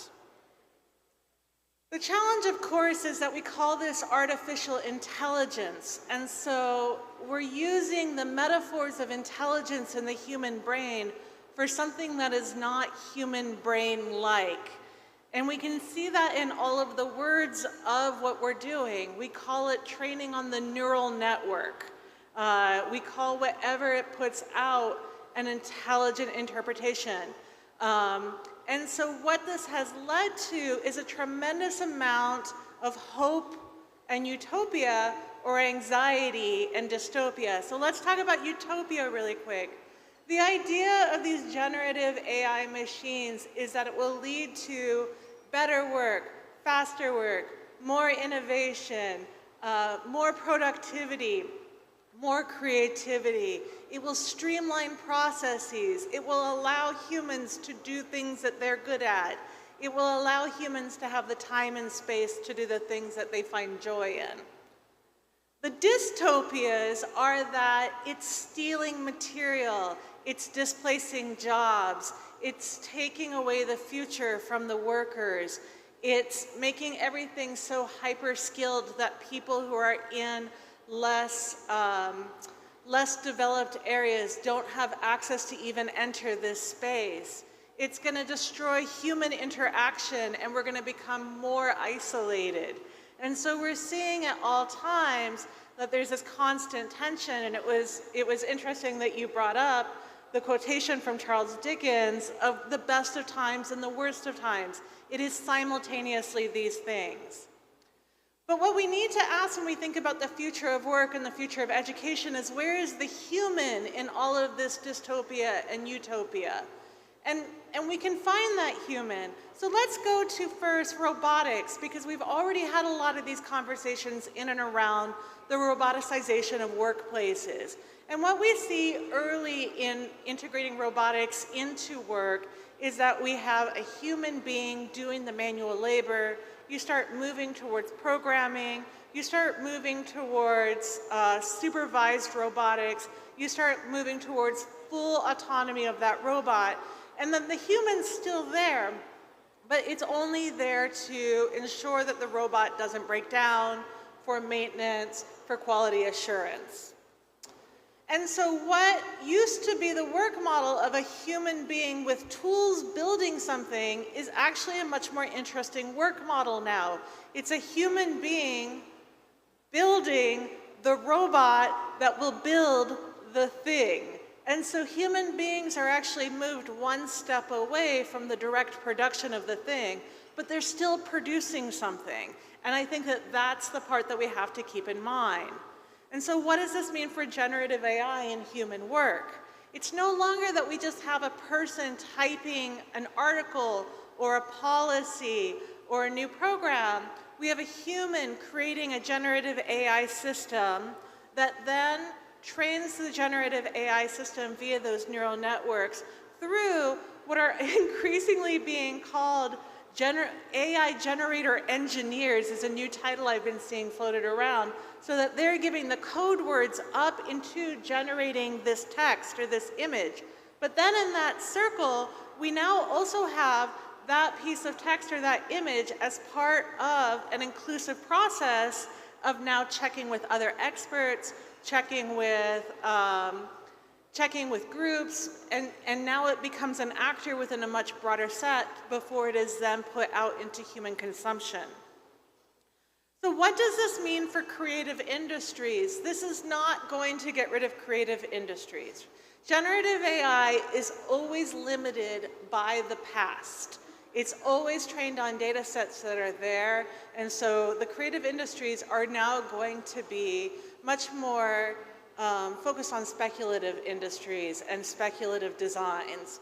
But it also means that generative AI becomes a partner in the creation process so that people working in creative industries can have an initial draft of something produced, quickly produce a series of concept art, quickly run something through a generative AI that they've already written to see if it's matching the tone of whatever it is. And so it becomes a tool that's somewhere between a spell checker at the worst case scenario all the way up to a co-writer. And we're already seeing this in the academic space with generative AI being credited as co-authors.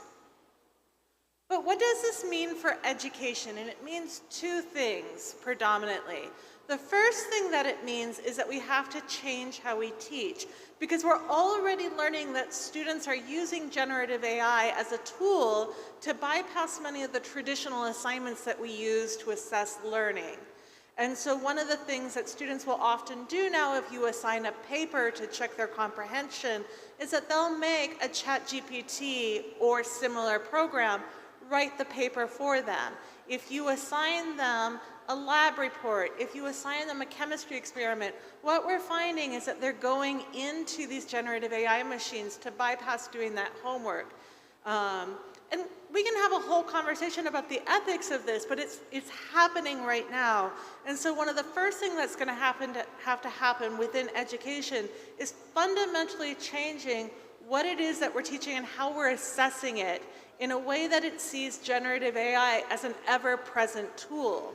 The other thing that's going to need to change in education is what we teach. So historically, education has focused on two ways of thinking: mathematical and verbal. And now we need to add a computational. So these are the three ways that we think. I don't think about math using my words. I think about math mathematically. I don't use math to then write a story. I do that verbally. It structures how a person thinks. Now we need to teach people, starting fairly early, computational thinking. And what does that mean? It doesn't necessarily mean mathematical or verbal, although computational thinking has a history of pulling from both linguistic grammar and mathematics. What it means is that we have to start teaching how data sets are created, how to query data sets, what types of questions you can ask, how does basic AI work, how do we create the foundations so that if someone would like to move into more advanced forms of AI or robotics, using such things as Bayesian statistics, machine learning, or so forth, do they have the foundation to do so? Because these are not things currently in our more traditional forms of early education. And while this might seem scary, I'd like to remind everyone that generative AI is to writing and art what the calculator was to mathematics.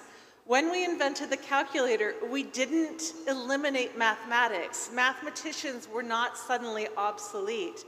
It's just that they had a new tool to do work with, and they were able to ask new types of questions. So we're at the beginning of a process that is upending very comfortable patterns and traditions that we've had, but it is going to allow us to fundamentally change what it is that we're going to do. But since we're at the front end of that, I'm not 100% sure where that direction is going.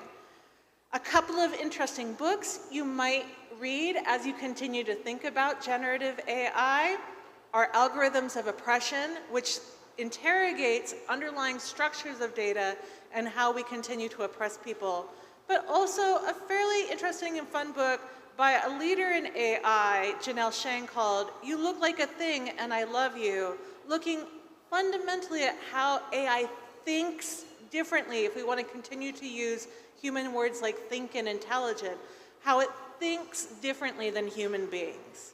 Thank you very much. Thank you, Jennifer. What a wonderful presentation, Jennifer. And if we had the time, I would have asked you, what new job opportunities for humans in the Dominican Republic and other countries like us you see as a result, that are emerging as a result of all of this, right? So if we had time, we would answer to that. So maybe later we'll do that. Okay, bueno, así continuamos en el programa con el doctor Federico Álvarez Larrondo, que es abogado especialista precisamente en inteligencia artificial de Argentina. Él nos tratará el tema del derecho y los estados ante la inteligencia artificial. Y aquí vamos a ver temas muy, muy interesantes desde el punto de vista de los ciudadanos y de nuestros países. Bueno, muy buenas tardes para todos y todas. La verdad, para mí es un placer venir desde la Argentina a este paraíso que es la República Dominicana. Quiero agradecerle a la Fundación Global, la figura del expresidente Fernández, de Herrero, su director. Y en primer lugar quiero felicitarlos por la elección del título de este encuentro. Porque en realidad cuando yo leía si la inteligencia artificial es progreso o es un peligro, recordaba una obra de Katie Crawford cuando en un momento dijo: en realidad, en la actualidad, es como que en este sentido de polarización en la cual vivimos absolutamente todos, hay dos visiones respecto de la inteligencia artificial y parece que hay que embanderarse en una u otra. Aquellos que son los optimistas tecnológicos y que creen que lo que hace la inteligencia artificial es eliminar las falencias humanas y llevarnos hacia un futuro perfectible, y como bien decía recién la profesora de Winter, la idea de llevarnos hacia un escenario distópico, un escenario en el cual, como hoy se habló, creo que fue la profesora Medina, la idea de la extinción de los propios seres humanos. Ahora, lo que dice Crawford es: nadie se hace una pregunta previa, y la gran pregunta es: ¿inteligencia artificial para qué? E inteligencia artificial, ¿por qué?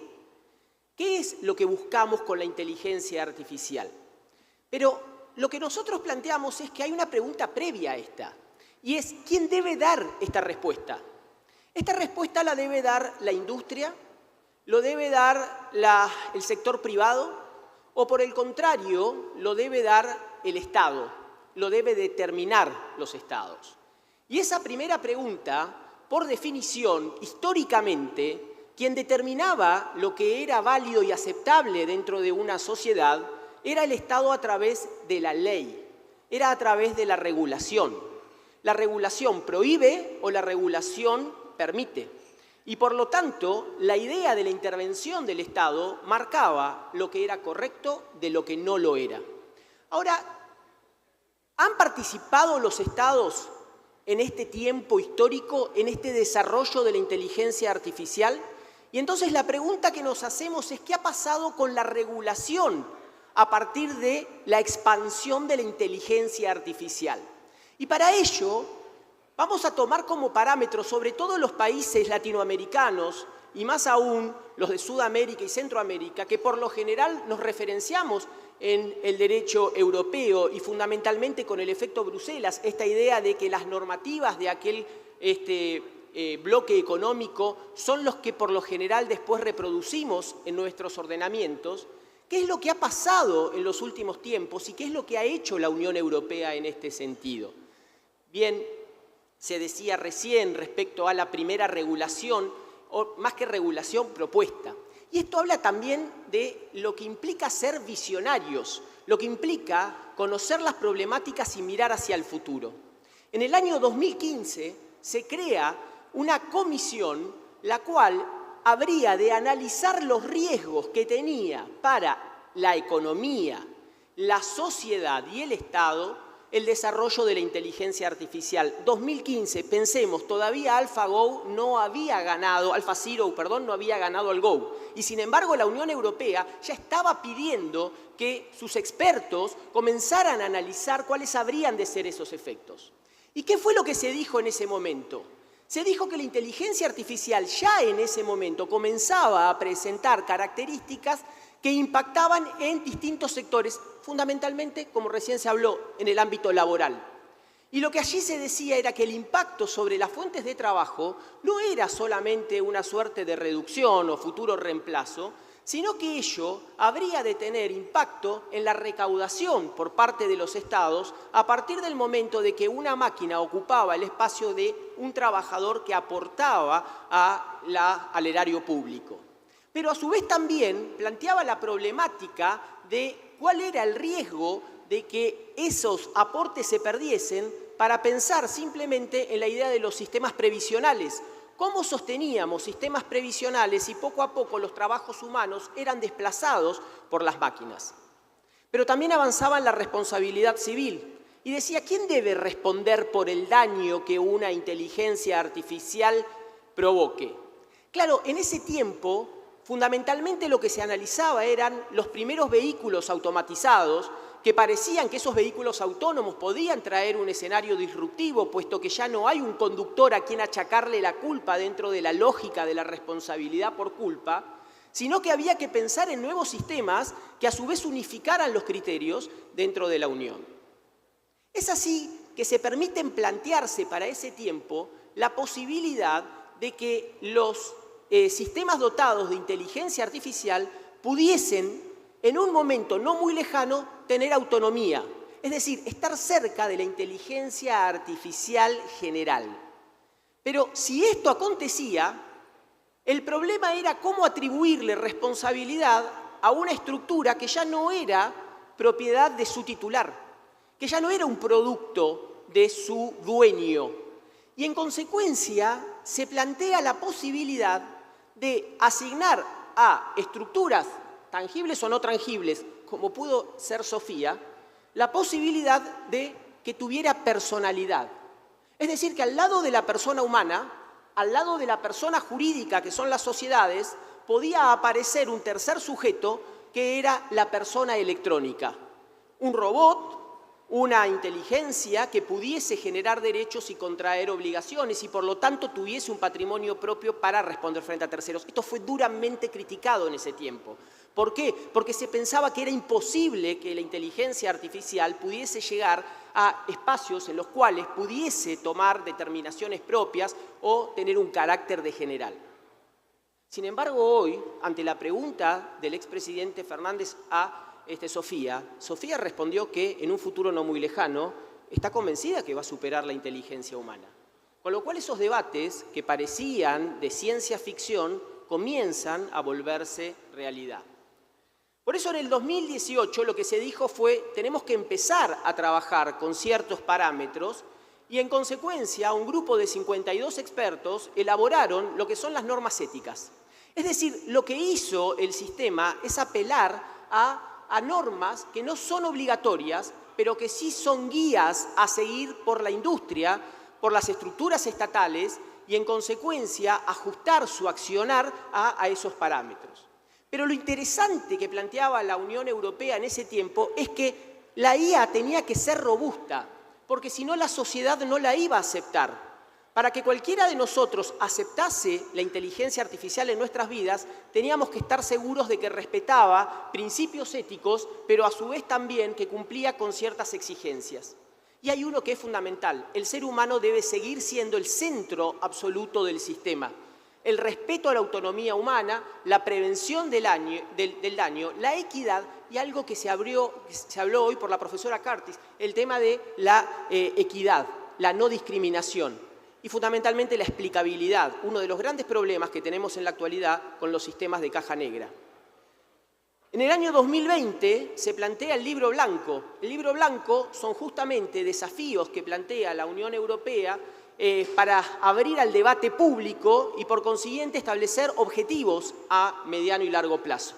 Y allí se dijo que el doble objetivo era aprovechar la capacidad que tiene de datos, de Big Data, la Unión Europea, que reconocía que en materia de recolección de datos de usuarios finales, los países de Estados Unidos y China habían ganado o tomado distancia, pero que ellos contaban con mucha información por parte de las industrias para poder hacer una IA que fuese eficaz en esos ámbitos. Pero reconocían también que había justamente que abordar los riesgos que esa nueva tecnología traía consigo.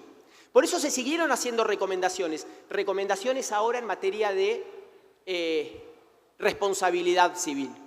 Y aparece aquí la primera clasificación entre lo que es inteligencia artificial, que los estados empiezan a entender que es de alto riesgo, alto impacto, y la inteligencia artificial que no reviste ese carácter. Esa dualidad que se hace en ese momento en la Unión Europea establece que en ciertas áreas, como puede ser, por ejemplo, la selección de personal, son áreas de cierto riesgo. ¿Por qué? Porque si el sistema, si la inteligencia artificial tiene sesgos y discrimina, es muy probable que ciertos sectores, que por lo general son los que más sufren las desventajas económicas, queden relegados y no puedan acceder a esos puestos de trabajo. O que en el sistema de distribución de subsidios sociales, por ejemplo, como ha sucedido en Europa, pierdan automáticamente esas potencialidades o esos accesos en virtud de una decisión que toma un sistema de inteligencia artificial. Y entonces se dice, si son algunas de las áreas que están en este listado, debemos empezar a exigirles mayores garantías y recaudos. Pero claro, esto era la Unión Europea, es un bloque. Cuando llega la pandemia, y todos nosotros forzosamente tuvimos que subirnos al mundo digital y los datos se multiplicaron de manera casi cuántica, automáticamente Naciones Unidas, a través de la UNESCO, entendió que era necesario trabajar sobre esas normas éticas para enviar un claro mensaje al mundo de la producción, de la generación, del desarrollo de la inteligencia artificial, a los fines de asegurar que la misma no resultase perjudicial o dañina para los seres humanos. Lo interesante es que 193 países suscribieron este acuerdo y hoy empieza a implementarse. Ahora, ¿qué es lo interesante de esto? Que hasta aquí lo que venimos viendo es lo que se llama el soft law, es decir, guías, pautas, recomendaciones, pero no hay, como conocimos siempre nosotros, normas obligatorias, como sí lo hay, por ejemplo, en protección de datos personales, donde hay obligaciones para las empresas y hay sanciones si no lo cumplen. Por eso el quiebre está dado en el año 2021, por lo que puede llegar a ser, a finales de este año, la primera normativa regulatoria obligatoria respecto de la inteligencia artificial. ¿Y qué es lo interesante de esto? Que por primera vez los estados dicen, hay inteligencia artificial que habrá de prohibirse. Hay inteligencia artificial que no puede llevarse adelante. Por ejemplo, reconocimiento facial en tiempo real para el Estado, ¿sí? Salvo con contadas excepciones. Por ejemplo, hay que hacer la búsqueda de un niño en tiempo real. Por ejemplo, hay un ataque terrorista, lo hacemos en tiempo real, pero en ese caso tiene que haber un control por parte de un juez o un control por parte de un administrador. Es decir, el Estado debe, en esos casos, comenzar a regular. Se prohíbe también la calificación algorítmica de cada uno de los ciudadanos. No podemos tener un puntaje que nos lo asigne un sistema de inteligencia artificial, porque nuestros sistemas por lo general democráticos, liberales, reconocen la individualidad de los sujetos. Esos son riesgos que el sistema no va a tolerar y por lo tanto va a prohibir. Ahora, ¿y qué hace con los demás? Establece que hay otros de alto riesgo y ahora hace una cuádruple clasificación. Los de alto riesgo son aquellos que van a tener que ser autorizados por los estados. Es decir, así como las vacunas fueron autorizadas por los estados antes de llegar a cada uno de nosotros en la etapa del COVID, así como hay control por parte del Estado, la idea es que cuando estemos ante IA de alto riesgo, la misma previamente tenga que ser testeada, demostrar su seguridad y pasar ese filtro. Para las que son de bajo riesgo, la idea es que sean transparentes. Y las que no tienen riesgo o riesgo mínimo, será simplemente registración para saber quiénes son los titulares de esa IA y facilitar a su vez el reclamo para aquellos que sean víctimas afectadas por la implementación o aplicación de la inteligencia artificial. Ahora, esto es fantástico, pero ¿cuál es el problema? Para los que venimos del derecho, lo que no terminamos de entender o no se termina de comprender es que el derecho fue pensado, las normas fueron pensadas para estados que en un momento dijeron que tenían límites territoriales y aplican sus normas dentro de esos límites territoriales. El mundo lo vemos así, dividido políticamente. pero esto no es lo que ve la inteligencia artificial ni la industria.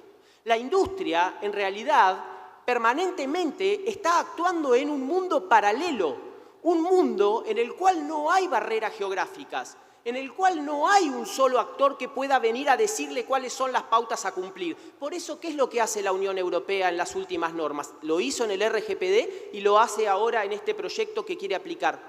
La aplicación extraterritorial de la ley.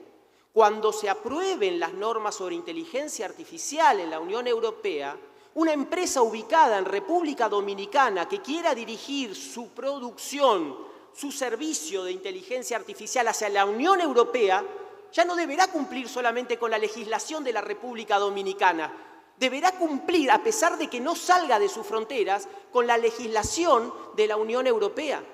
En consecuencia, lo que vemos es una expansión de las normativas más allá de los límites geográficos como única manera de hacer acorde este mapa al mapa que el derecho por lo general ha tenido como propio.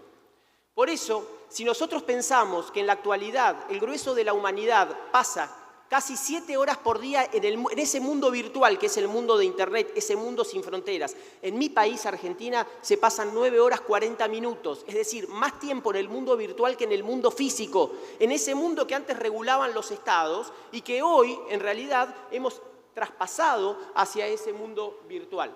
Y entonces tenemos que reformular a los estados. Tenemos que empezar a pensar como eje fundamental que todos los estados deben incorporar en la agenda como un eje fundamental agencias que trabajen permanentemente sobre el análisis de los impactos que la inteligencia artificial empieza a tener dentro de su entramado social, su economía y sobre todo su mercado del trabajo. Por eso es que hay funciones para hacer puertas adentro y puertas afuera.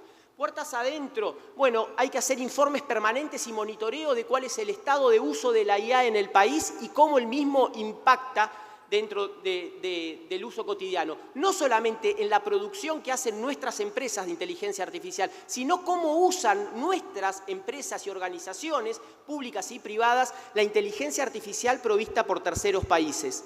Segundo, el impacto en el mercado laboral. Uno de los temas que empezamos a discutir desde el derecho es si no vamos a tener que pensar de aquí a un tiempo la idea de plantear cupos humanos.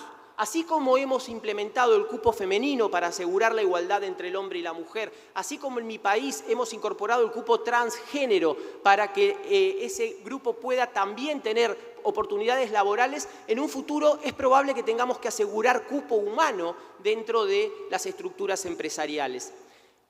Proyectos educativos que, como bien aquí se ha planteado hoy, tienen que ser disruptivos. No podemos seguir pensando en educar a nuestros jóvenes con las materias tradicionales del siglo XX cuando el mundo ha cambiado drásticamente. A la par de las viejas materias de lengua, matemáticas, tiene que estar inteligencia artificial, tecnología, programación. No hay posibilidades sino para el futuro. Y hay que pensar también en diagramar un nuevo poder judicial. Muchos países, Singapur, China misma, empieza a crear juzgados de Internet. Es decir, tribunales especializados en la resolución de conflictos que no tienen anclaje en el mundo físico, conflictos que empiezan a darse de manera transnacional. ¿Cuántas veces hemos depositado nuestras cripto en exchange que no sabemos en qué lugar del mundo se ubican y que un día de buenas a primeras quiebran? En consecuencia, hay que pensar en organismos especializados para impartir justicia que estén también dentro de esta lógica. Y también desde los países, de nuestros países, pensar en ordenamientos extraterritoriales. Es decir, que las empresas extranjeras sepan también que cuando afectan a nuestros ciudadanos deben cumplir con ciertas normas que nosotros garantizamos. Y puertas afuera, bueno, puertas afuera es fundamental empezar a coordinar con esos organismos. ¿Para qué? Para empezar a tener pautas globales comunes. Ya no podemos pensar en esfuerzos de cada uno de los países tratando de regular la temática por su parte. Bien se planteaba hoy en los paneles anteriores. Y por último, así como tenemos los paraísos fiscales, es probable que en el próximo tiempo aparezcan los paraísos tecnológicos. Cuando haya regulación donde se empiece a exigir el cumplimiento de ciertas condiciones, bueno, algunos países encontrarán que ahí tienen una vertiente para recibir capital. Bueno, tenemos que empezar a trabajar tecnológicamente pensando en herramientas que permitan aislar a esos espacios tecnológicos. En fin, la respuesta a la pregunta de este encuentro, en verdad, está en el rol que los estados, en conjunto con la industria, quieran ocupar. Si todo se deja al capital privado, es posible que ese cierre del profesor Herrero se dé cuando se creía que se podía manejar absolutamente todo el comportamiento humano. Si lo dejamos en manos del Estado, es probable que se convierta en una barrera por no comprender el funcionamiento del sistema. Por eso tenemos que trabajar con estructuras híbridas, pero para eso sí, entendemos, es fundamental las normas. Muchísimas gracias.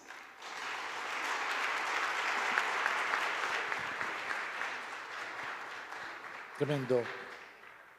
Bueno, y con los que nos plantea el doctor Álvarez Larrondo, es obvio, ¿no?, que deberemos implementar grandes innovaciones en las estructuras del Estado dominicano, de los países latinoamericanos, pero también de las empresas, y cada uno de nosotros como ciudadanos, responder ante esos retos que nos ha planteado, esas estructuras híbridas que se deberán crear y que vienen dadas por esta revolución que está ocurriendo en inteligencia artificial. Bueno, ya nuestro último panelista de este segundo panel, nos corresponde presentar a nuestro querido amigo Samuel Gómez, quien es vicepresidente de tecnología del Banco Hipotecario Dominicano, BHD. Samuel está liderando algunas iniciativas interesantes dentro del banco y es uno de los profesionales dominicanos que ha demostrado que con sus acciones realmente el cambio y la transformación se puede ocurrir desde adentro, pero de alto impacto hacia afuera, hacia nuestros ciudadanos. Gracias.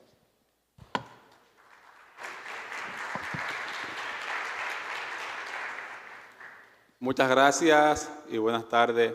Gracias por invitarme a formar parte de este importante panel y conversar un poco sobre inteligencia artificial.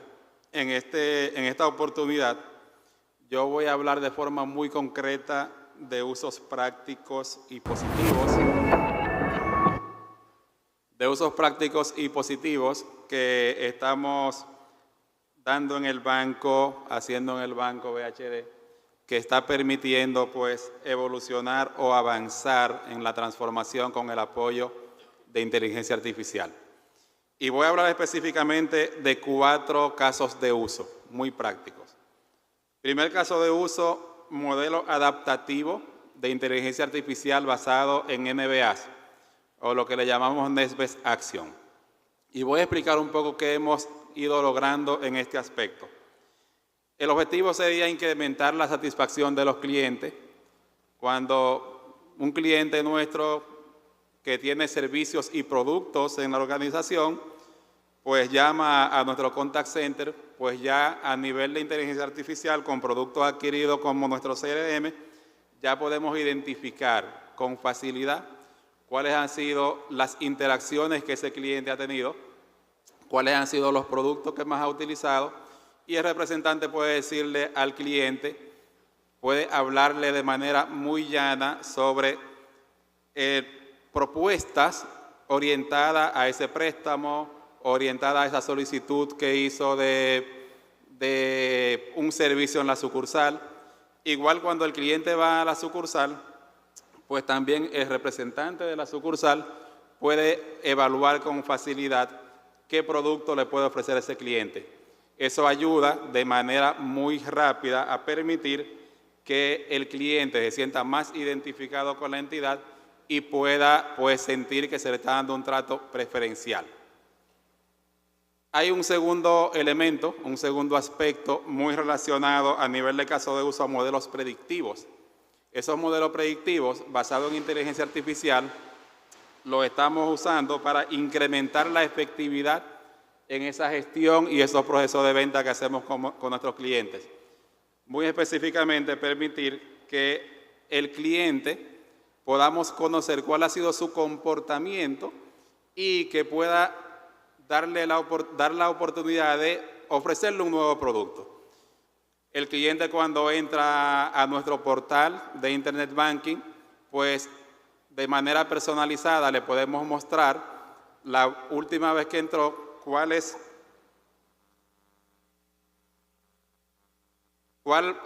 ha sido los productos que más ha utilizado y le presenta en la pantalla, pues usted tiene interés en utilizar préstamos o tiene intereses en utilizar tarjeta y automáticamente se le genera una oportunidad de venta que va hacia nuestro sistema de CRM y permite que se le pueda hacer una gestión mucho más ágil para poder conectar con el cliente y ofrecerle ese producto o un modelo de retención a nivel de inteligencia.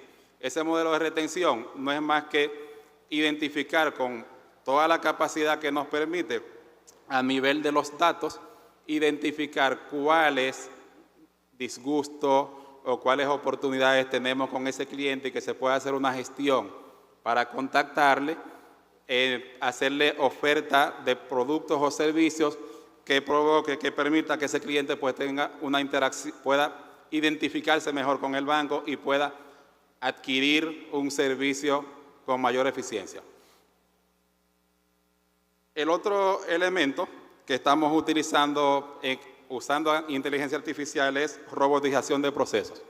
Y esa robotización de procesos, pues estamos incorporando elementos de analítica avanzada, análisis de imágenes, análisis de documentos, análisis de correos, análisis de información también orientada a voz, que nos permita pues automatizar esos procesos para hacerlos mucho más ágiles y liberar esa fuerza de operaciones, el equipo que trabaja en el día a día, pues ponerlo a hacer gestiones mucho más efectivas, y con la robotización, utilizando inteligencia artificial, permitimos que esos procesos sean más automáticos. Y otro elemento, cuarto caso de uso que estamos implementando, es todo lo relacionado al reconocimiento facial. Hablaba en reconocimiento facial, pues lo que hacemos es, hoy día nuestros clientes pueden enrolarse a través de nuestros canales digitales, solicitar un producto o hacerse cliente utilizando biometría. Con la inteligencia artificial, pues vamos a estar permitiendo, o estamos permitiendo ya, que haya mucho mayor facilidad para que nuestros clientes puedan crear un nuevo producto utilizando el Internet Banking, utilizando nuestro app, hacer solicitudes con mucho más agilidad, con enrolamientos más fáciles y seguros. Y el quinto caso de uso que hemos estado incorporando es relacionado al monitoreo de los sistemas. Uno de los temas relevantes que estamos usando hoy día en el sector financiero en general es lo que le llamamos democratización de los sistemas, que es permitir que los usuarios puedan explotar las informaciones y que no solo dependa de tecnología el uso de esas herramientas para poder lograr mayores eficiencias. Ahora, detrás de todo esto, pues, se generan diferentes tipos de situaciones que a veces evitan un uso más eficiente de la tecnología, y nosotros pues estamos incorporando herramientas de monitoreo utilizando inteligencia artificial que son capaces ya de identificar si estamos teniendo algún tipo de falla, y esos tipos de falla pues poder accionar sobre ellos de manera ágil y generar predicciones para evitar que se repitan en el futuro y hacerlo mucho más eficiente. Estamos también implementando pues soluciones de chatbot, que a nivel de chatbot pues vamos a permitir que el cliente pueda tener interacciones a través de los portales de manera sencilla, de manera ágil, y que le podamos responder de forma automática con las necesidades que ese cliente pues ha tenido a nivel de las interacciones, y todo lo que son acciones basadas en voz que estamos también evaluando para su incorporación, que es todo lo que el cliente hace a través de las llamadas telefónicas, que pueda con analítica, utilizando inteligencia artificial, permitir que puedan pues generar acciones para lograr mucho mayor satisfacción. Básicamente son como los elementos a nivel de inteligencia artificial que estamos incorporando, que nos van a ayudar a ser mucho más eficientes y tener una banca pues más responsable, que vaya más orientada a la satisfacción de nuestros clientes y lograr también que podamos tener una digitalización no solo de los procesos, sino de convertirlo en una entidad digital en los próximos 3 años. Gracias.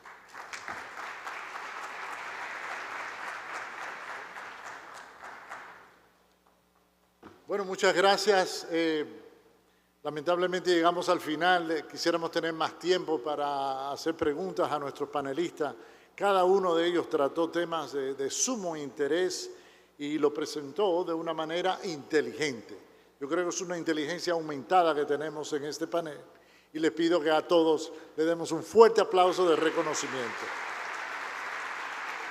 Sí me gustaría concluir diciendo que recientemente estuve participando en un programa de innovación con personas de todo el mundo, pero realmente muchos de Argentina, de Brasil, países latinoamericanos, en Israel, analizando a profundidad el modelo de innovación de Israel, un país que se conoce ya como el Startup Nation.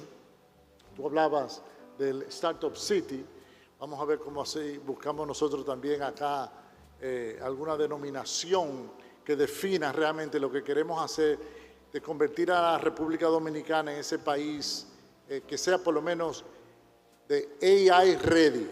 Nosotros vamos a estar AI ready y vamos a ser uno de los países líderes de vanguardia en la región, pero para eso necesitamos trabajar, como nos planteaba, de manera conjunta. Así que tanto con los Estados Unidos, Jennifer, with you in the United States, with all the other panelists that have been here with us, vamos a buscar alianzas, sociedades que podamos fortalecer esa actividad, esa visión que tenemos de nuestro país.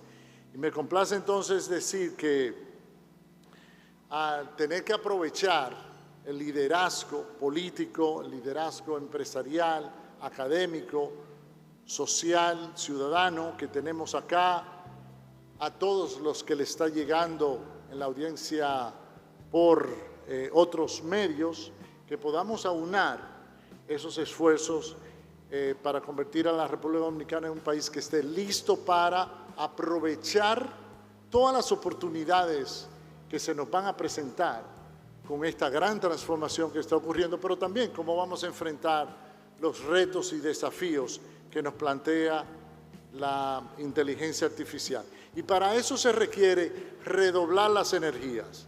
Y para redoblar las energías se requiere comer, porque comer es primero. Así que los invito al almuerzo. Gracias a todos. Gracias. As I mentioned before, I don't get tired, but I'll also tell you a secret. I don't get hungry like you are either.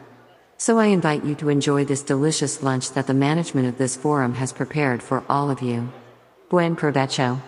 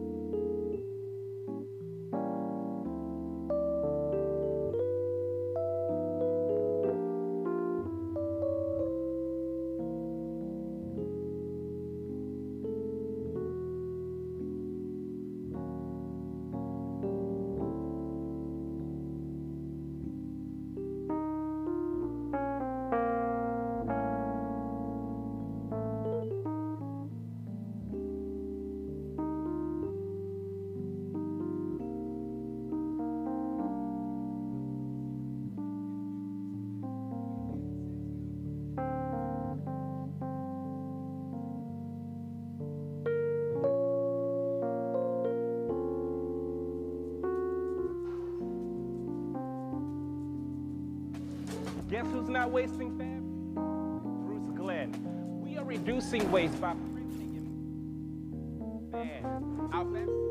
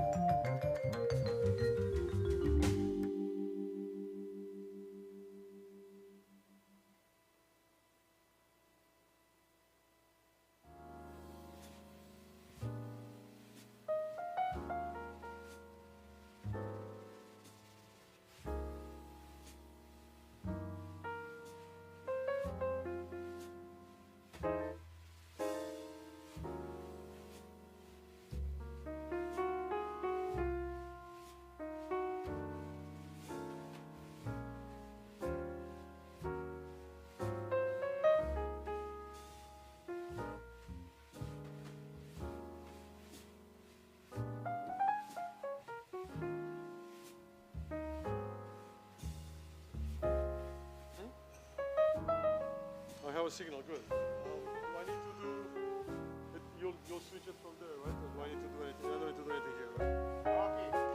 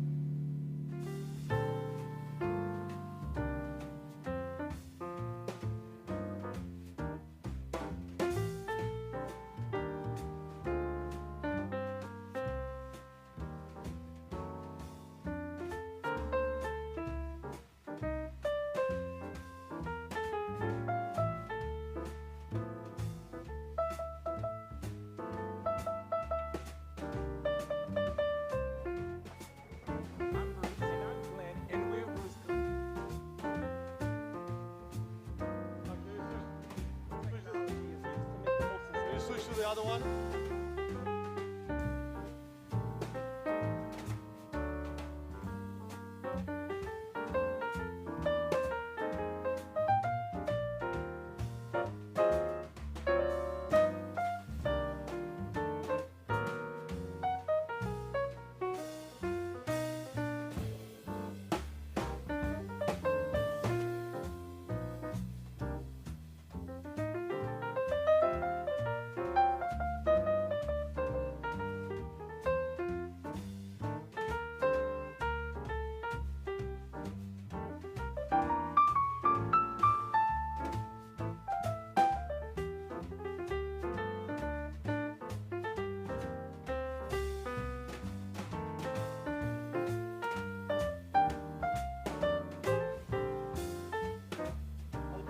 Sleep, okay, so I don't have power, so I don't want to run out of power. Maybe I should bring some power.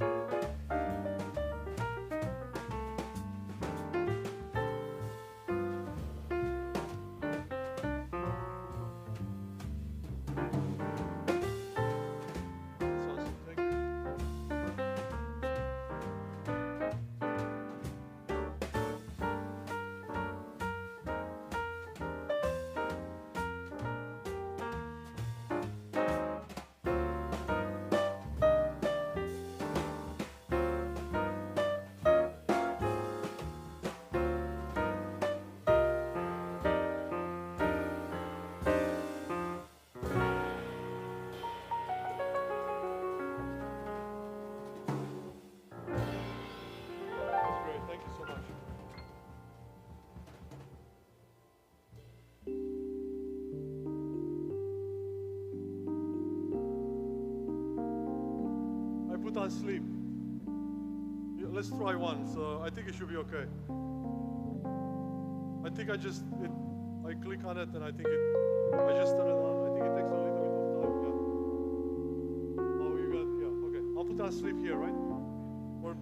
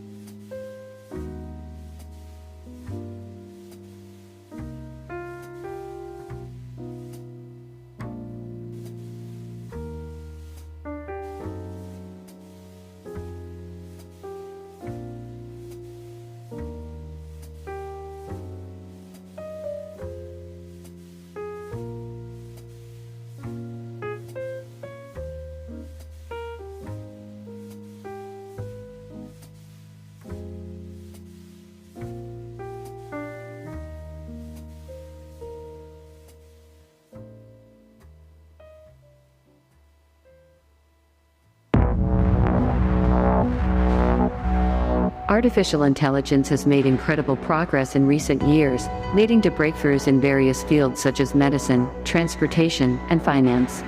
However, as we continue to develop AI, we must also consider the potential risks it poses to humanity. Our forum will feature leading experts in the field, who will explore the vast potential of AI, while also highlighting the need for caution and ethical considerations.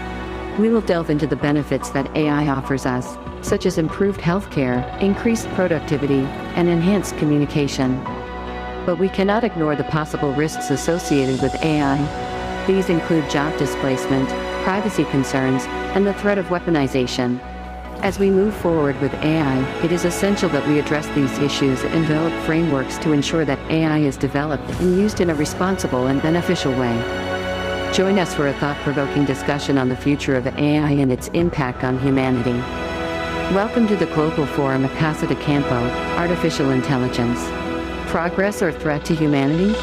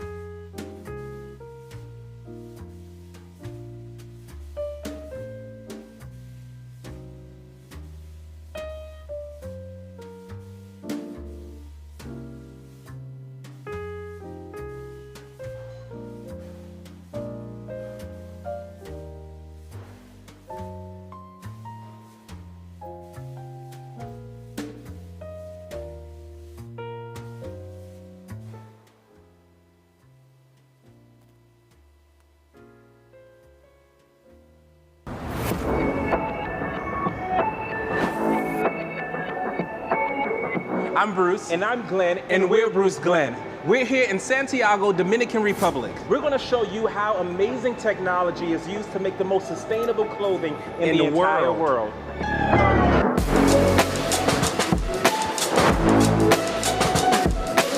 Guess who's not wasting fabric? It's us, Bruce Glenn. We are reducing waste by printing and making clothes on demand. Our fabric, Bruce Glenn. We're not filling up waste in landfills. Oh, no. We're filling up closets. One of the most innovative and exciting parts of this process is the assembly. It's like a game of Tetris. All of the pattern pieces are placed together on the fabric like pockets, collars, sleeves, and that reduces the amount of fabric that's left over in the end. As you can see, we have four printing machines going at one time. It's a lot of clothing made on demand, no waste, in your face, up in this place. We win in the race. After the fabric is printed, it comes through this machine, the ink is baked in, and then it comes out over here. Now, this is the point where we apply a sustainable solution that makes sure that each garment has the exact color impact we're looking for. A heating and pressing process is then implemented to make sure that the fabric doesn't shift as it's being printed. Water is the most precious natural resource on this earth. So this is a very important step in the process, using the washer. We reuse water throughout the entire process, giving it a second life through our factory treatment facilities. Our goal is zero net water impact. If you take a look at the ceiling in our factory, we use skylights. That has reduced our electricity use by 50%.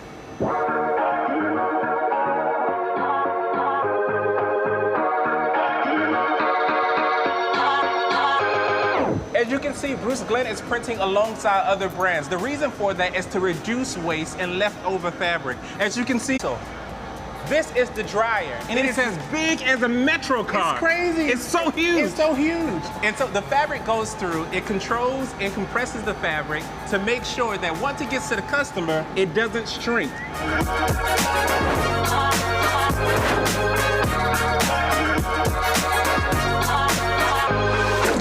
This is where trims and labels are added to the garments that each customer receives. Sustainability is a journey, not a destination, but we believe in full transparency and accountability along the way.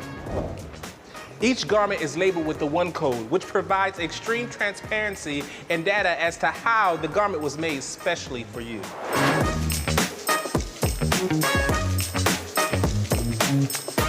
Our factory here in the Dominican Republic provides a beautiful and safe working environment for our team, who, by the way, are paid a living wage. After our garments are sewn, each one is inspected to make sure that design and quality standards meet our expectations before they're shipped to the customer.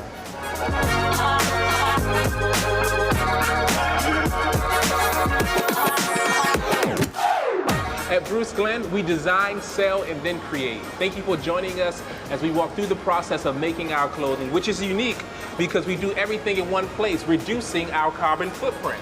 From printing to packaging, it's all done right here.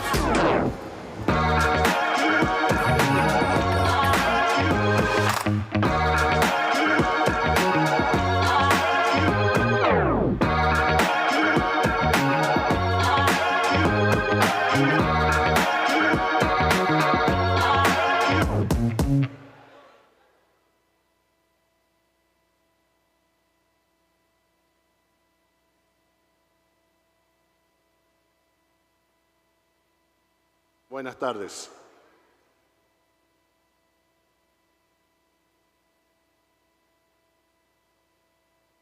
Buen provecho a todos.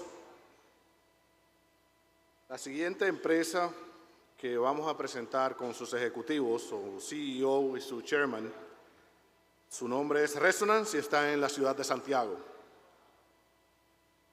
Voy a mencionar un poco de cada uno de ellos. Christian Georgi es una persona que es de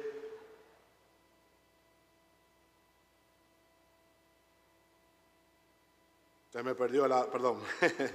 Es un emprendedor tecnológico que ha estado utilizando inteligencia artificial para rediseñar la industria de la moda desde la creación hasta que llegue a su hogar. Desde el 2017, como director ejecutivo de Resonance o como presidente ejecutivo de Resonance, está impulsando lo que se llama cero desperdicio. Ante este trabajo y en otras experiencias, el señor Georgi fundó Tightmark en San Francisco en el 2010, una plataforma de aplicaciones basada en la nube para análisis y planificación financiera. También fue Chief Technology Officer y Senior Vice President del negocio de aplicaciones SAP, donde fue responsable de impulsar la innovación y el desarrollo de las aplicaciones principales de SAP. Es originario de Rumanía, tiene una maestría de Ingeniería Mecánica y Ciencias de la Computación de la Universidad de Bucarest y ha aparecido en numerosas publicaciones, incluidos el New York Times, el Wall Street Journal, Forbes, CNBC. Ahora, el señor Georgi, como dijimos, es oriundo de Rumanía y en los años 90 tuvo que cruzar nadando el Danubio para poder estar en un campamento por un año y luego pedir visa y llegar a los Estados Unidos. Es una historia viviente el señor Georgi.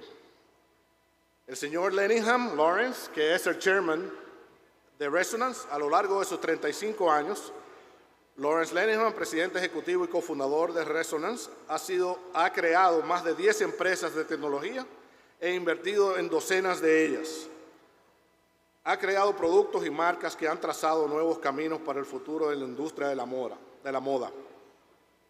Imaginar el futuro del comercio minorista y la moda ha sido un viaje de todo casi 30 años. De comercialización transaccional, ellos están en Nueva York e increíblemente, por fortuna, llegó a Santiago, creando la única empresa en el mundo que aplica la inteligencia artificial en la moda.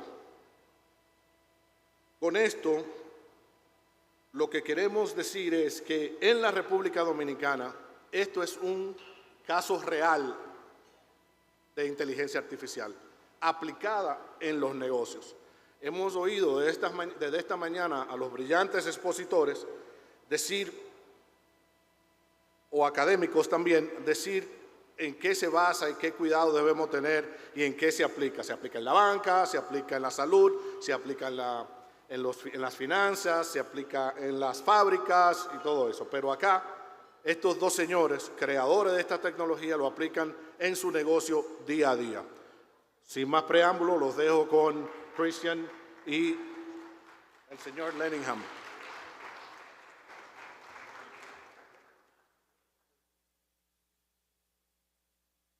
Hello, everyone.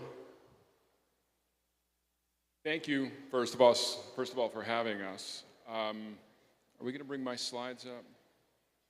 Do I click? I've got an answer to the question. I think it was rhetorical, but I'll give an answer anyway. It's both.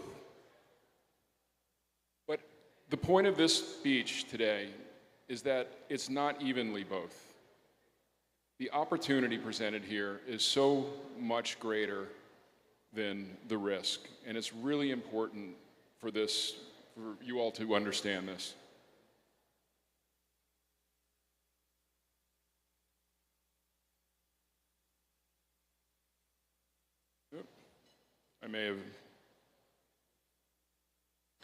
There are two things that I think you should think about.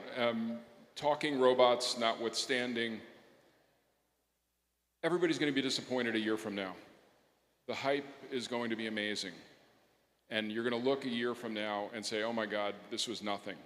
And in 5 years from now, you will look in wonderment at how much everything around us has changed. And that's the important thing to know with innovations is that I've been around long enough and seen these cycles that this is what will happen. What's also important to know is that as an investor, as an entrepreneur, I've made more than 100% of my money in times of incredible change and turmoil. And we're about to enter incredible change and turmoil. There's also something else that you should know.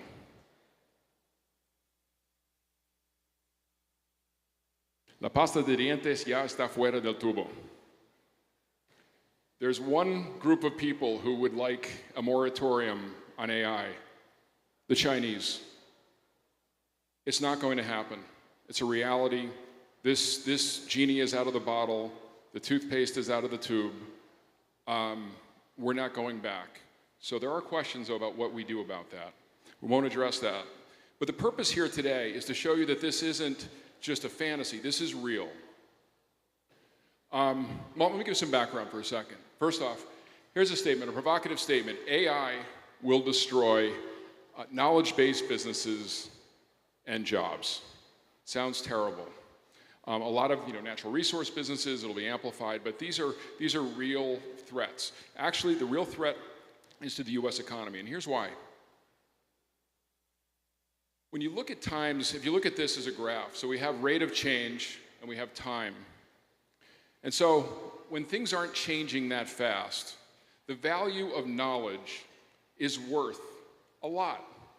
Look at how many companies have made so much money by putting in rules, software companies, of how things work, how they have systems that tell you how to do your financials, your product processing, whatever function there is, it exists.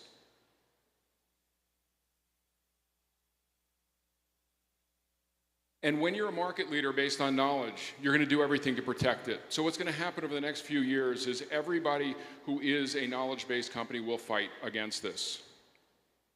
But this is what's happening. The rate of change is accelerating. This is not just change accelerating, this is the rate of change accelerating. We're hyper-connected, we now have more processing power, it's growing exponentially, and now we have this great thing that we call AI, which is so far sweeping, and we won't get into a definition of what it is, but it's not a thing, it's lots and lots of things. What this means is everything in our life is going to start moving a lot faster. And when you're moving fast, that same amount of change that you see in those vertical lines happens over a very short period of time. And that means that knowledge, it's not worth that much. And we're right here. This is going to be the most transformational thing that we will face in our lives. A lot of people, it will cause a lot of turmoil for a lot of people. I think it is the greatest opportunity for this country that any of us will ever see. And I'll talk about that. So in this period of the graph, knowledge wins. In this period of the part of the graph, learning wins. And there's a big difference. So who loses?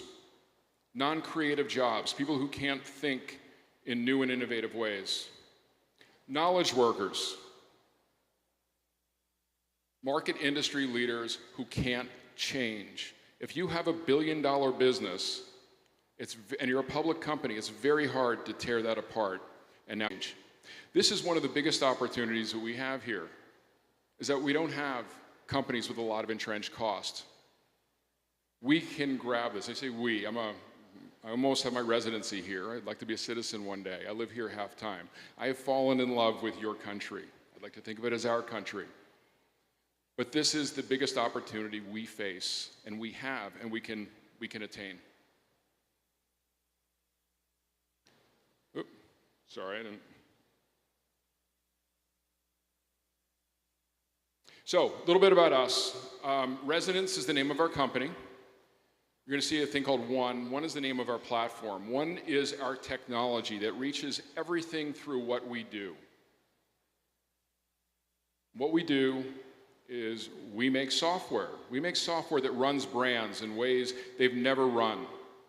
We make brands profitable. Our target net margin is 20%, far more profitable than most fashion brands are, apparel brands are. They're also sustainable. Sustainability is a really critical element for us, but it's also a critical element for this country because it gives this country an opportunity to compete far greater than it could otherwise. We make brands. To build the system, we had to learn. And so we made brands, and we built brands that are generating millions of dollars right now.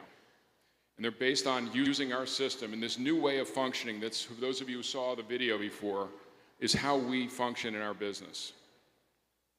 It's our factories. These are highly automated, big, capital equipment driven, textile making machines that enable brands to do insane things. They enable to make this shirt, this suit, his outfit, one at a time, but making it at scale. It's factories that have sewing, distributed sewing factories where we create entrepreneurial jobs around the Western Hemisphere. More opportunities here in this country, more opportunities in Latin America, more opportunities in North America. And last, it's our marketplaces where we aggregate everything together. Kind of sounds like we do everything, right? We do. Fast Company called us one of the most innovative companies in the world. As I said, we have technology, we have brands. We'll have 25 by the end of the year. We have 25 patents. We'll have 100 probably at the end of the year. What we're doing and what you saw in those videos is not being done anywhere else in the world. There are 20 outside brands who use our software. We were founded in 2015. We are in Santiago. Half of our engineering is in Santiago. The other half is in New York. You know, we're not just using this as a factory for sewing people. This is real thinking, and in fact, our best engineers are going to be here.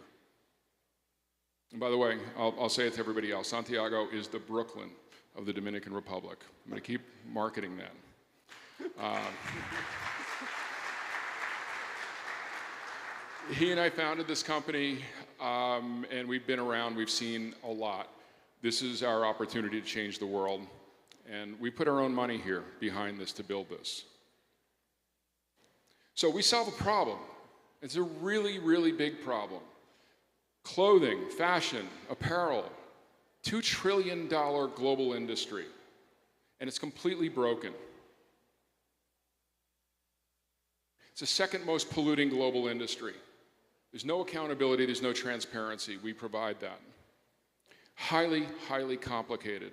Lots of independent people, independent companies connected. Everything's about economic gains. In the end, you end up with Xi'an, where basically you're employing prisoners, you're employing children, and it's impossible to compete for this country to be able to build something here, but we don't have to.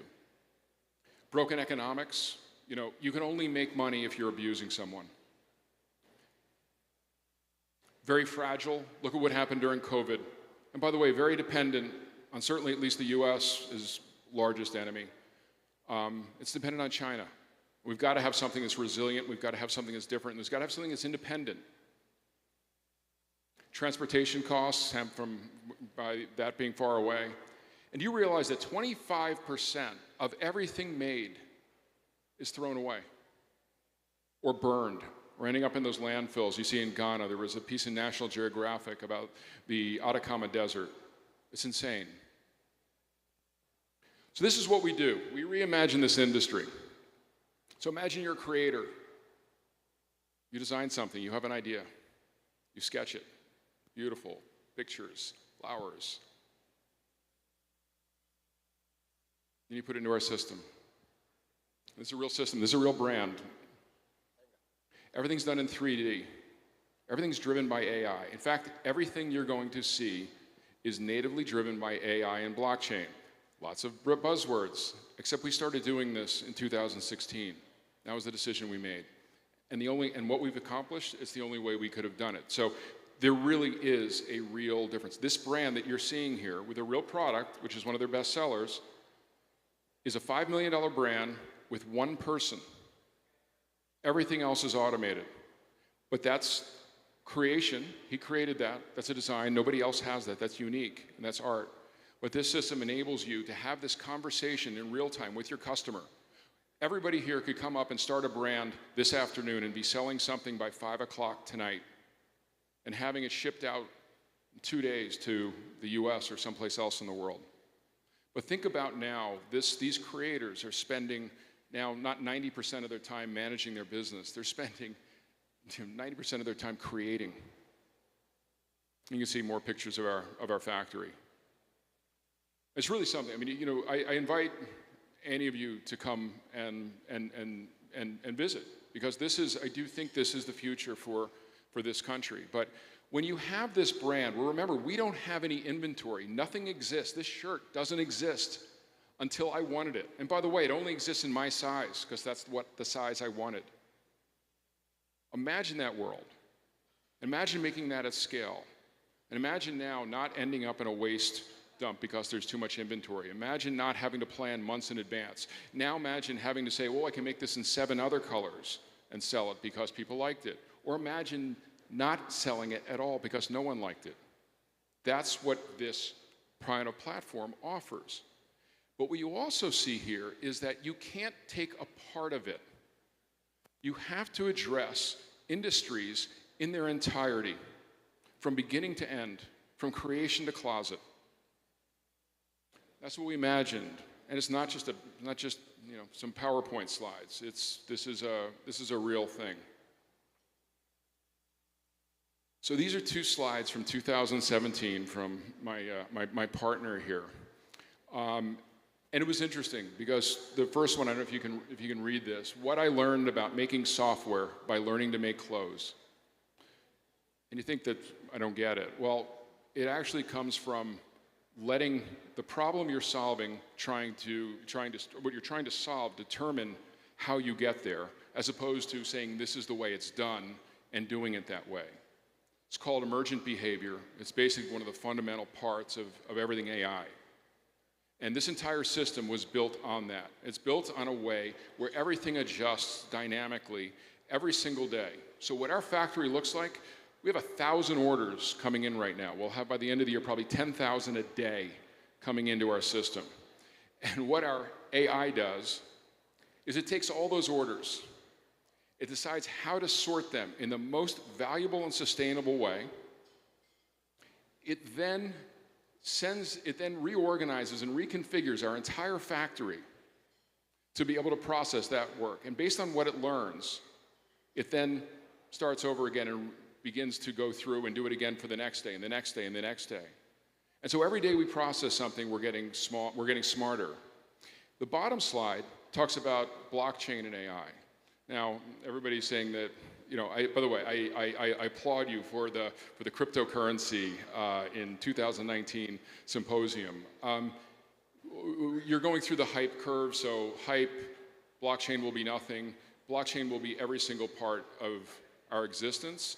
But what it is for us, it's the contracts that enable us to be able to manage our entire system. There's no way a human could be able to do this. It has to be done in automated ways. And what you're going to see blockchain be is basically the governor, the rules and regulations, if it can be, will be implemented in these kind of contracts. Now, I'm going to, you know, you saw very amazing demos, and now we're going to show you a very non-amazing demo, because it's not going to look that exciting. But what's happening is truly incredible. And we'll talk about it as it's going on. Okay, that's great. Can you put my computer? So I know how everybody's very excited to see code of AI code at 5 p.m. But that's what's happening. So what I'm going to attempt to do in 5 minutes or so, give you a peek into how the true generative AI works when you train it and fine-tune it on data that emerges from learnings on that emergent behavior. So this is AI. This is the AI that drives the platform. So I'm going to show you two examples. One more exciting than the other, but they're both very fundamental. The first one is... I just want to interrupt. I'm sorry. First off, rule number one of presenting, never give a live demo. So we're going to break that right here. But number two, what's really important here is that, you know, you talk about ChatGPT. We use ChatGPT in a variety of different areas. We can talk afterwards how we use it. This is our own proprietary AI. And so within our own server. And so there's a very interesting dynamic of how you build proprietary knowledge, information, and improvement, how you get proprietarily smarter without exposing this to the world. So the first agent we're going to look into is the one that we were just presenting, which we are looking at all the orders coming in. Imagine thousands of these shirts, pants, dresses, all kind of garments coming in. They come at any time. They are not arranged or sorted in any possible way. So you have to basically create the most optimal print roll that you're gonna create a garment and cut it and sew it, such that you take in consideration all the variables that affects the garment. So this is a peek into that first agent. What it does, it learns what it is that it sees, right? So it sees a bunch of pieces on the left. It has a transformer similar to what a GPT does, and then it will generate for us the next collection of orders flattened onto a roll of material that then gets to get processed. So I'm just going to ask it for us to run, which is hopefully not going to break anything that's live. So what we're going to do here is it's going to start looking at the orders that are coming in. We're going to look, I stop it. By the way, these are real orders that are coming in. We're not running it. We've separated out from our production system, but this is what is coming in and how it would reconfigure that role. So you can see it started to do these iterations to learn what it sees, and then when it converges, it has learned how to take this variety of pieces and come in and put it into a place. And what you notice here that's very interesting is that it optimizes for all the variables. So there's very little waste. There's very little white space that's in there. So imagine having that type of job. Let's say you take all the orders and try to feed them together in real time to account for how to sew them in the most sustainable way and the most cost-effective way. In essence, what happens here is the model fine-tunes, the resonance AI fine-tunes on the data it observes and then creates this type of output. Let me say, so that's one agent. Let me show you another example. Before you leave that one, what's really important here, so what are we learning? These are multiple brands. This is not just shape. Color is controlled in a separate file. What it's also learning for is how we can use that space. Our goal is to be literally to put color on every single inch of every single roll of fabric that we do. And what we'll then do is we'll make tags, we'll make labels, we'll make pieces that we'll then sew together to form larger things. Our goal is to be zero waste. You cannot do this without a very, very complex generative AI system that enables you to manage this also based on business constraints and basically environmental regulations and rules, et cetera. That's one example. The second thing we're going to take into, this is the brand selling, right? So the garment doesn't exist until a sale occurs. But let's suppose you now want to create a photo shoot, an editorial. You want to promote those particular garments. Traditionally, you would have to hire photographers, spend a lot of resources to create the actual editorial. What I'm going to show you is we're going to train the model on a couple of these garments. I'm just going to choose them randomly, and I'm going to ask the model to assist us in creating an editorial. And the editorial will have to support us across the board. So it has to contain a photo shoot. It has to be properly lighted in a certain way. We want a certain collection of feelings. We want the actual garments to appear. We want the models to actually look and act lively into the photo shoot. And then we're going to take this output that we get, and we're going to ask the agent to go ahead and imagine that. I'm going to go ahead and do that. And I'm going to do this live, so it takes a couple of seconds, 30 seconds. So what's happening right now is we're taking all the data that we have learned and observed, all the learnings from that particular brand and garments, and it will start generating through something called stable diffusion the actual photo shoot. So everything that you see here that's emerging is the model starting to create various parts of the photo shoot. So as this is running here, you'll see that it shortly emerges. The particular locale that we're creating is someplace in Morocco with a very, very specific style, with a very specific lighting, with very specific aperture, and it's being generated. So this is completely and utterly inexistent. It's generated based on the data and the learnings. Now what we can do is we can say, I kind of like this particular shot here. I can go ahead and create a upscale version of it. And so this will now upscale it to a professional looking. This is also generated based on the various type of fine-tuning that we have done to the data and based on the brand's aesthetic. As you can see here is virtually undistinguishable from doing the shot. And so this is completely and utterly dynamically generated based on the generative AI of the platform that now gets put together into the editorial. This applies to everything. So all these prompts that you're seeing here running live are prompts that are generating the ads for the TikTok campaigns, the Facebook campaigns. It generates particular specific editorial photographs like Vogue, campaign ads. So we can see here a couple of things I lighted running. So this is an ad that's completely generated, and the way you know it's generated is because the text doesn't make any sense. So the text gets upscaled after the generation. This is not common knowledge, right? So it's not based on the general knowledge. It's based on the emergent behavior of that particular brand aesthetic. So it learns and fine-tunes on the very specific, and then we generate that and load it directly and dynamically for the brand site. So these campaigns are created based on that AI, based on our AI platform generating the content. So I should have put in the category there also, if you're a very beautiful person who makes their living as a model, you're probably also going to be in trouble. The photo shoots, the shots that you have for e-commerce, we have a photo studio in our office in New York. On July 1st, we are going to mark the ceremonial opening of our new conference room. We will never do another photo shoot for e-commerce again. May or may not do editorial ever again.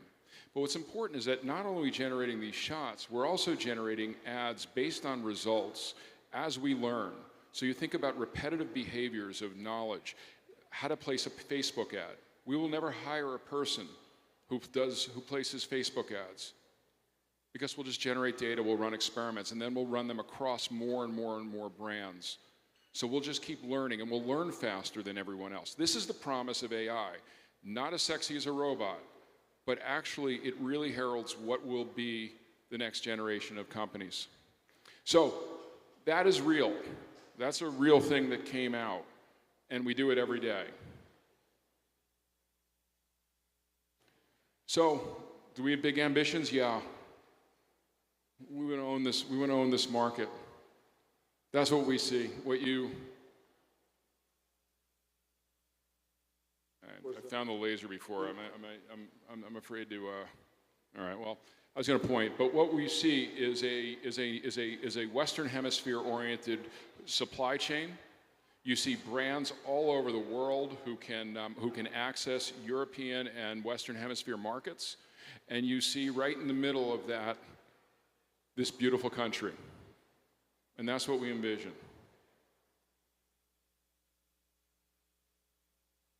We could never have done this without AI. So again, ignore the hype, focus on the real.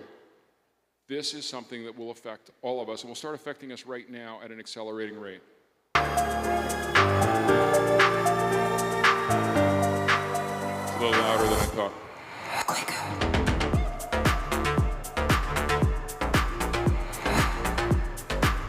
So,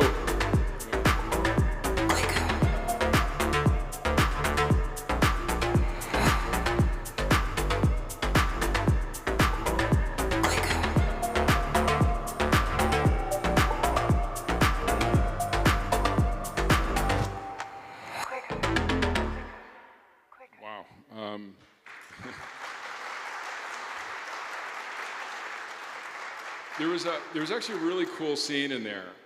If you noticed, the two models standing in front of one of our digital printers. These printers are the size of a large 18-wheel truck, and out came. They were modeling these two dresses, and we were shooting this, and out came the same two dresses out of the printer. So to give an idea of how these things happen in real time, so we stopped the printer and said, let's get this shot again. But we wanted to be able to show, this brand wanted to be able to show their customers how things are made. And so on the right is actually a script that we wrote for the creator here to talk about Tencel. Tencel is an amazing material. This is a Tencel shirt. If I took this, stripped the buttons off, and buried it in the back, it would be gone in a year. It's the most sustainably made fabric on the planet. And so we needed the creator to talk about it. And basically that was the prompt, and that's what came back. So we get an idea of, it's not the most amazing script, but it's exactly what we needed. So when you think about how this technology leverages and amplifies and changes even day-to-day mundane tasks, it affects everything.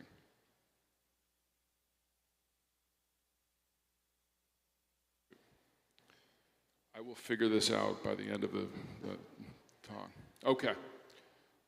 Change is opportunity.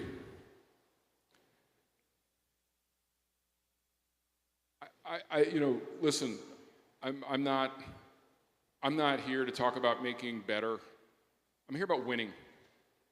God, it sounds like Donald Trump. I apologize. But it is about winning. It's how does this country win? How does this country not be closer second, or third or fourth?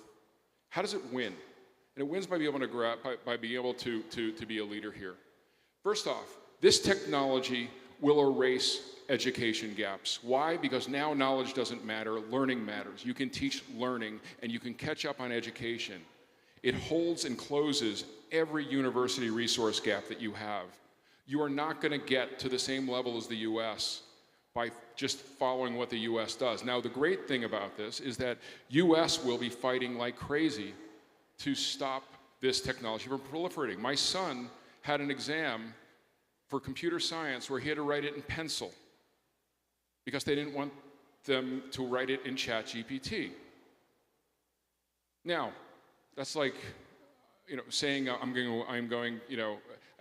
even give a lot. There's so many different metaphors that make that ridiculous. But what's important here is, how do you teach computer science with ChatGPT?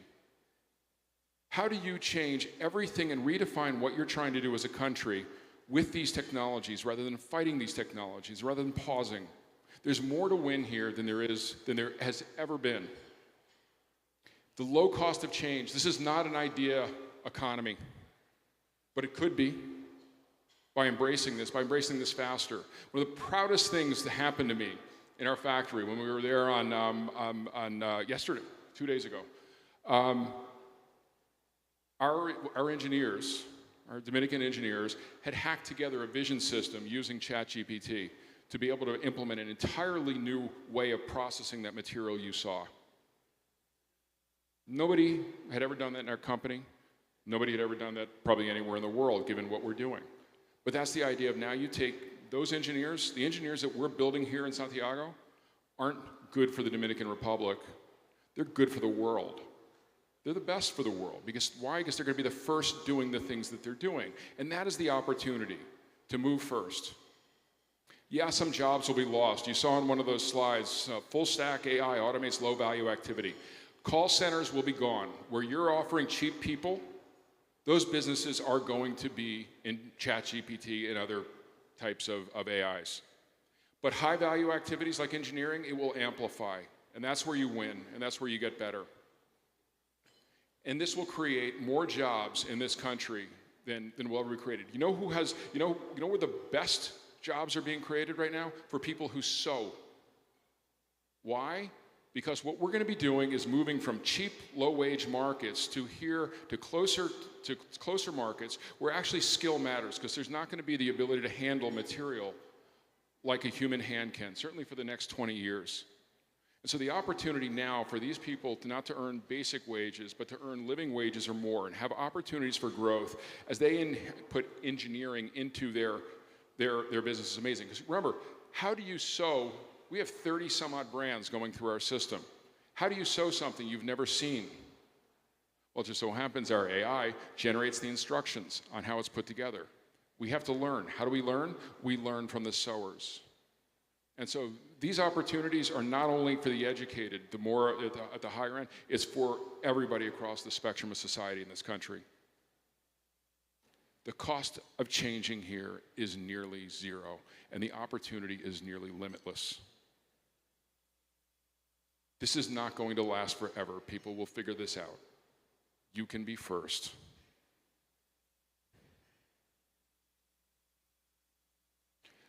I used to teach at NYU. I taught entrepreneurship, and so my mantra was the company that always learns the most fastest wins. And it's true. That's now changed, because now you have tools that accelerate that. But I would also say the country that learns the most fastest wins. And I challenge us to make it here. So with that, thank you very much for having us. Thank you.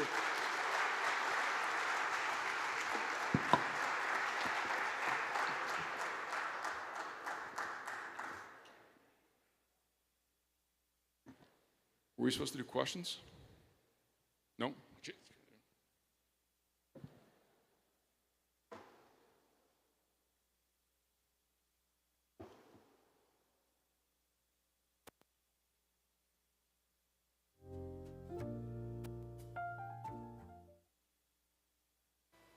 We continue with this third panel in the afternoon, moderated by Mr. Jose Armando Tavares, founder of Talendig and Libertad Digital, digital transformation and innovation consultant.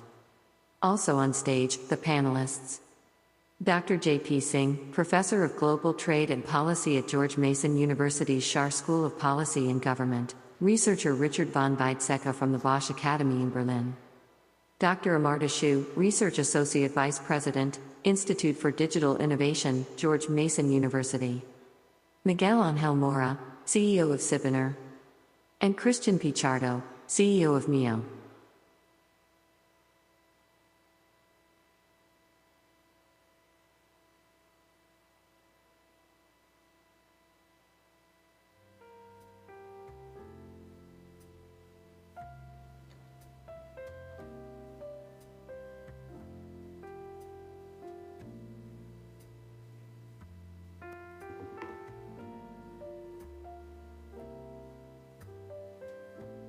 Muy buenas tardes a todos y todas.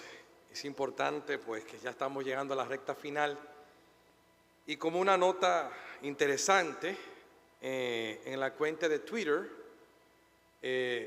Elon Musk acaba de informar, recoge el Financial Times hace unas 2 horas, de que planea lanzar una New Artificial Intelligence Startup para billonario que todos conocemos, para sumarse a esta revolución, a esta carrera que se está viviendo no solamente en Silicon Valley, sino también en todas partes del mundo.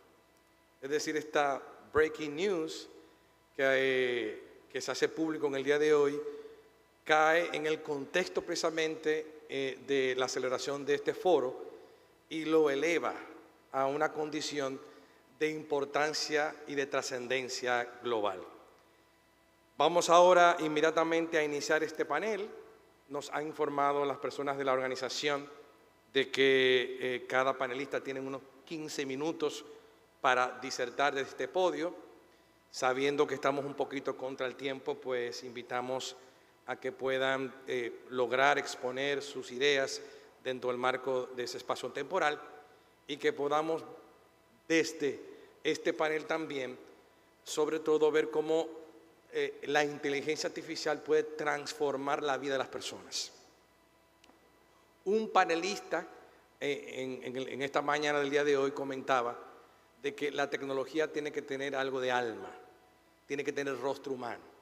Entonces, todas estas herramientas, el Midjourney, por ejemplo, que veíamos acá, el mismo ChatGPT, pero hay un montón enorme que se ha incrementado de manera exponencial de herramientas de la inteligencia artificial, tienen que tener como propósito, ciertamente, construir una mejor humanidad. Herramientas tecnológicas al servicio de construir mejores sociedades, mejores países, mejores personas. Así que, sin más, le damos la oportunidad para que puedan iniciar este panel, estos panelistas, y comenzamos precisamente con el doctor J.P. Zinn, que es profesor de Políticas y Comercio Global en la Escuela de Políticas y Gobierno Shard de la Universidad George Mason y miembro del Richard von Weizsäcker de la Academia Robert Bosch en Berlín. Ha estudiado comercio internacional, desarrollo, tecnologías, cultura y negociaciones y diplomacia. Y una de las razones por la cual está aquí entre nosotros es precisamente porque ha conducido una investigación sobre determinantes de las infraestructuras de inteligencia artificial, porque es investigador principal de una subvención de 1.39 millones de dólares dentro del programa Minerva en los Estados Unidos, que, entre otras cosas, examina las diferentes estrategias de inteligencia artificial para afrontar los problemas culturales y las prioridades institucionales que dan forma a las diferentes infraestructuras de inteligencia artificial. Pues nada, sin más, con un fuerte aplauso recibimos al doctor J.P. Zinn.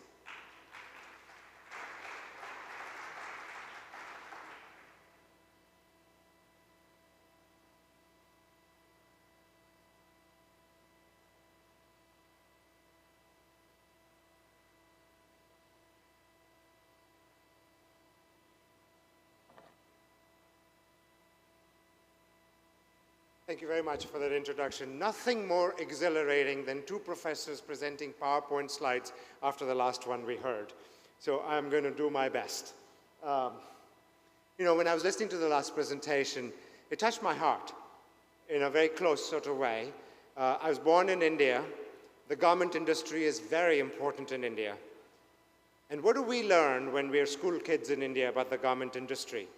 That Mahatma Gandhi, when he was fighting against the British, he asked the people to make their own threads, to weave their own cloth, sitting on the ground with a spinning wheel, the image that you see. Why? Because that's the only way people would have dignity. He took the nationalist movement in the state of what is now known as Gujarat to a place called Dandi. It's known as the Dandi March, so that they would make their own salt. Why? Because to eat British salt or to wear British clothes was a way of giving in to colonial oppression. Now, what do we get from that? That development was always going to be about dignity.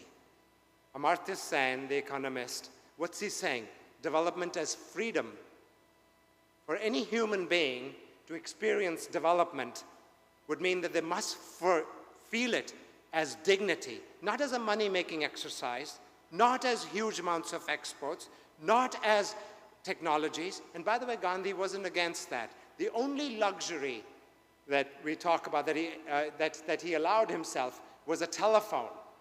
And people talked about why should Gandhi, wearing the loincloth that he did, made out of homespun cotton, should he have allowed himself a telephone? And I've been listening to presentations today thinking, okay, if Gandhi was alive today, would he allow himself Sophia? Would he allow himself a robot? I think he would. Because when you look at post-colonial leaders, or when you look at this country, and you see this country become a high middle-income country, and soon, in 10 years, you will be a high-income country, where would you have come? What's the path that you would have traveled? Through dignity, through technologies, through industrial revolutions, and now to the fourth industrial revolution. So what we are going to do here today is to analyze the paths that these countries are taking. What are the stories they're telling about themselves as they formulate their national AI policies or national artificial intelligence policies? I'm very lucky to be on this team. As you can see, I have these brilliant women that I'm working with. They're really compassionate, empathic, and forgiving because they allow me to be on it. And we're going to be talking about these narratives. The moderator just mentioned our overall project from the Minerva grant, and this team is made up, the 4 people for the presentation today are part of that Minerva project. What we're trying to do is to understand what kind of values show up in people's policies. What does this country want? Because these national documents tell a story about those countries. Okay? Just as the Dandi March that Gandhi fashioned, or making cloth by hand, told a story about the people. So what are the stories these countries are telling us about their national AI infrastructures? And what we do is use machine learning models, computer science techniques, to try to understand those stories. I won't go through the whole graph, but what we eventually want to be able to do is to understand those stories enough that if we were able to say, well, if the Dominican Republic wants to change this story just a little bit by employing these techniques, what would happen to that story in the future? So we now know, and this is only 7 years later, in 2016, the United States comes up with this national level AI strategy. And very soon, there are many countries.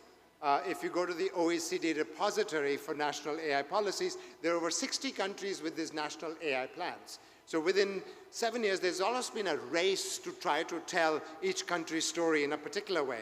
And what we are doing in our project is to understand that story, is to try to understand, is it just one story being told around the world? We being researchers, academics, we're very shy of what one might call a grand narrative. There's one story to be told around the world and everybody must mimic that story. What we first want to do is to try to understand what are the different dimensions of the stories. If EU tells a story, or China tells a story, and India tells a story, where do they all go with it? And what we find is that no matter how the story gets told, just as in those algorithms you saw that there are certain things you can program in and outcomes are particular kinds of output, what we find is there are some factors that every story has. And some of them are business issues. What is the business going to do? What is the industry going to do? What is the society going to do? What are the data plans? And then there are sort of cross-cutting issues about basic research, about training, who's going to finance these things. So these are kind of the little nuts and bolts of the stories which show up in different ways. But the bullets you see in front of you are some of the major things that go on in all of these stories. So what we're going to report today are some of those initial findings. And I've used a very technical term there, diffusion effects, spillover effects. Gandhi borrowed the telephone. The British brought the telephone to India in 1885. They brought the telegraph to India in the 1840s. They were technologies of control. Colonialism depended on communication. So does post-colonialism. So it doesn't mean that all these technologies are technologies of control, but at that time we thought, why would a technology being invented in one place go to another place? So what we have to understand is how does it diffuse across borders and the way that it diffuses. Because it's not just a technology that can be taken anywhere and hook, line, and sinker just put in there. It has to be adapted. It has to provide people dignity. It has to meet their aspirations. It has to get them about certain scleroses, certain structural factors. There are 1 billion people today who go to sleep hungry.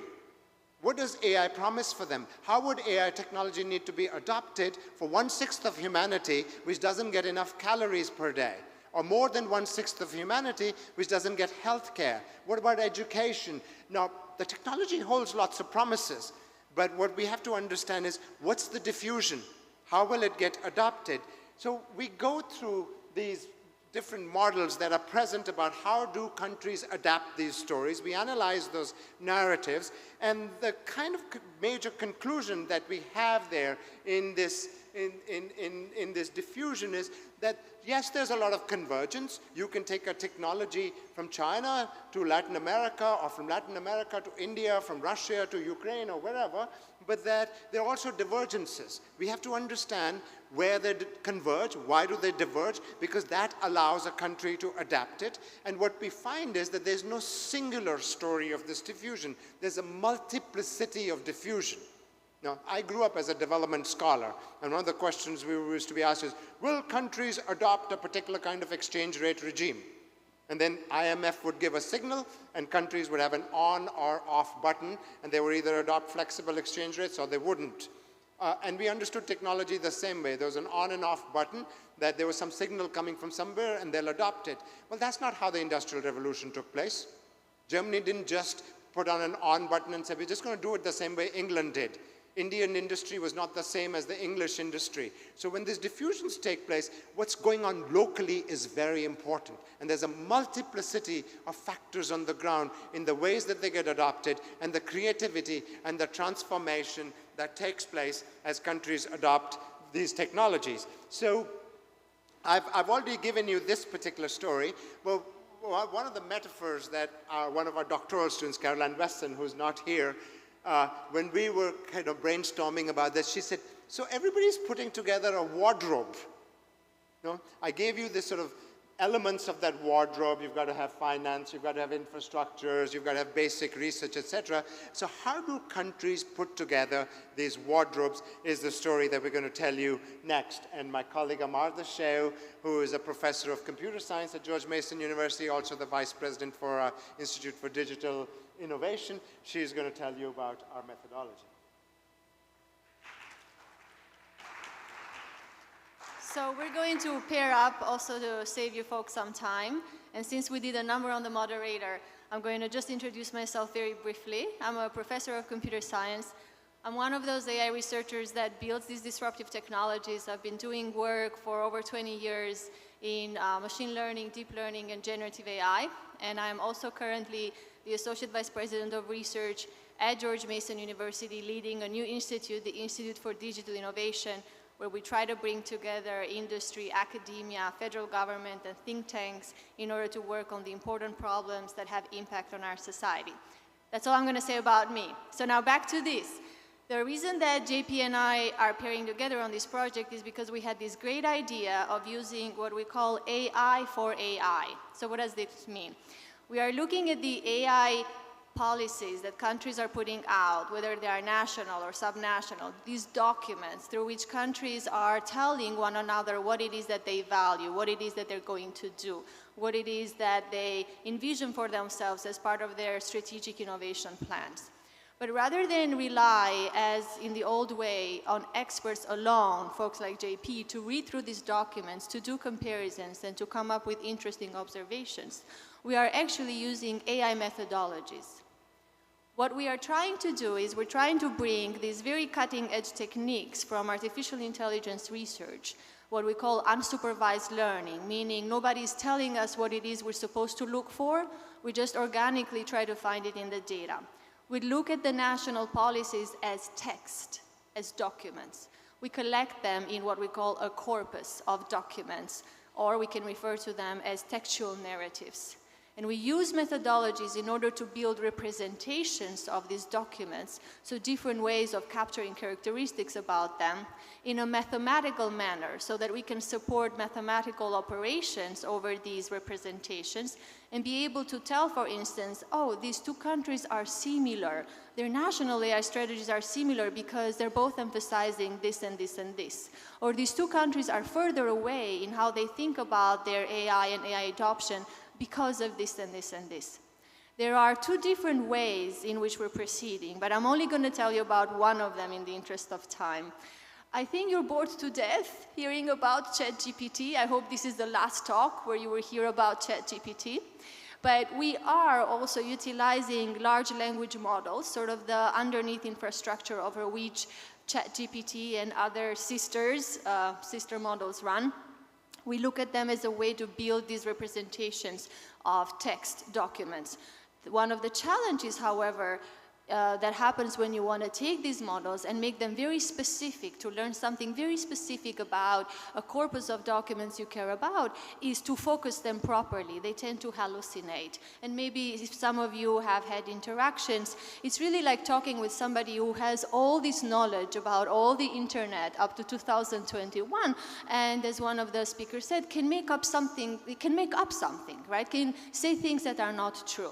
So instead, what we have proceeded is with a different version of, I wouldn't say ChatGPT, but a different language model, a generative model, a probabilistic model that you train, that you focus specifically on a corpora of text or on a set of documents that you care about. Recall, these are our national AI policy documents or any kind of strategic planning that countries put out.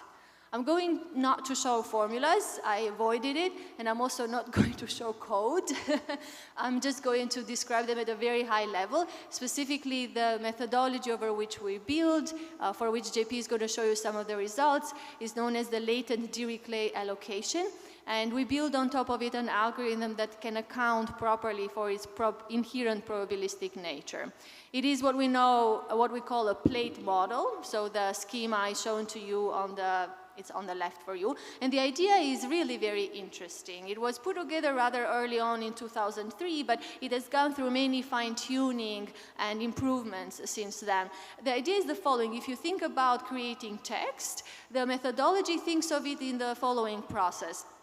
Each document is modeled as a probability distribution over an unknown set of topics. What are these topics? Well, we will find them organically. The algorithm will find them, and then we can give meaning to these topics. These topics will tell us what it is that countries value and what it is they are prioritizing. For now, think of these as these abstract concepts, and you have to specify the number of topics you're looking for.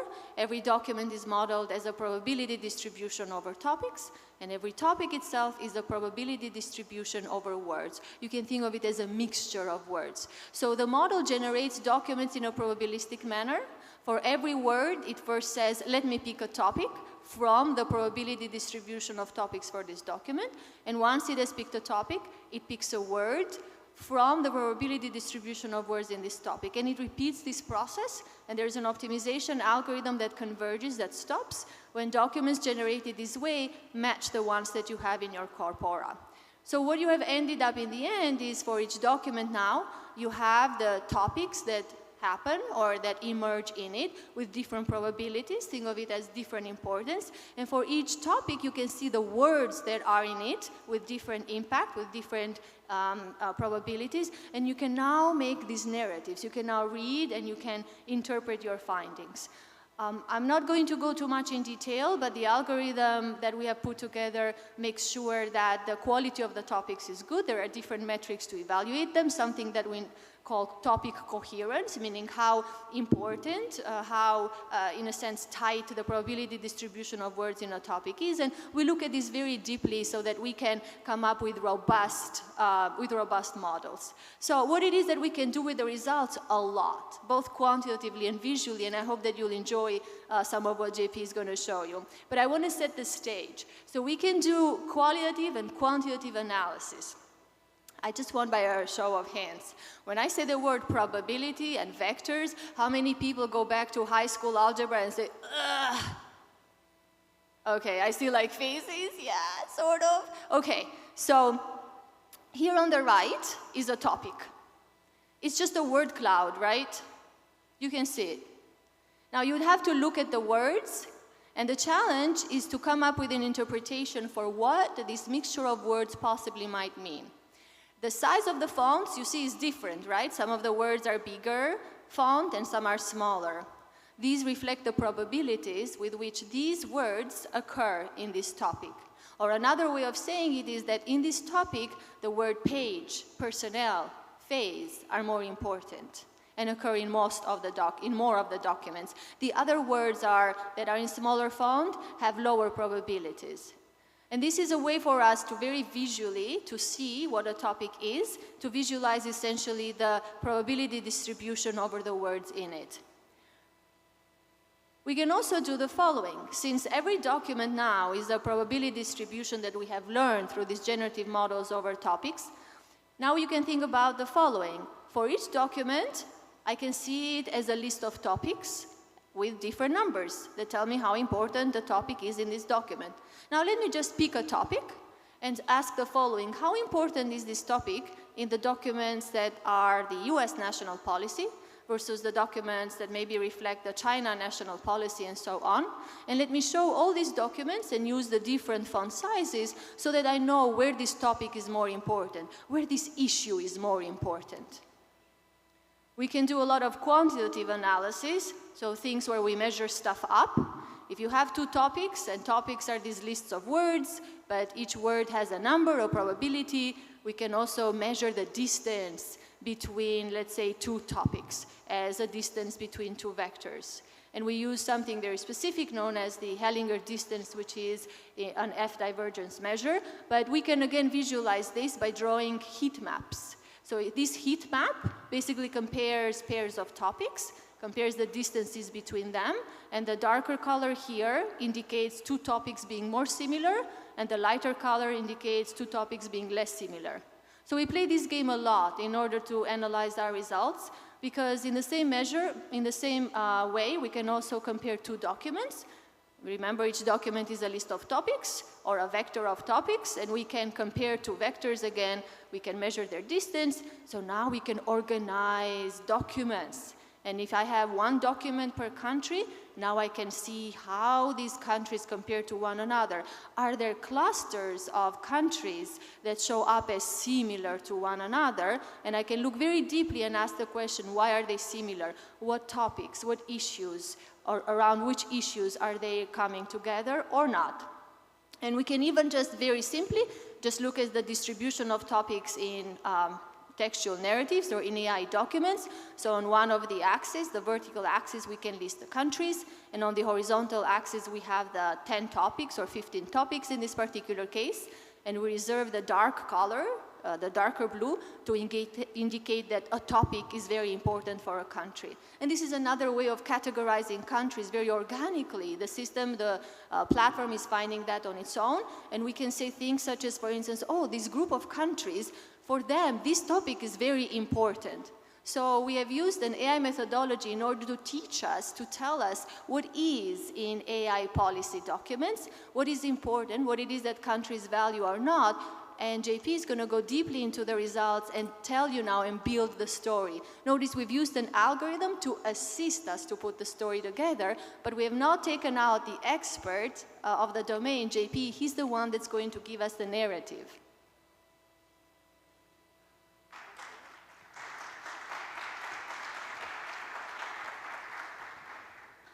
So we've analyzed these national stories, these national narratives in various ways. A lot of countries have a national level AI plan. And it's often a story. Not so important, I have to keep going. Topic 9, very important in the UK. And there are many other countries where topic 9 is very important. And JP can tell 15 or 20 topics, but as Amarda was saying earlier, there's a coherence score. At what level do we get the most coherence? And in this case, we got it at 10 topics. It's not just that there's topic 9 that's important. What you notice there is most of the countries in topic 9 are EU countries. Now, if you look at topic 8, most of those countries are Latin American countries, but what's in that cluster? 2 EU states which you would have expected to be in topic 9, one which might make sense. Spain is in that cluster, but why France? And then you notice up above at topic 4, you would expect that maybe Germany would be in the EU cluster, but no, it's not. It's got a topic all by itself with Switzerland. It could be that Germany influences EU strategy, or that EU strategy is something distinct in the way that it's coming about, and Germany doesn't go there. And you find these sort of clusters which are interesting. First of all, there's some validity there because you think these countries are cohering together, but the next task then is to say, well, what do these topics comprise? So what you find over here is that topic 9, which is the one where Amartya is standing, is in a way dominated by the kind of things you find in the EU strategy. EU strategy often has an economic component about these programs that are being rolled out from the European Union, and it has the concern that most countries have, do we have enough data sets to be able to roll out our AI strategy? But it has a lot of societal concerns. It has a lot of concerns about, is AI going to be trustworthy? Is the workforce ready? What about labor markets, etc.? And then when you see, for example, topic 8 in Latin America, that this topic tries to build on its existing infrastructures that already exist. And there again is a lot of concern about productivity and economic growth, but not as much concern with the kind of labor issues, gender issues, etc., that you find in the strategy for the European Union. In the case of United States, India, and Canada, it's sort of interesting that they cluster together. We've done different types of modeling exercise, and then you'll see later on US comes out as unique. A lot of emphasis on basic research, that in order to have an infrastructure is important, yes, but you must have basic research, lots of PhDs, you must have national level centers, etc., which do the kind of basic science research upon which businesses or others can build. You wouldn't have ChatGPT today unless some of the basic research was funding through NSF in the United States or through other agencies. So a lot of emphasis there on that basic research. There are important differences between topic 4 and topic 9, and then you find there's a topic 7 where China and South Korea converge. There again, a lot of emphasis on theory. So what we'll take you to next is when we compare what I call subnational. But what we're calling subnational is not it's not the national level plan. It may be a plan for education. It may be a plan for workforce retraining. It may be a plan for data strategies in a country. It may be a plan for the financial infrastructure that enables data strategies. What do we see? You don't see that much variation. And the takeaway from this story is, if you see topic 9 is almost common to all the countries.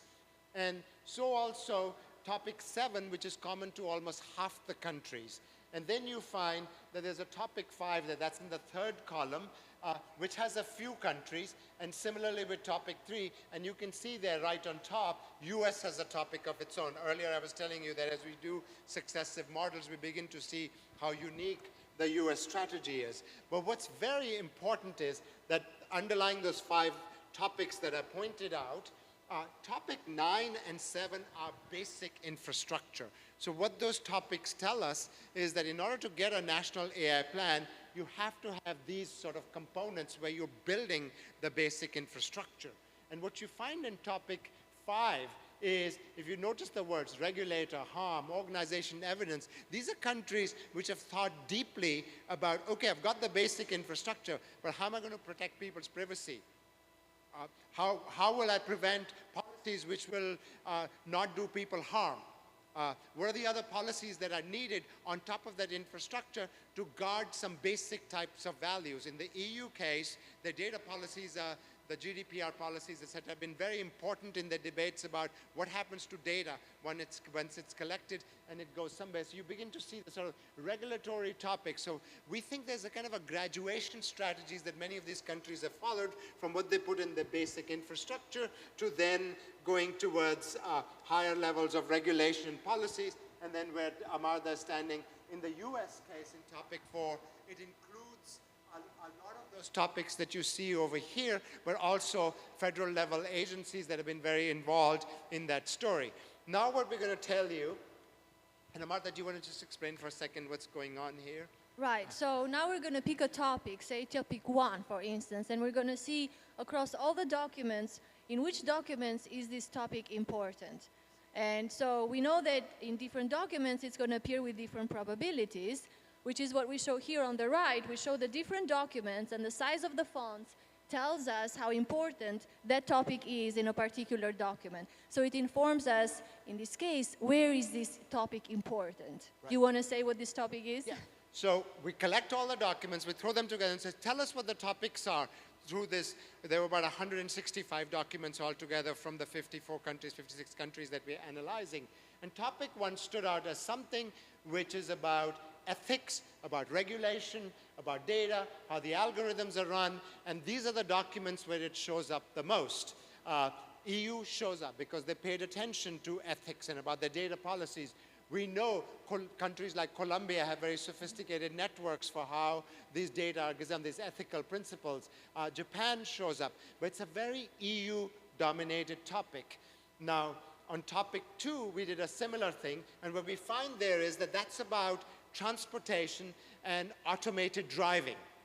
Okay? That topic is about what are the kind of words which show up when countries emphasize automated driving or the transportation capabilities. And what you find is there are fewer countries who've done that. Okay? There's Australia, Austria, US.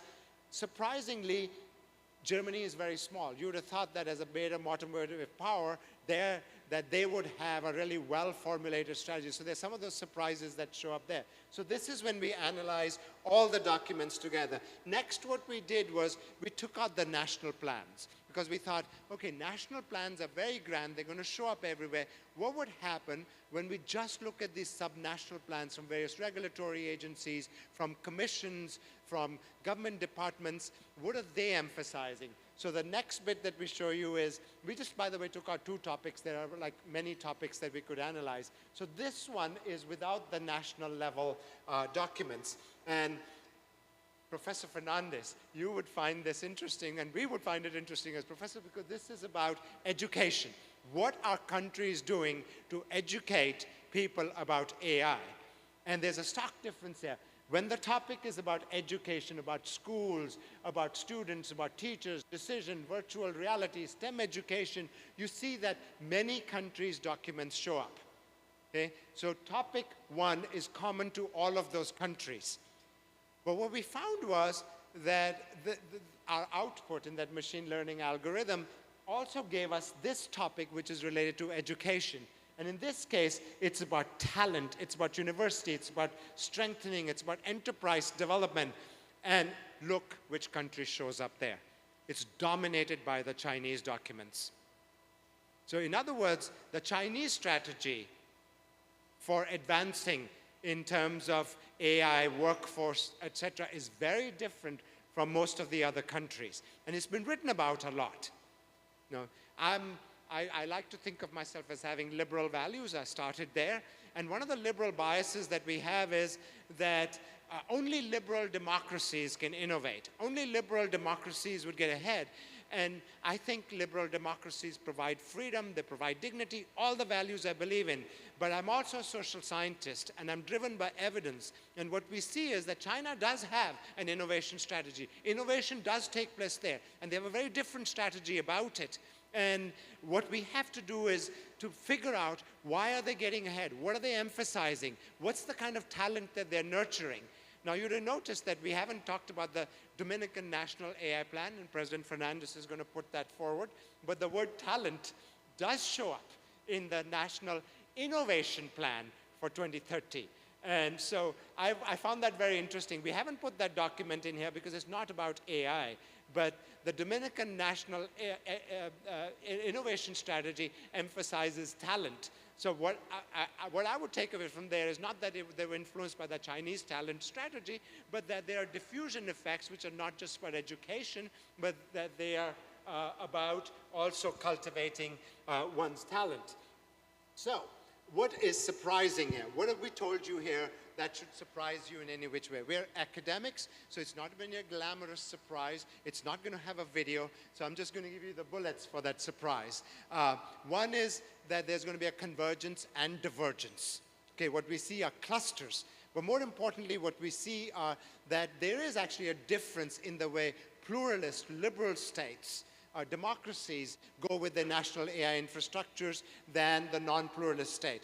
It is a surprise because given how messy these data are, one could have said, well, there would be no difference. But we notice it in the clusters. We notice it in the way that Russia, China cluster together. We notice different types of clusters within democratic states. There's a Latin America cluster. There's an EU cluster. There's a European Union cluster. And we find that there's a multiplicity of diffusion. When we talk about this adoption and adaptation across countries, there may be stages through which countries pass. And what's instructive about countries that are formulating their strategies is to say, how did other countries do it? Maybe in the next stage you can leapfrog. You don't have to have the basic infrastructure. You put in the guarantees for data safety, regulation, financial controls, etc., right at stage one. Third, there's enormous creativity with which people are adapting these AI. In China's case, we just spoke of talent. India has an India Stack, which is a nationwide data set, which can be scary in a way that a country has a nationwide data set. But on the other hand, it's also allowed for India's startups seem to grow really fast because there's a data strategy which is available to them. Korea also has a similar type of strategy to make those data available, to make the startups grow. So the young people who are graduating from universities have the imagination to put together various things in a startup, but they also have data to draw upon. And then ambitions that you find in the Chinese and United States strategy. So a final story to tell here, which is the very academic story, is that there is no grand story to tell here. There is no one size fits all. It has to be, at the end, about human dignity, what a society desires, and what we put forth. And what I want to say is that it's a really deep honor for us to be here and to present this research to you. I congratulate President Fernandez and the team that have put together this event. And more than anything, we look forward to the Dominican Republic's national AI strategy. Thank you very much.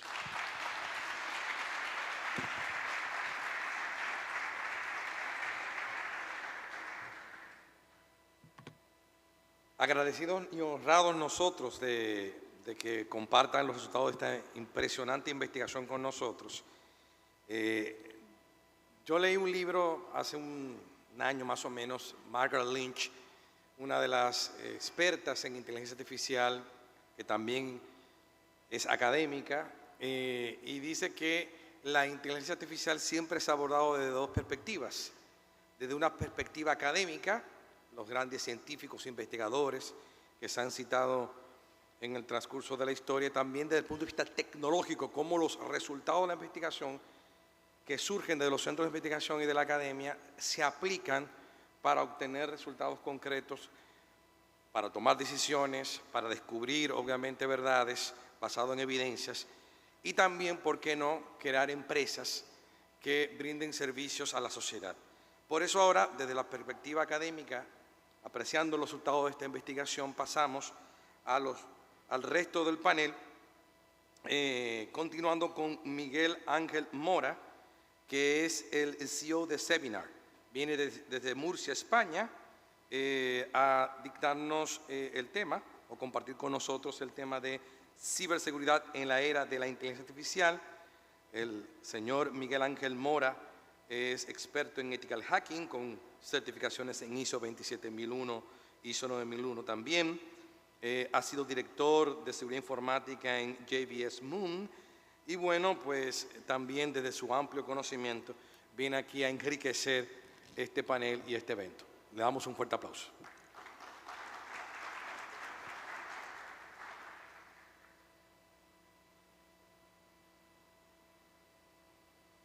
Hola, buenas tardes. Hola, hola.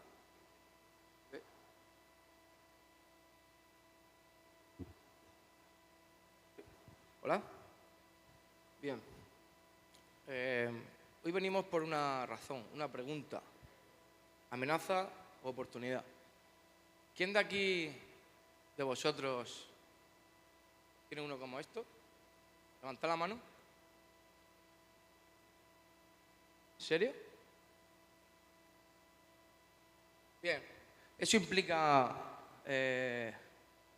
amenazas como el control, eso implica evidencia de que crecemos porque ahora no hay límite, podemos comunicarnos con cualquiera en cualquier parte del mundo, eso significa calidad de vida, eso significa vivir más, pero imagínense,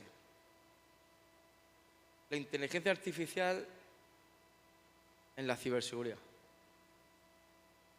Yo, antes de contestar a la pregunta Progreso, amenaza para la humanidad, creo que la pregunta debemos de contestarla nosotros mismos.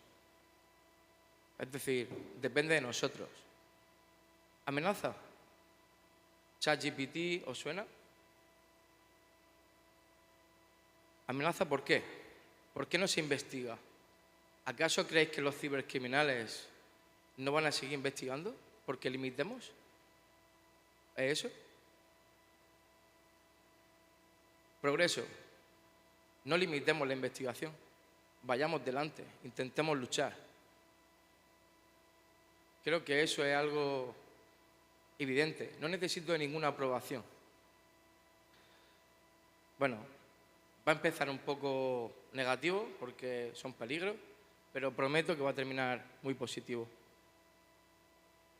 Realmente vamos a convertir a lo largo de mi ponencia una amenaza en una oportunidad. Y si nos relajamos, podemos convertir un progreso en una amenaza. ¿Ok? Bien, imagínense,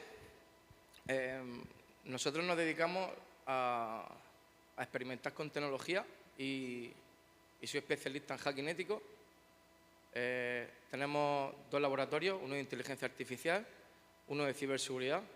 Nos hemos llevado recientemente en París el European Award Technology en Europa, así que orgulloso de mi equipo, orgulloso de estar aquí.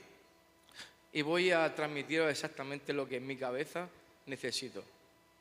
En este caso, estamos viendo 2 mentes con los mismos vehículos.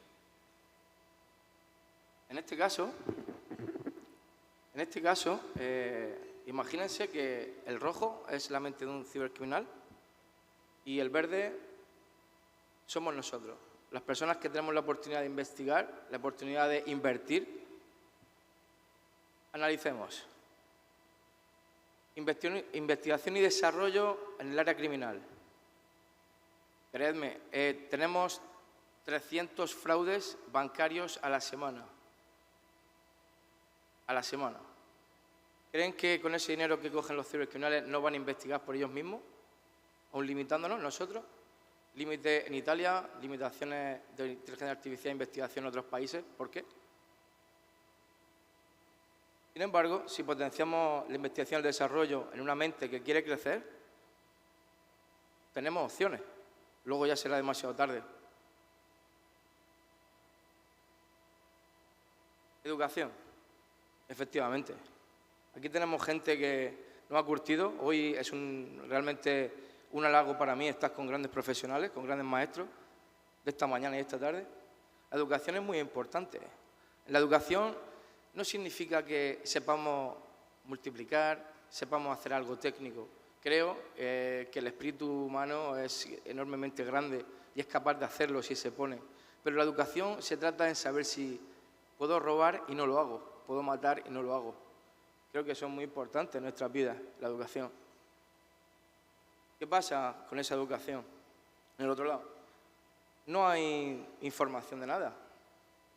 No tenemos oportunidades. Si no invertimos en educación aquí sobre esto y dejamos los límites a un lado de la inteligencia artificial, en el otro lado siempre van a hacer lo que ellos puedan realizar. Se educan a ellos mismos. Yo he estado en el área de cibercrimen en España, contribuyendo con algunos estamentos gubernamentales, ¿no? Y vemos chavales que tienen un talento impresionante. Simplemente quieren. creo que en ese aspecto habría mayor pérdida de activos. Mayor pérdida de activos significa que hay chavales que pueden ser explotados para el bien, que pueden hacer lo que más les gusta y, sin embargo, no obtienen ninguna subvención, ninguna ayuda. Me gustaría hacer hincapié en eso. Tenemos que invertir en eso. Regulación. ¿Regulación hablamos de límites, de limitación? No. Regulación hablamos de ética. ¿Para qué? ¿Cómo lo vamos a tratar? ¿Hasta dónde se puede llegar? Pero no limitemos la investigación. Sin embargo, el hecho de la no regulación siempre va a hacer falta personal cualificado porque van a tirar a lo fácil. Y el aumento de supervisión significa que aquello que nos quitamos o optimizamos con la IA, automáticamente necesitamos más personal para supervisar. Entonces creo que hay algo que no cuadra, ¿no? Bien, imaginemos que todas esas oportunidades, si las dejamos, pueden ser amenazas conforme pase el tiempo. Si le damos cobertura a las mentes negativas, tenemos oportunidades. Imagínense ahora que voy a cambiar todo esto y creo que lo voy a hacer. Integración de ciberseguridad e inteligencia artificial. ¿Imagináis que con esto que he contado pueda llegar a un core, un conglomerado, una unión de todas estas cosas que os he dicho, más la técnica y la operatividad de hackers éticos que en estos momentos se encuentran en nuestras instalaciones? Imagínense, ¿cuántos de aquí son empresarios, tienen empresas? ¿Cuántos? He tenido que hacer esto porque había gente ya que estaba cansada, pero ya vamos a animar un poquito. ¿Cuántos? Vale. ¿Y cuántos conocéis que tienen un negocio? ¿Y cuántos conocéis que operan en Internet? Bien, imaginaros que de todas esas infraestructuras que tenemos nosotros y que dependemos del Internet, porque tenéis que tener una cosa en cuenta, ¿vale? Si se tiene Internet se puede estar ahí, siempre. Así que imaginaros que podamos hacer una réplica de nuestra infraestructura. Imagínense, que podamos hacer una réplica real de nuestra infraestructura, pero una de ellas será un señuelo que va a estar delante de nuestra infraestructura real y que además está preparada para ser atacada. ¿Ya os va gustando un poco la idea? Bien, pues esto ahora ya es posible, porque lo que hemos hecho con ciberseguridad es que automáticamente ya esto es posible. Es decir, ya en nuestra infraestructura, que ahora más adelante vamos a poner en directo, pleno directo, los ataques informáticos que están sucediendo en este momento en nuestra infraestructura, en nuestros laboratorios, vaya a ver cómo funciona. Pero es que además la inteligencia artificial nos da mucha rapidez. ¿Sabéis por qué? Porque ahora hemos cambiado el dato. El dato que significa que en vez de no atacarnos nuestra infraestructura real, atacan donde nosotros queremos que ataquen. Y además aprendemos de esos ataques. Además sabemos de dónde proceden esos ataques y sabemos la intencionalidad. Hasta el punto que les dejamos pasar y aprendemos de los comandos que ellos mismos tiran. Acabamos de darle la vuelta a una amenaza a una oportunidad. ¿Qué es lo que vamos a ver? Actúa como un señuelo, ayudando a evitar que sistemas reales se vean comprometidos.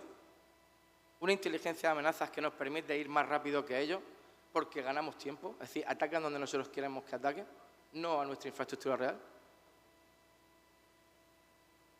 Y tenemos una rapidez, para que os deis cuenta de algo, el más rápido de los matemáticos a nivel del mundo. Tiene un tiempo muy rápido de pensar, pero la IA piensa 25.000 veces por segundo más rápido que el mejor matemático. Bien, vamos a darle... Bien, la ciberseguridad es lo que habéis visto.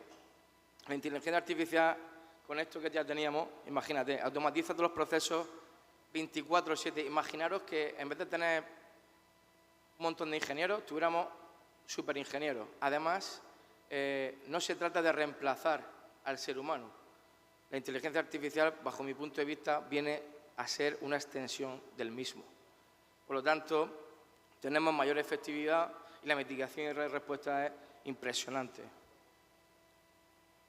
Si los compañeros de producción nos ponen ya a tiempo real lo que vamos a ver. Bueno, esto es a tiempo real los ataques que están sucediendo. Uy, ¿se ha ido? Bueno, vamos a ir a... Esta es nuestra suite. Ahí está. Y vamos a ver... F11. Recargamos. Ahora. Ahí estamos viendo ahora mismo automáticamente ataque en tiempo real, donde realmente todas las IPs... esto es real. Todas las IPs que se están viendo son interceptadas. Pero imagínense que podemos ver con exhaustividad de dónde vienen, hora, precisión, qué intentos de contraseña han intentado meter.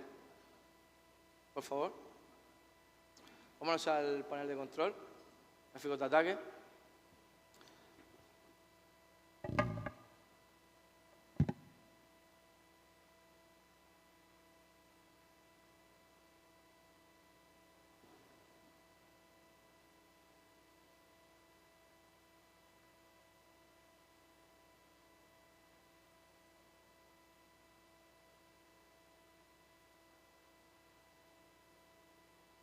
Vale, en las últimas 24 horas, ¿vale? Ahí tenemos a la derecha el tiempo, ¿vale? Hemos tenido esos ataques. Eso es la realidad de lo que estamos haciendo. O sea, esto es la realidad del mundo en el que vivimos, señores. O sea, dale F11 que sea un poquito más grande. Vale, bajamos un poquito. Bien, aquí estos datos un poquito más. Tenemos datos súper importantes. Si son atacantes conocidos, si no lo son, si vienen de otras redes diferentes de Internet, ¿vale? Por ejemplo, la Deep Web o lo que sea, desde otros sistemas operativos, o sea, desde qué sistemas operativos nos están atacando, es decir, del cual nos previene de saber qué tipo, qué calidad tienen los atacantes, además de saber exactamente desde dónde más nos atacan, ¿vale? Subimos un poquito, por favor. Al revés. Arriba, un poquito más. ¿Vale? Bien, aquí, si os dais cuenta, tenemos user, password, de contraseñas que han intentado poner los malos. ¿Vale? Esto es real. Estas son las últimas 24 horas. Podríamos poner el último minuto, podríamos poner hace 15 minutos. ¿Vale? Y esto es la realidad que nos pasa hoy en día. Es decir, tenemos la IP de cada uno, exactamente la vulnerabilidad que intentan explotar, además de las reglas que ha intentado violar, ¿vale? Bien, imagínense, ahora que estamos aquí, que tenemos una IA que es capaz de mitigar, de responder, de avisarnos, de crear un evento. O sea, la IA nos ayuda. Depende de nosotros cómo utilicemos esa tecnología. Vamos a ir, por ejemplo, nos vamos a ver a intentos por SSH, por ejemplo. Vamos a ir a la parte de abajo, del todo. Bien, quiero mostraros lo más importante para nosotros, aquello que me encanta explicar, porque si os dais cuenta a la derecha, al ser un señuelo, tenemos exactamente los comandos que los cibercriminales han intentado ejecutar. De hecho, lo han ejecutado. Pero realmente estamos seguros. Realmente estamos dentro de una infraestructura que nosotros hemos creado delante de la nuestra. La nuestra está a salvo. ¿Qué nos da esto? Nos da tiempo para pensar. Sabemos la intencionalidad, hacia dónde se dirigen. Sabemos prácticamente todo. Bien, imagínense.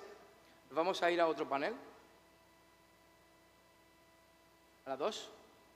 O bueno, no, vamos a Android. Bien, nosotros lo que hemos hecho para este evento ha sido dejar un teléfono ahí en medio de la red. ¿Y qué es lo que ha pasado? Pues ha sido hackeado ¿por cuánto? Vamos a verlo. 304 ataques, últimas 24 horas, subimos hacia arriba. Los atacantes han sido de Corea del Sur, de Filipinas, un poquito hacia arriba, y en la parte central, donde vemos Command Line Input, vemos exactamente los comandos que ya desde dentro le han ejecutado el teléfono. Impresionante. ¿Alguien sabe esto? ¿Alguien sabía esto? Bien, pues es bonito verlo porque hemos convertido Amenaza en realmente más tiempo de mitigación y respuesta, pero es que además lo que ya gestiona esto que estáis viendo es la propia inteligencia artificial, señores. O sea, es como tener un analista impresionante, que además hace mejorar a los seres humanos. Nos vamos a ir ahora mismo a otro. Vamos a ir, por ejemplo, a Cava Mapa Central, al segundo. ¿Vale? Y aquí vais a ver, por ejemplo, cómo la inteligencia artificial está automáticamente trabajando hacia la derecha. Aquí no se puede ver la otra parte, porque realmente lo que está sucediendo por dentro es que la IA está cogiendo todo absolutamente y lo está volcando a otro panel de control que tenemos, donde todo se gestiona automáticamente. Esos son datos reales del último minuto, la última hora, el último día. Son datos reales.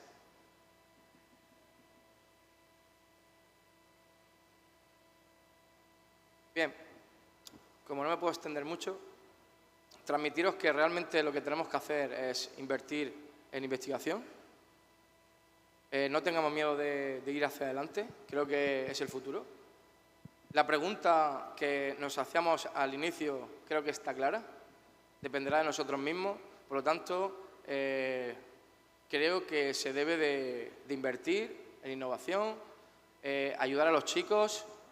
Nosotros estaremos aquí ya en Dominicana, ya tenemos una filial de Civinar aquí en Dominicana, que intentaremos y trataremos de dar en este próximo año oportunidad a jóvenes talentos, donde tengan oportunidades, donde realmente no haya ninguna limitación a nivel de educación, y apoyaremos eso en lo máximo. Para terminar, deciros que para mí es un orgullo haber estado aquí. Creo que al fin y al cabo la inteligencia artificial depende del uso que se le dé, será buena o mala, pero dependerá de nosotros, no de la inteligencia artificial. Y creo que apoyaremos en todo lo que se pueda para que esto sea así.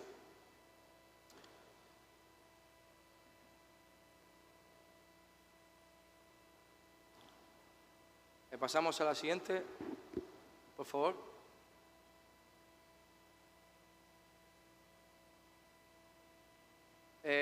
Por último, os he enseñado el laboratorio de ciberseguridad. Esto también lo hacemos, ¿vale? Tecnología nativa, reconocimiento facial, trazabilidad del movimiento, de la cual, pues, a todos los compañeros que han estado, es totalmente integrable, dado a que realmente lo hemos creado todos nosotros. Estáis viendo ejemplos de Smart City, habéis visto ejemplos de reconocimiento facial, estáis viendo ahora mismo sobre un perímetro qué cosas y conteos podemos hacer en una determinada plaza. Realmente, si se aprovecha así, es posible todo en beneficio. Aquí, por ejemplo, en el tema de la obra, o sea, cómo entrar con los EPIs en las obras de construcción, detección de armas. Esta parte es muy importante porque imagínense que en cualquier sitio donde alguien entra armado pueda generar un evento silencioso. Este tipo de tecnología es la que tocamos en Civinar y esperamos contribuir en lo máximo que podamos a nivel educativo con universidades, porque nuestra gran ilusión es poder juntar grandes profesionales y darle oportunidades a todos. Por mi parte, muchísimas gracias, es un honor. Gracias a ti, Miguel Ángel, muchas gracias. Fuerte aplauso. Se ha mencionado en varias ocasiones, bueno, los panelistas han mencionado de este panel el tema del talento. Y es importante, bueno, decirlo. Efectivamente, el talento es fundamental para el desarrollo de soluciones, para impulsar, obviamente, la inteligencia artificial a nivel de investigación y sobre todo a nivel de la programación. Una de las cosas que se ha hecho también en República Dominicana, el presidente Fernández ha sido ideólogo, como todos saben, del ITLA, del Instituto Tecnológico Comunitario de San Luis, el apoyo que le ha dado de la UAS, También aquí tenemos a la maestra Ligia Madamelo presente, que del ministerio y su gestión pues se apoyó mucho a la juventud dominicana. También Josefina Pimentel, la maestra, ministra de Educación. Es decir, efectivamente pues tantos programas que Miguel Ángel y bueno, los demás maestros, profesores, pues se han desarrollado para que se pueda contar con este talento especializado en el campo de la inteligencia artificial, ciencia de los datos, machine learning, todo lo que se ha mencionado hasta ahora. Pues nada, vamos a cerrar este panel con el último expositor, gran amigo Cristian Pichardo, que es el actual CEO de Mío. Vamos a cerrar con FinTech, vamos a cerrar con banca digital, vamos a cerrar con un ejemplo práctico de cómo la inteligencia artificial impacta a los negocios y sobre todo este nicho tan particular. Simplemente algunos titulares, porque estuve haciendo ethical hacking, estuve chequeando el LinkedIn de Cristian Pichardo y bueno, ahí dice que es efectivamente un ejecutivo de la industria financiera con una experiencia profunda en payments, en pago, fintech, consumer banking, digital innovation, business development, en fin, una larga experiencia en la gerencia y en el desarrollo y en la estrategia de impulsar este tipo de iniciativas innovadoras en la banca. Así que también con un fuerte aplauso recibimos y cerramos este panel con don Cristian Pichardo. Adelante. El escenario es suyo. Buenas tardes a todos y gracias por la oportunidad. Muy honrado de estar acá. Bueno, un poco tarde, me estoy interponiendo tal vez a las palabras de cierre, pero creo que es importante recordar que hace menos de un año estábamos aquí mismo en este salón con el presidente Fernández y la Funglode hablando del futuro del dinero. Y en esa ocasión nos tocó la oportunidad también de hablar de la tecnología financiera, de cómo la tecnología financiera impactaba el futuro del dinero. Hoy día no es una casualidad que venimos acá, hablamos de inteligencia artificial y de nuevo hay una vinculación importante con la industria financiera, una industria que globalmente su valor de capitalización de mercado sobrepasa los 8 trillones de dólares mundialmente y que emplea decenas de millones de personas, que algunos dirán, bueno, se puede ver amenazado, ¿verdad?, por la inteligencia artificial. Entonces, hablemos un poco, tomando pues el motivo de este foro, que es amenaza u oportunidad, la inteligencia artificial aplicada a las finanzas, aplicada al sector financiero. Y para hablar de eso, tendríamos que remontarnos a más de 40 años, y sí, más de 40 años. Porque hoy día hablamos de inteligencia artificial y decimos algo que está de moda, que está en boga, que está muy sonado. ¿Y por qué? Bueno, porque ha dado paso a la rápida aceleración y evolución de los algoritmos complejos que permiten esa evolución y esa adaptabilidad y la usabilidad de la inteligencia artificial. Pues hacia el 1980 surgen estos sistemas inteligentes que llamábamos sistemas expertos o expert systems, por las siglas en inglés. Y la aplicabilidad de esos sistemas expertos basados en reglas permitía ya en esos años, 1980, 1990, pues aplicarlo a la customización o personalización de planes financieros, también a la predictibilidad de los sistemas de mercado. También en los años 90, cuando empezamos a preocuparnos por el fraude, por la ciberseguridad, como ahora hablaban, pues también esos sistemas basados en reglas permitieron el enfoque de la inteligencia artificial en el sistema bancario y financiero para prevenir los fraudes. Entonces podemos ver cómo a través del tiempo también en la otorgación y originación de créditos. Y si eso nos trae al día presente y conectamos con este siglo XXI y hablamos de amenaza u oportunidad, decimos, bueno, ¿cómo estamos aplicando en las finanzas y el sector financiero y bancario la inteligencia artificial? Pues tenemos algunos ejemplos. La originación de créditos, ya hace varios años, una de las firmas que otorga el crédito y que utiliza el modelaje predictivo es robótica, es inteligencia artificial. Ya no solamente, como hacíamos antes, judgmental, le llamábamos en los bancos. Yo tengo más de 30 años dando vueltas en la industria financiera internacional y mundial y gracias a Dios recientemente me retorné al país. Pues ya no son personas donde analizábamos pilas de información, nos tirábamos en el piso, teníamos todos estos expedientes y teníamos un scoring judgmental que se desarrollaba, dónde vivía la persona, qué edad tenía, tiempo en el empleo. La robótica ha permitido y la inteligencia artificial aplicada a que ahora personas que no tienen un score crediticio, que no aparecen en ese buró de crédito, pues puedan recibir un crédito, una cuenta bancaria. República Dominicana no escapa a eso. Hace menos de un año no había en República Dominicana ninguna institución financiera que hubiese nacido nativa digitalmente. Hoy, en el 2023, ya tenemos 3. Mío es una de ellas, a la que me honra presidir y haber cofundado, Quick, del Grupo Financiero Popular, valga la payola, y Budget, del Grupo Financiero VHD, valga la payola.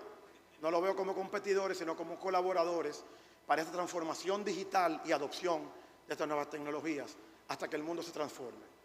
En Estados Unidos, dice Bankrate, que el 27% de toda la población bancarizada norteamericana utiliza servicios financieros de instituciones que nacieron nativamente digital y que el 72% de todas las entidades de intermediación financiera tienen algún tipo de uso de inteligencia artificial en la entrega de sus productos.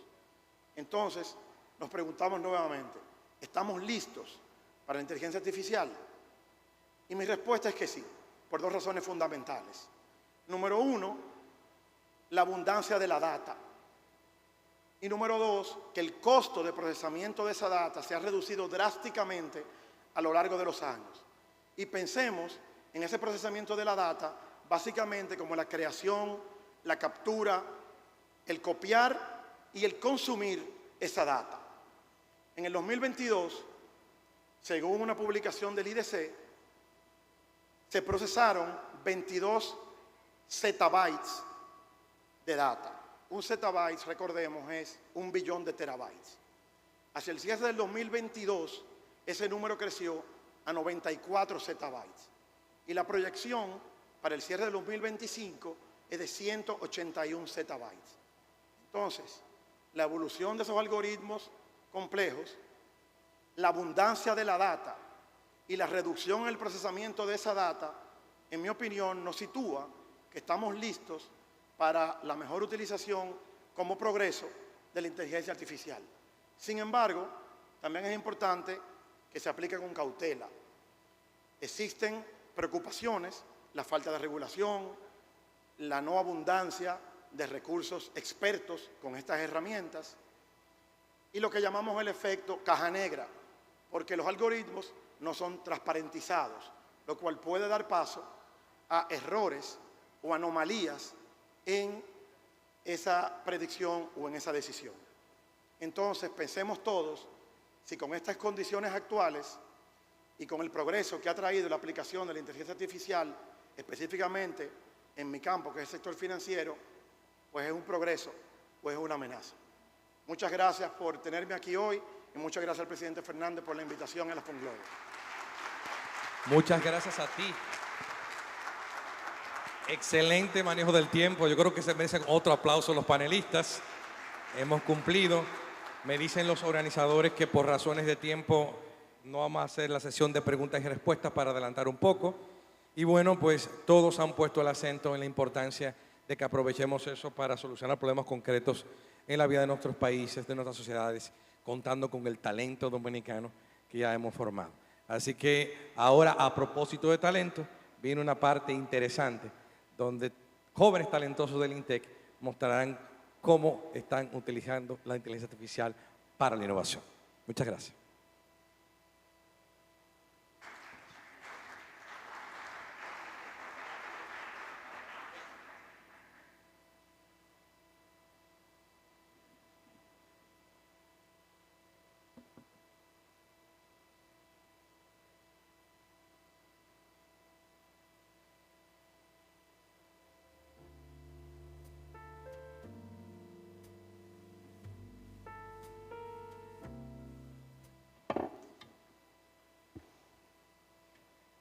Bueno, ya al finalizar, prácticamente finalizando nuestro evento, yo quisiera llamar a un grupo muy impresionante. Es un grupo de jóvenes dominicanos que han estado fajados trabajando en buen dominicano. No sé cómo podré traducir eso, pero han estado trabajando fuertemente en un proyecto que van a pasar a explicar.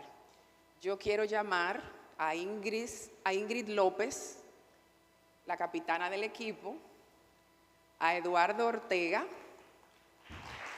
Edward García, Rosana Bautista y a Faisy Alcántara. Ellos son una representación del equipo Apolo 27. El equipo Apolo 27 es el equipo que representa al INTEC, el Instituto Tecnológico de Santo Domingo, y a la República Dominicana en el NASA Human Exploration RC. Es el equipo ganador del System Safety Award del 2020 y del STEM Engagement Award del 2022. Ellos nos van a explicar sobre su proyecto en una presentación llamada Del cielo a la tierra. Aquí les dejo entonces con Ingrid y con Eduardo. Si pueden tomar los micrófonos y siéntanse en libertad de ustedes caminar y de moverse como se sientan más a gusto.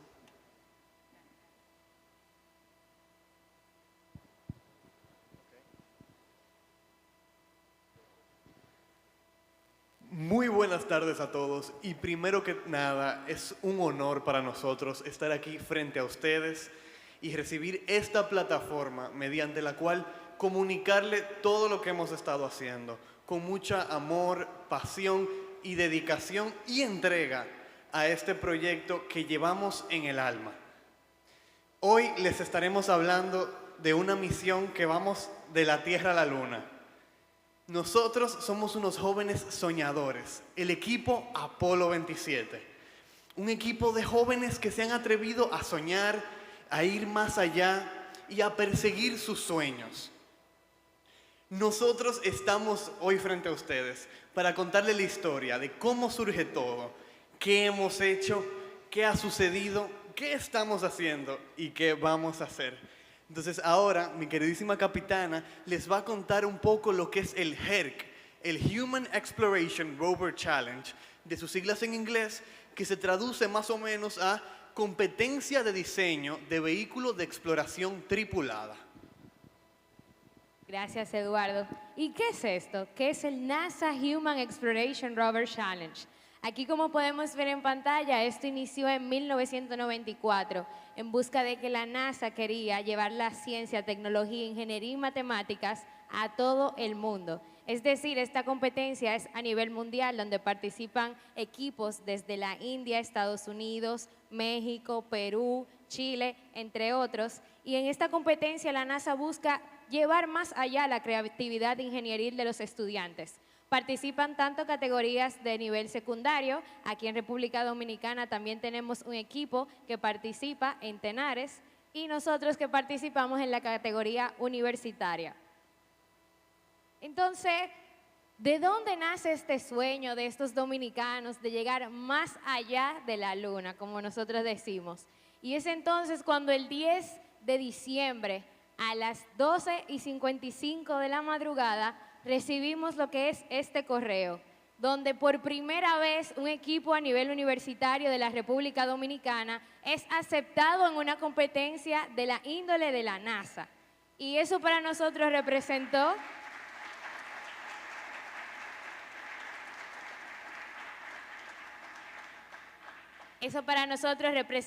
el inicio de nuestra travesía, porque con nuestros sueños no eran nada más los sueños de los estudiantes del INTEC que estábamos cargando, sino los sueños de cada uno de la juventud dominicana, de los niños, porque con nosotros se pueden abrir miles y miles de puertas para la juventud dominicana. Entonces, Eduardo, ¿cómo le llamamos a nuestro primer paso en Apolo 27? Bueno, nuestro primer paso se llama Atrévete, porque, como les decía Ingrid, más que nada, nuestro equipo está formado por un sinnúmero de disciplinas. Hay equipos que han tenido carreras de cine, de ingeniería mecánica, comunicación. Somos un grupo multidisciplinario. Entonces, aquí pueden ver las carreras de la ingeniería biomédica, ingeniería en software, ingeniería mecánica. Yo mismo estudio ingeniería aeroespacial. La capitana estudia la carrera de ingeniería mecatrónica. Pero más que pensar en qué ingeniería estamos estudiando, en qué estamos haciendo en la universidad, es atreverse, es soñar. Aquí, como todas las buenas historias, la nuestra comienza con un sueño. Estos son los pioneros de Apolo 27 que se atrevieron a soñar, aun cuando todo el mundo estaba en su contra. Aquí podemos ver el equipo del 2019 en el Centro Espacial Marshall, en Alabama, en Huntsville, la ciudad de los cohetes. Aquí podemos ver adelante a la capitana Catherine del primer equipo. Esta chica, egresada del Liceo Científico de Tenares, se atrevió a soñar. Llegó del Liceo Científico a INTEC con este sueño de participar en esta competencia de la NASA, de cumplir sus sueños. Y a Catherine no le afectó lo que les va a contar Ingrid ahora, porque hay que atreverse, pero podemos ver que... Bueno, como inicié ese sueño en el 10 de diciembre del 2018, así también existen los matasueños. Así como nosotros hemos iniciado un proyecto, siempre hemos tenido nuestras altas y bajas, y esa no fue la diferencia para Apolo 27. Dice un estudio que a los 17 años ya una persona, un joven, ha recibido 150,000 no y solamente ha recibido 150,000 tú puedes.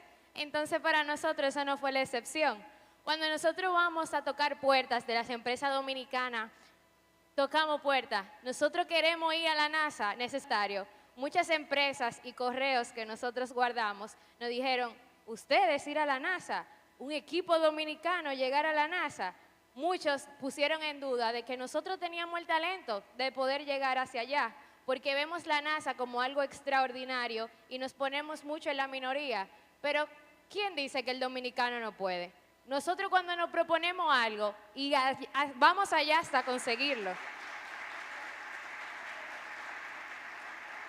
Entonces, para nosotros, esos 150,000 no fueron un motivo de nosotros desmotivarnos, sino que agarramos esos 5,000 tú puedes, y aunque fuese prestado el dinero, nosotros fuimos a la NASA y fuimos a representar nuestro país, porque sabíamos que con esa puerta que estábamos abriendo de llegar allá, iban a abrirse miles de sueños de jóvenes dominicanos. Entonces, Eduardo, cuéntame un poquito más. Ahora, el sueño es opcional, porque no a todo el mundo, porque sí, se le van a cumplir las cosas, por el simple hecho de estarlo intentando. Hay que trabajar, hay que dedicarse y poner las horas. Por eso, así como nos ven, Ingrid y yo, y los chicos que están aquí, antes de ayer, llegamos al Instituto Tecnológico de Santo Domingo a las 8 de la mañana. Empezamos a trabajar en el vehículo y nos fuimos a nuestras casas a las 8 de la mañana de ayer. Es decir, duramos todo el día trabajando en el vehículo, 24 horas de trabajo. ¿Y por qué dedicarle este esfuerzo? ¿Por qué poner el alma en juego adelante? Como pueden ver, llevamos la bandera dominicana puesta en el cuerpo. Son los colores que nos representan. Y asimismo está nuestro vehículo, con la bandera en el cuerpo, con la bandera puesta. Porque sí, somos estudiantes de ingeniería, somos jóvenes soñadores, pero más que nada somos jóvenes dominicanos y orgullosos de nuestra patria, con una misión de llevar la bandera a lo más alto. Por eso, el sueño es opcional. No es solamente porque yo decidí hacerlo. Hay que poner las horas, hay que tomar esa decisión de alcanzar más allá.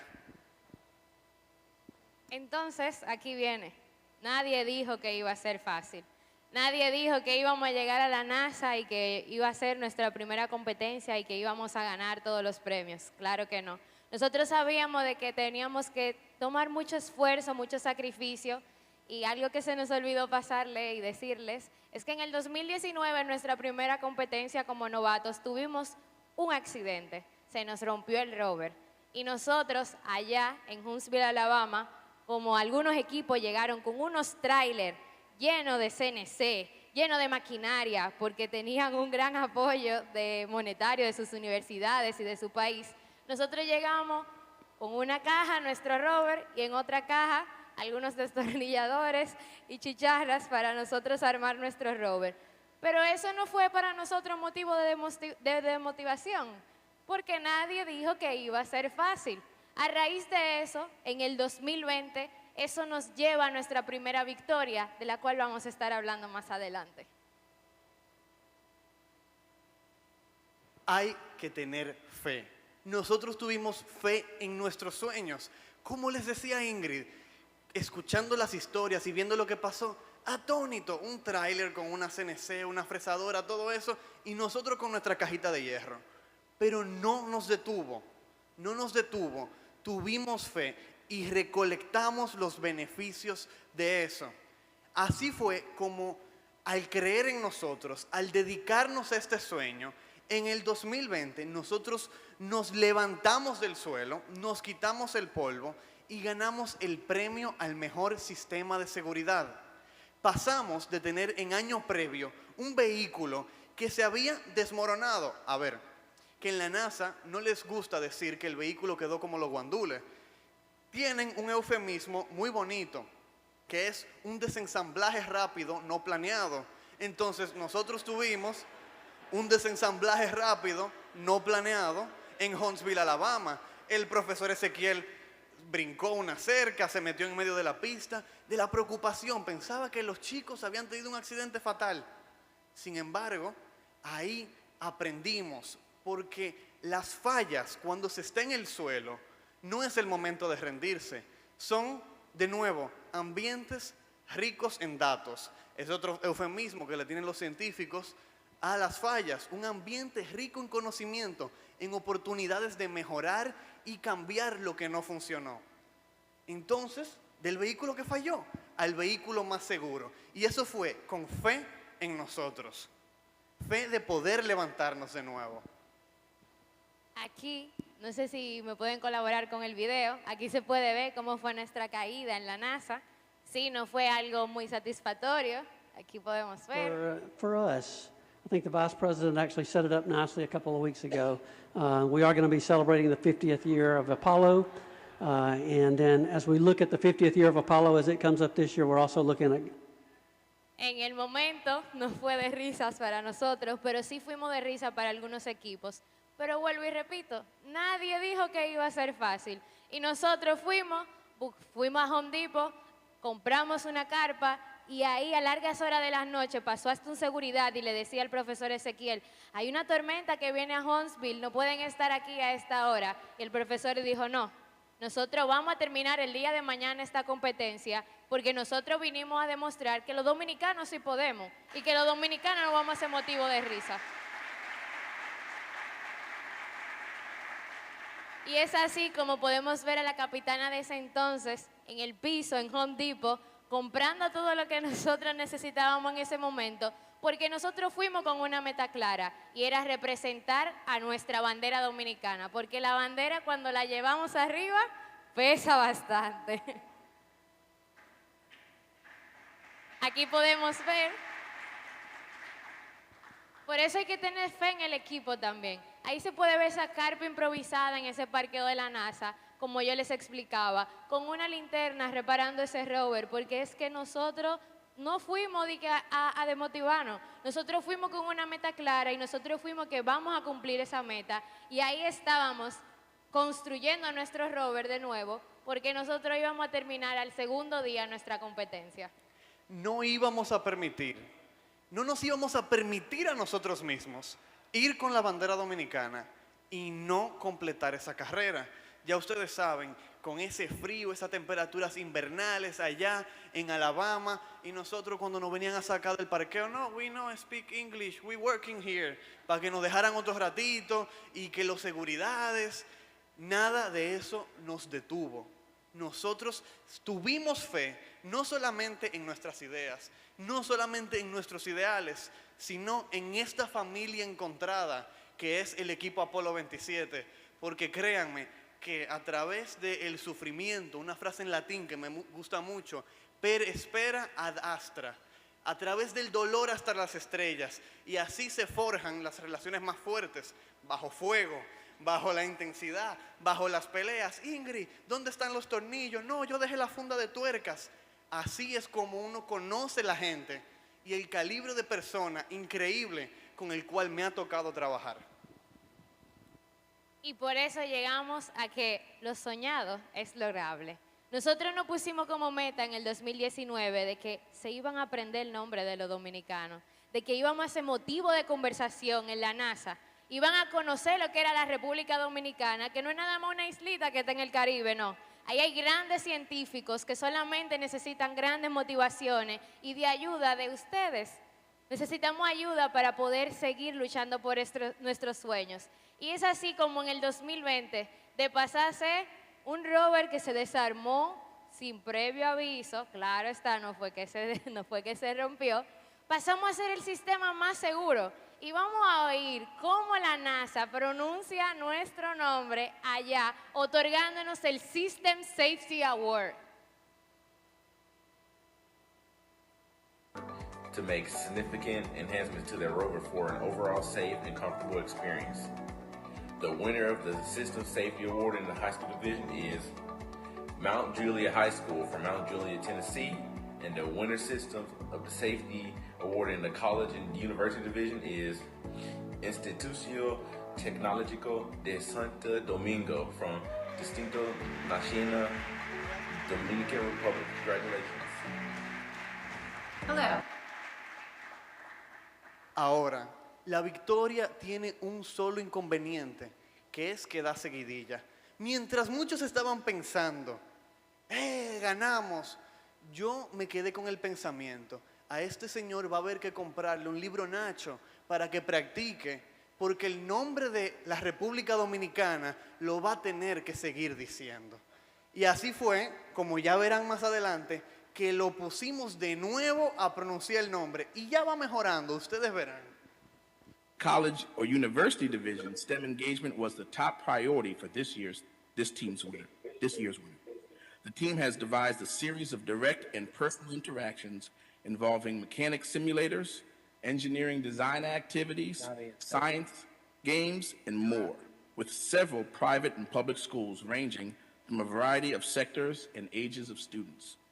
So this year's College and University Division STEM Engagement Award goes to Instituto Tecnológico de Santo Domingo in Santo Domingo, Dominican Republic. Congratulations. Se lo va aprendiendo, ¿verdad? Ya se lo va aprendiendo. Y es así como nuestro sueño se ha convertido en ser lograble. Y este año vamos por más. El martes 18 de abril volvemos a partir a la NASA. Gracias a que ya no hay pandemia, va a ser de manera presencial porque estos años fue de manera virtual. Pero yo le voy a dar un sneak peek de lo que esos ingenieros de la NASA hablan de nosotros. Nosotros nos convertimos en un motivo de conversación allá en la NASA debido a ese STEM Engagement Award. ¿Por qué? Porque nosotros nos pusimos como compromiso de que no es nada más construir un rover. No, ese no es el principal motivo de Apolo. El motivo de Apolo es llevar la bandera en alto, pero contribuir a lo que es nuestra sociedad dominicana con la ciencia, tecnología, ingeniería y matemáticas. Desarrollamos varios programas donde vamos a escuelas públicas, escuelas privadas y realizamos lo que son conferencias y también nuestro STEM Tour, que eso es algo que ellos han elogiado bastante, donde con niños, adultos, ancianos, sin importar la edad, porque para nosotros no hay límite para la ciencia, hemos desarrollado estos programas llevando estas actividades a los niños, motivándolos. ¿Qué te han dicho a ti, Eduardo, en las escuelas cuando se hacen esas actividades? Realmente ha sido súper emotivo para nosotros en esas actividades, como hemos observado que al pasar del tiempo llegamos y nos dicen, Eduardo, yo me inspiré en ti, yo quiero ser astronauta, quiero ir al espacio, decido estudiar una carrera de ingeniería. he cambiado mi decisión, me atraen las ciencias luego de escuchar esta charla. Ingrid tiene una historia de una pequeña niña que a mí casi se me aguan los ojos cuando le escucho, que fue allá en el STEM Tour. Una niña pequeña de 4 añitos le decía: yo quiero ser como tú cuando sea grande, nos vamos juntas para el espacio, tú adelante y yo atrás. Una niña de 4 años diciendo eso. Y no solo eso, que la niña me decía, o sea, para que veamos que en nosotros sí hay científicos de calidad. La niña me preguntaba, ¿y por qué los astronautas utilizan un traje espacial? ¿Y por qué el aire que respiramos aquí no es el mismo que se respira en la luna? O sea, una niña de 4 años tiene curiosidades de ciencia que para mí fueron motivo de mucho asombro. Entonces, nosotros debemos de ser motores, debemos de ser propulsores de esos sueños de esos niños desde pequeños. Yo me tomé una foto con ella y le dije, sí, nos vamos juntos para NASA, nos vamos juntos para Marte, nos vamos juntos para la Luna. Yo adelante y tú detrás. ¿Por qué? Porque cuando uno le da motivos a esos niños de sus sueños, vamos a tener grandes astronautas en la NASA. Puede ser que esa niña sea la primera astronauta dominicana. Puede ser que Eduardo sea el primer astronauta dominicano. Entonces es así como nosotros propulsando sueños científicos, porque aquí sí hay ciencia, solamente necesitan de gran apoyo. Entonces, para concluir, algo que se nos quedó a Apolo 27 es, atrévete. El sueño es opcional y ten fe. Esa casa que vemos aquí detrás fue donde se crió nuestro querido Ezequiel Díaz, que es nuestro Team Advisor, quien acogió este equipo y ha puesto hasta de sus recursos en busca de ser motor de nuestro sueño. Le tenemos un cariño impresionante porque él es quien nos ha dado alas cuando nosotros mismos no la encontrábamos.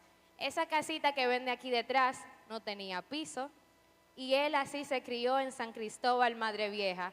Y hoy podemos decir que es un ingeniero muy exitoso que le ha dado alas a miles de jóvenes dominicanos. Y no solamente como Ezequiel, no, nosotros hemos tenido jóvenes de Dajabón, jóvenes de Tenares, jóvenes de La Ciénaga, jóvenes de Cristo Rey.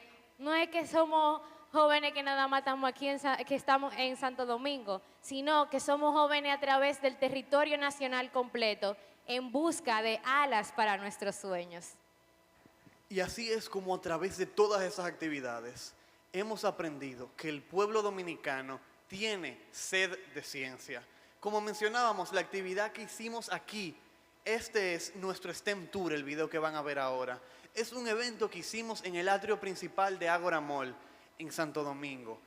Es un evento totalmente gratuito en el que lo único que se hacía era divulgar las ciencias.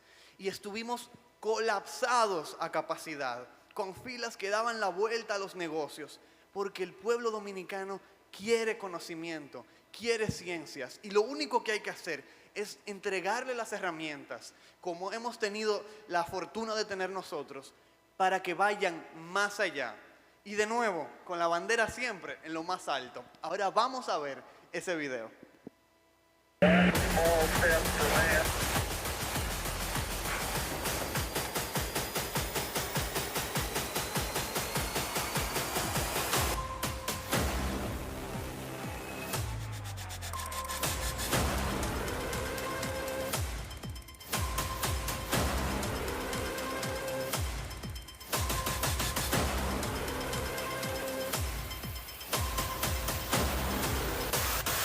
Que comience la fiesta.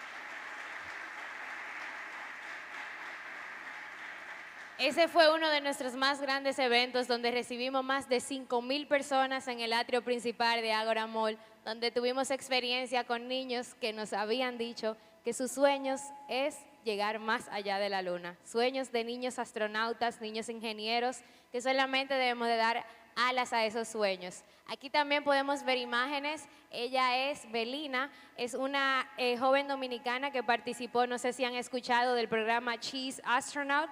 Ella fue el año pasado a Houston, Texas, y participó de un campamento en la NASA. En esa conferencia tuvimos el Women in STEM, donde nosotros incursionábamos a la niña y mujer y joven dominicana en la ciencia, tecnología, ingeniería y matemáticas, porque, siéndoles honesta, estudio ingeniería mecatrónica en el INTEC y muchas veces me he quedado trimestres donde no tengo una sola compañera en clases. Entonces eso para mí ha sido un motivo de que debemos de buscar a esas niñas, de que esto no es una carrera para hombres, no hay género para nosotros estudiar alguna carrera. No hay que tener miedo de estudiar robótica, de levantar caja, de levantar hierro. Yo soy soldadora, ¿quién lo pensaría cuando me ve? Entonces es llevar esos sueños a esas niñas, motivación de que ya es hora de que las aulas de ingeniería de la República Dominicana estén repletas de niñas y jóvenes dominicanas. Por eso es que hemos realizado esta conferencia, pero también nosotros nos hemos marcado una meta, y es que tuvimos una actividad con la comunidad sordomudo dominicana, en donde muchos de ellos nos expresaban que también tienen sueño de estudiar en universidades, y esta comunidad es de escasos recursos, por lo cual no pueden pagar una carrera universitaria, pero también pagar un traductor para poder recibir sus clases.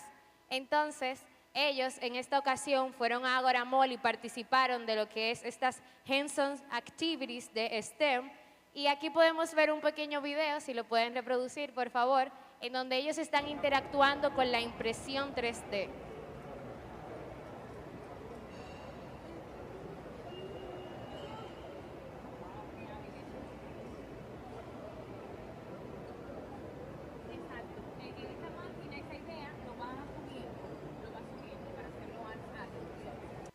Entonces, para nosotros se ha convertido en compromiso de una inclusión total también en la sociedad.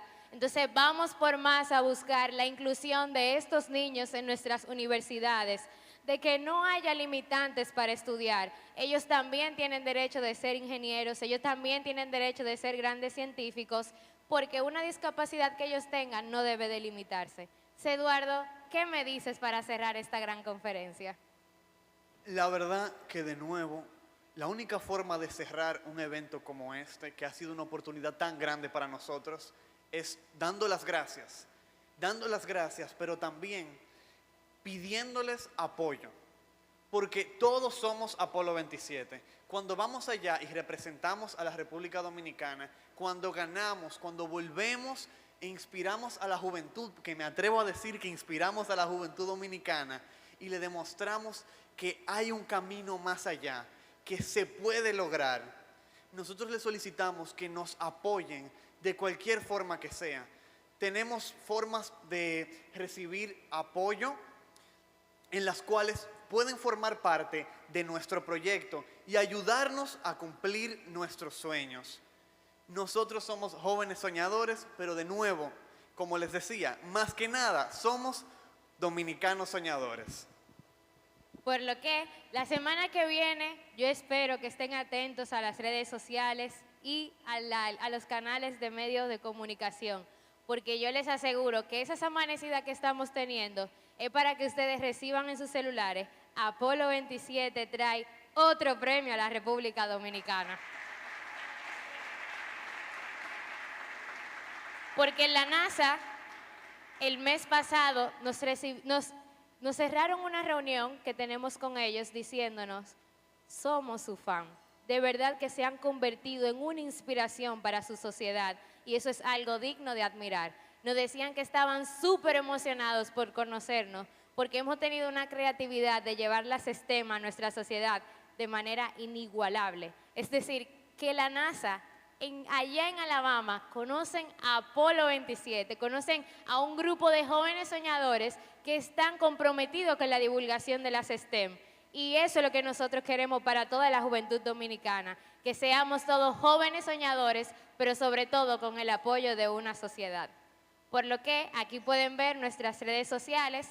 Si alguno quiere unirse a la causa, vamos a partir la semana que viene de viaje hacia Huntsville, Alabama. Necesitamos recursos y damos la gracia a aquellos empresarios y amigos del presidente Leonel Fernández que nos han ayudado. Pero si usted también se siente identificado luego de escuchar esto, aquí nos pueden contactar a través de nuestro Instagram y le vamos a estar dando la gracia por todo su apoyo de antemano. Gracias, señor Leonel, por impulsar lo que son las STEM en la República Dominicana. Este foro es de mucha ayuda. Gracias de verdad por ayudarnos y darnos alas a de que no es necesario salir del país. Aquí también puede existir grandes empresas, grandes compañías que puedan recibir jóvenes amantes de la ciencia, ingeniería, tecnología y matemáticas. Muchísimas gracias, Ingrid. Muchas gracias a Ingrid y a Eduardo, así como a Edward, Rosanna y Faisy por su presentación excelente.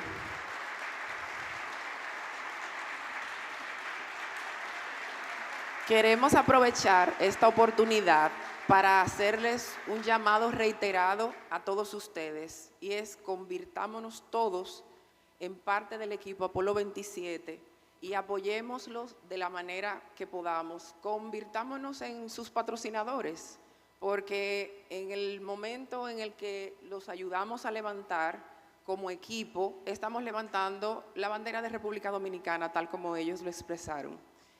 En vista de la hora, y básicamente debemos agradecerle a todos y cada uno de ustedes por haber sobrevivido a este momento, habernos pasado todo el día trabajando y discutiendo estos temas tan interesantes y tan fascinantes. Los muchachos van a estar disponibles acá abajo para todos aquellos que quieran conversar con ellos, que quieran quizás profundizar un poco más sobre el tema de los aportes y de las ayudas que pueden realizarse. Y básicamente lo que nos queda es, en nombre de la Fundación Global Democracia y Desarrollo, en nombre del Foro Global de Casa de Campo, queremos darle las gracias a todos y a cada uno de ustedes por habernos acompañado en esta cuarta edición del Foro sobre Inteligencia Artificial.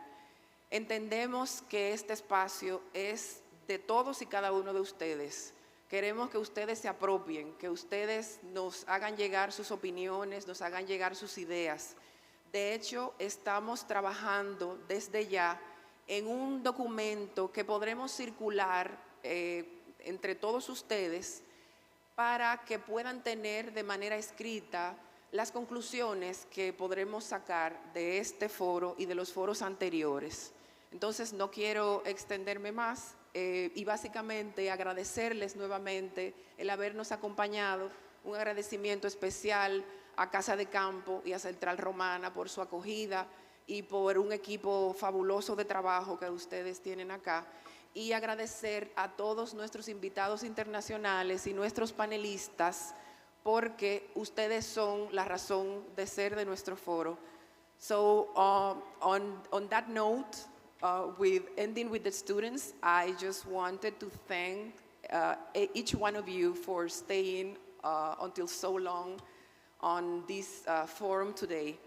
Basically, we will have a document ready to circulate with all of you with all the conclusions so that we can add to it and basically have a richer document. And lastly, we would like to thank each one of our international guests and panelists for being with us here today, sharing your experiences and your knowledge. You are basically the reason of the Global Forum. Así que buenas noches y vayan todos muy bien.